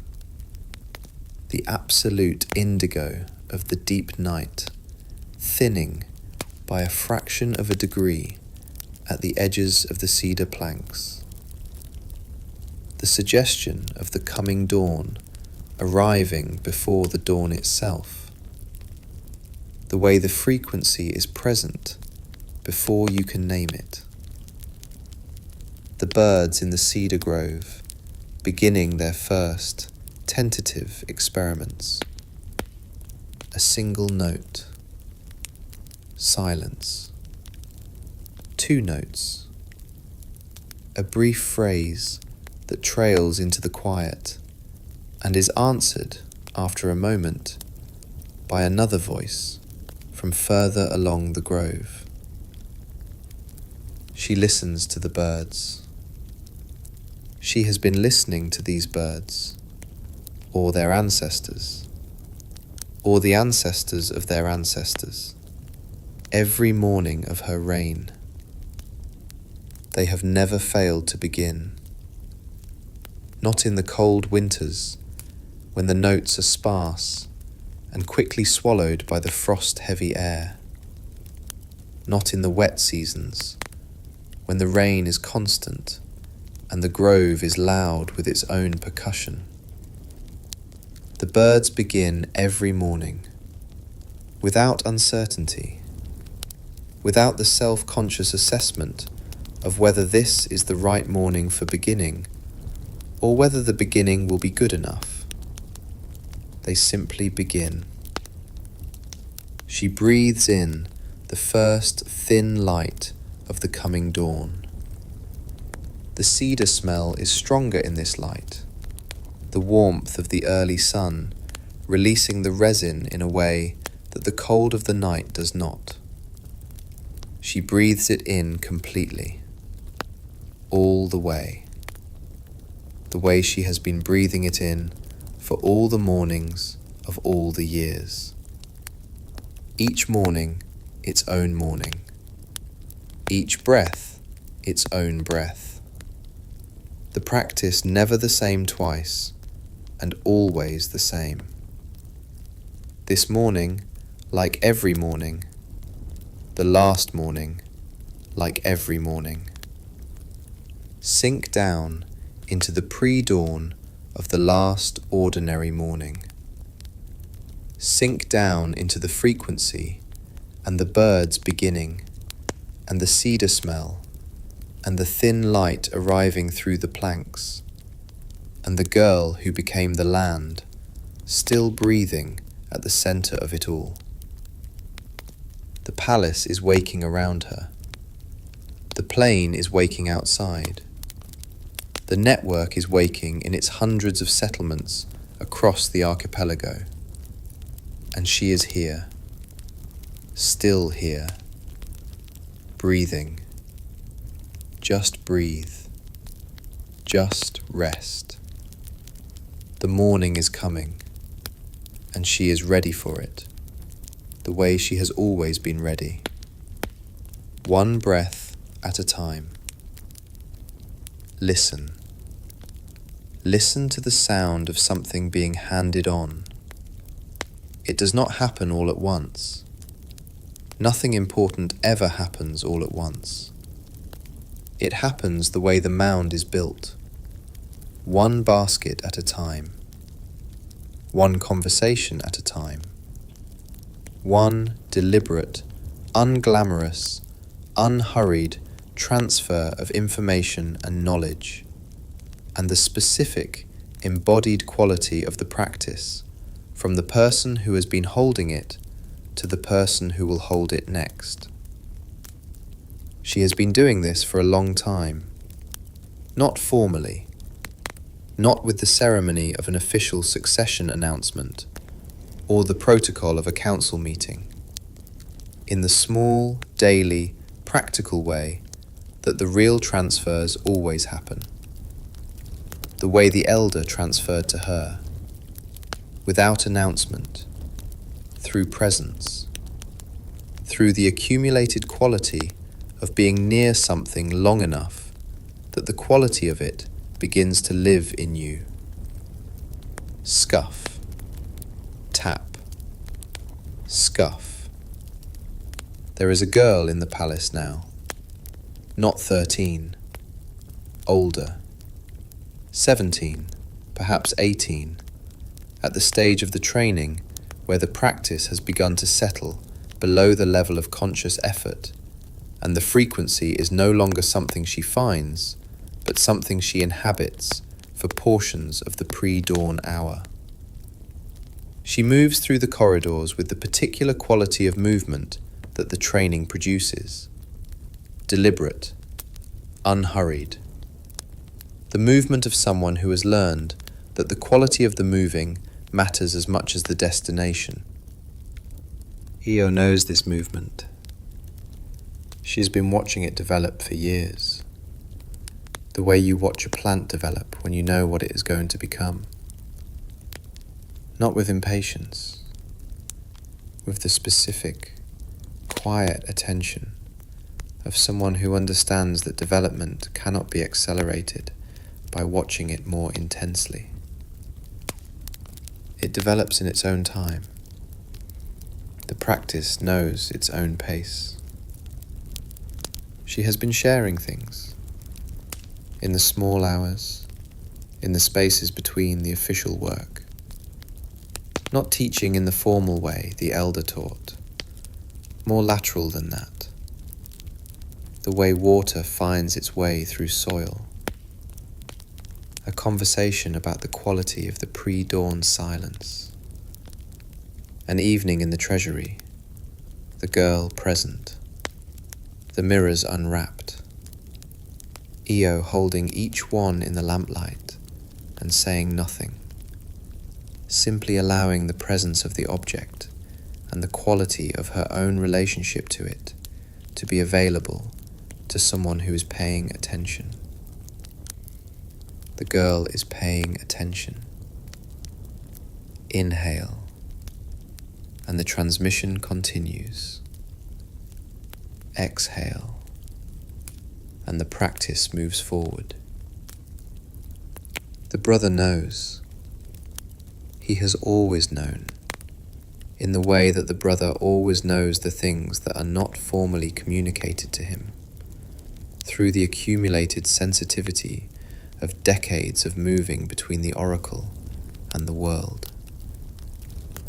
He has begun, subtly, to adjust his own practice, to be slightly more present with the girl during his daily rounds, to deliver certain reports in her vicinity as well as through the silk curtain, to allow the institutional knowledge of the palace, the rhythms and the protocols, and the specific, functional wisdom of how this particular center works, to be visible to someone who will need to know it. He is preparing, the way he has been doing everything for decades, carefully, without announcement, with the quiet, worn efficiency of someone who understands that the most important work is often the work that happens between the notable events. Murmur. Pause. Murmur. The network is stable. The grain stores are at their seasonal capacity. The roads are in good repair. The tributary relationships have the easy, functional quality of long acquaintance. She has tended this network for decades, and the tending has produced the thing that good tending always produces. A system that is more resilient than the individual who tends it. A web whose nodes maintain their connections, not because the center demands it, but because the connections themselves have become the ordinary condition of the node's existence. The network will not notice immediately.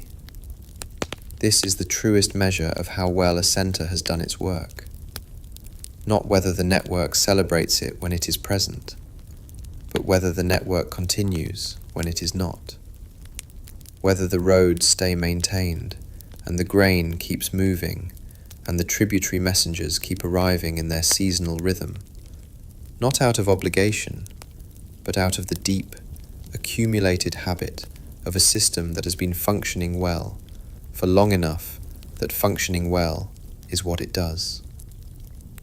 She has built something that can continue without her. This is the completion. Not the handful of sentences, not the acknowledgement of the way, not the drums that stopped or the delegation that came, or any of the external, recordable events of the rain. This. The network that will keep breathing after she stops. The practice that will continue in the girl, with the deliberate footstep in the corridor. The quality of attention that will live in the brother's careful, worn efficiency until it finds its way into whoever comes after him. The passing of the center is not the ending of the center. It is the proof that the center was real. Tap, tap, tap. She hears it for a moment.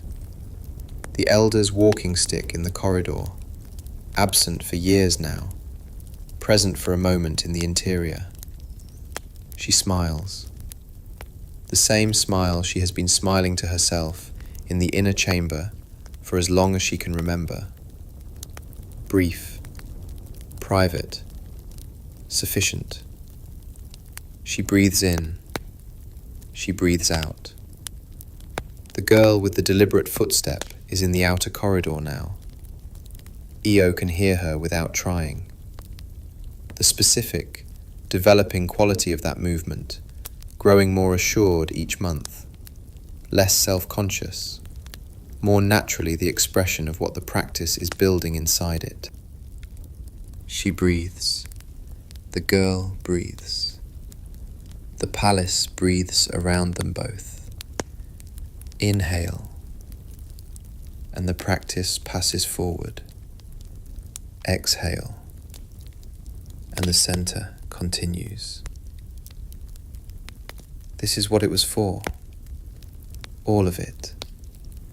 Every pre-dawn hour and every bone over the fire and every treasury evening, and every meeting received through the silk curtain, and every decision calibrated with honesty, and every season tended, and every year added to the total of years. All of it was building toward this. The ability to hand it on.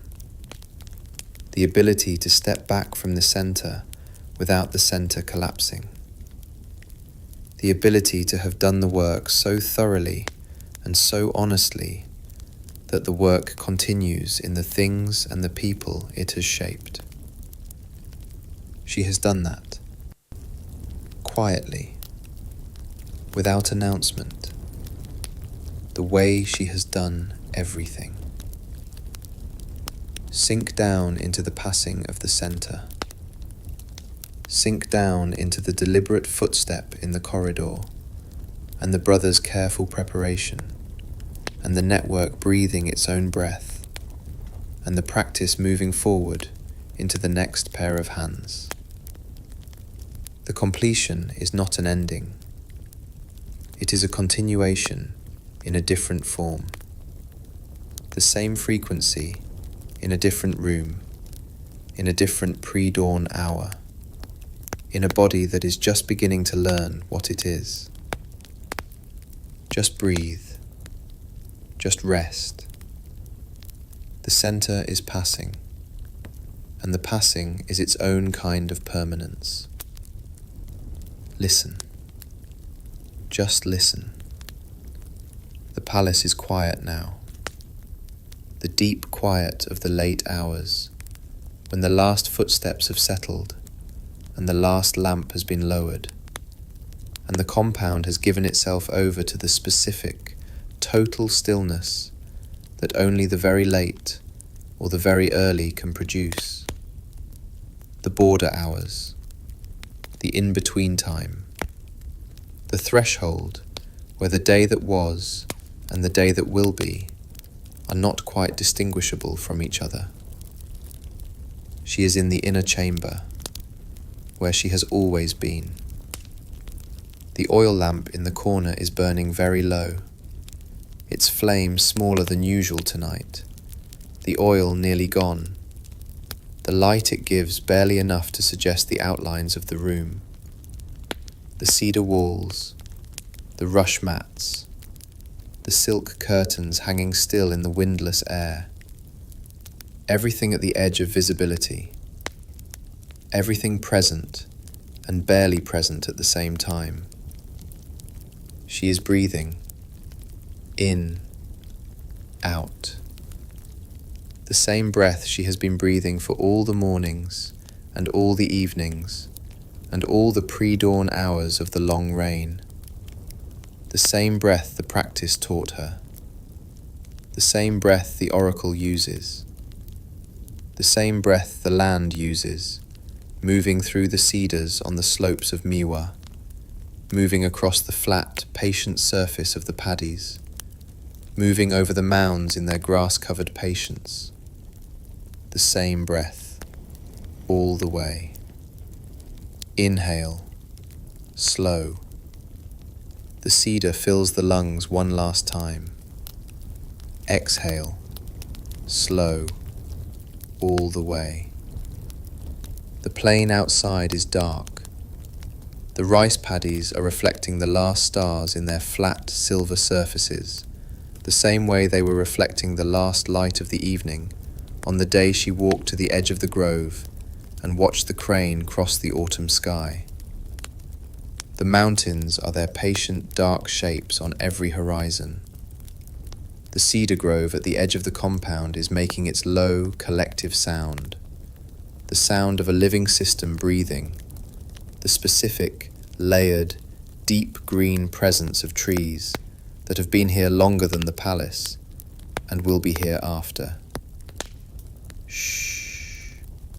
The grove breathes. Shh. She has been here for a long time. She is tired the way you are tired after a very long practice. Not the tired of exhaustion, the tired of completion. The clean, specific, final tired of someone who has done the work thoroughly and honestly and without reserve, and who understands, in the body and below the body, that the work is done. The network is breathing.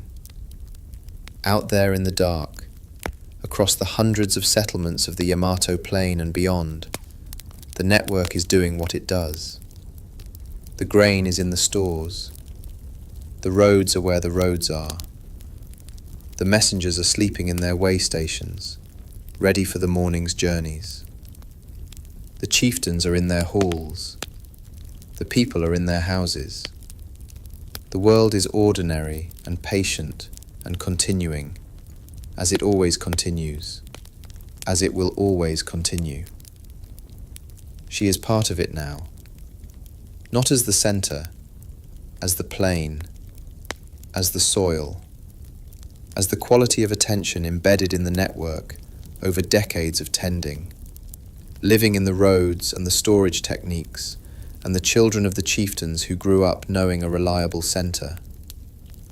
She has become the landscape, the way the mound becomes the landscape, the way anything that has been in a place long enough becomes indistinguishable from the place itself. Inhale, the last breath in. Exhale, the last breath out. The lamp in the corner is very nearly out. The flame is a thread now, a single thin vertical thread of orange in the dark of the chamber, barely moving, barely there. It does not struggle. It simply is what it is until it is not, which is the only way that anything ends with dignity. She breathes in, out. The frequency is here. It is always here. It was here before she was, and it will be here after. It does not belong to her. It never did. She was simply, for these decades, the person who was quiet enough to hear it, and honest enough to transmit it, and patient enough to stay in the posture of receiving it, morning after morning, season after season, year after year. The mirror does not own the light it holds. The mirror simply holds it, for as long as the light is there. And when the light moves on, the mirror is still the mirror, ready, patient, exactly as capable of holding the next light as it was of holding the first. The frequency, the plain breathing underneath everything, the sound that is not a sound, the presence that is not a presence, the quality of the deep world speaking in the only language it has, which is the language of the frequency, the language of the soil, the language of the cedar and the rain, and the mountains watching from the horizon. She breathes it in. She breathes it out. She breathes it in. She breathes it out. The lamp goes dark, and the room is not darker. It is simply the dark, the ordinary, patient, entirely sufficient dark of a room in the late hours on the Yamato Plain, held by the same cedar walls and the same rush mats and the same mineral air, all of it exactly as it has always been, all of it continuing in the way that things continue when the specific person who tended them has finished tending and given them back to themselves. The plain breathes. Shh. Shh. The grove breathes, low and collective and patient. The mounds breathe under their grass, their sealed chambers, their cold stone rooms, their bronze mirrors dreaming in the dark. And somewhere in the quality of the silence of the inner chamber, in the cedar smell and the rush mat texture, and the specific mineral patience of the air that has been cycling through this room for longer than anyone can count, something remains. Not a ghost, not a spirit, something more ordinary than either of those. The impression of a life lived here, fully and honestly and without reserve. The way a room retains, for a long time after, the quality of the person who lived in it, the specific warmth, the particular stillness, the sense, faint but real, that someone was here who knew how to be here. She was here. She is here.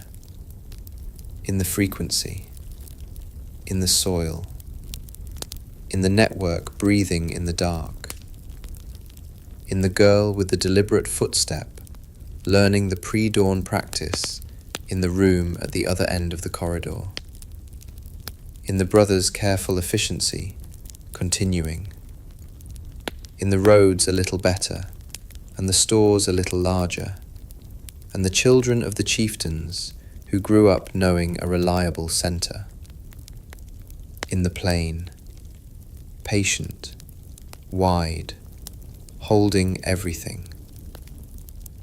Breathe in the cedar dark of the inner chamber. Breathe in the plain outside, and the mounds, and the frequency, and the network, and all the ordinary mornings of all the ordinary years that the record could not hold, and the soil kept anyway. Let it all settle into you, layer by layer, the way the mound is built, the way the seasons pass, the way a life accumulates into something that is larger than any of its individual moments, and smaller than the world that received it, and exactly the right size for what it was. Sink down now, further than you have sunk tonight, down through the inner chamber, and the cedar walls, and the rush mats, and the soil beneath them, down through the layers of the occupation, through the post holes, and the fire pits, and the dark stains in the pale clay, down through the stratigraphy of the site, and the mineral memory of the plain, down into the frequency, the same frequency that was here before the Yamatai and will be here after, the same frequency that Himiko found and the elder kept, and Io inhabited for the whole length of a long and patient and unglamorous and entirely necessary life. Down, further, into the cedar, into the soil, into the bronze dreaming in the dark treasury, into the grass on the mound, into the flat silver surface of the paddies reflecting the last stars, into the plain, into the breathing. The oracle is resting now. The center is passing. The network is breathing. The girl in the corridor is learning. The plain is patient. The soil is keeping everything, as it always has, as it always will. Good night, Io. You held it together. You held it long. You held it honestly and carefully, and without the need for more than the work itself. and the frequency in the pre-dawn dark, and the cedar smell of the room that knew you. The plane is holding you now, the same way it holds everything it is given, by becoming it, by making it part of the layers, by keeping it in the soil, where the records cannot reach, and the trowel has not yet arrived, and the grass grows undisturbed in the patient, seasonal, absolute silence of a landscape that remembers everything. You are in the soil. You have always been in the soil. You are the plane now, as you always were. Good night. Just sleep. The cedar is still. The frequency is here. The morning will come when it comes, and the plane is holding you. Good night, Io. Good night.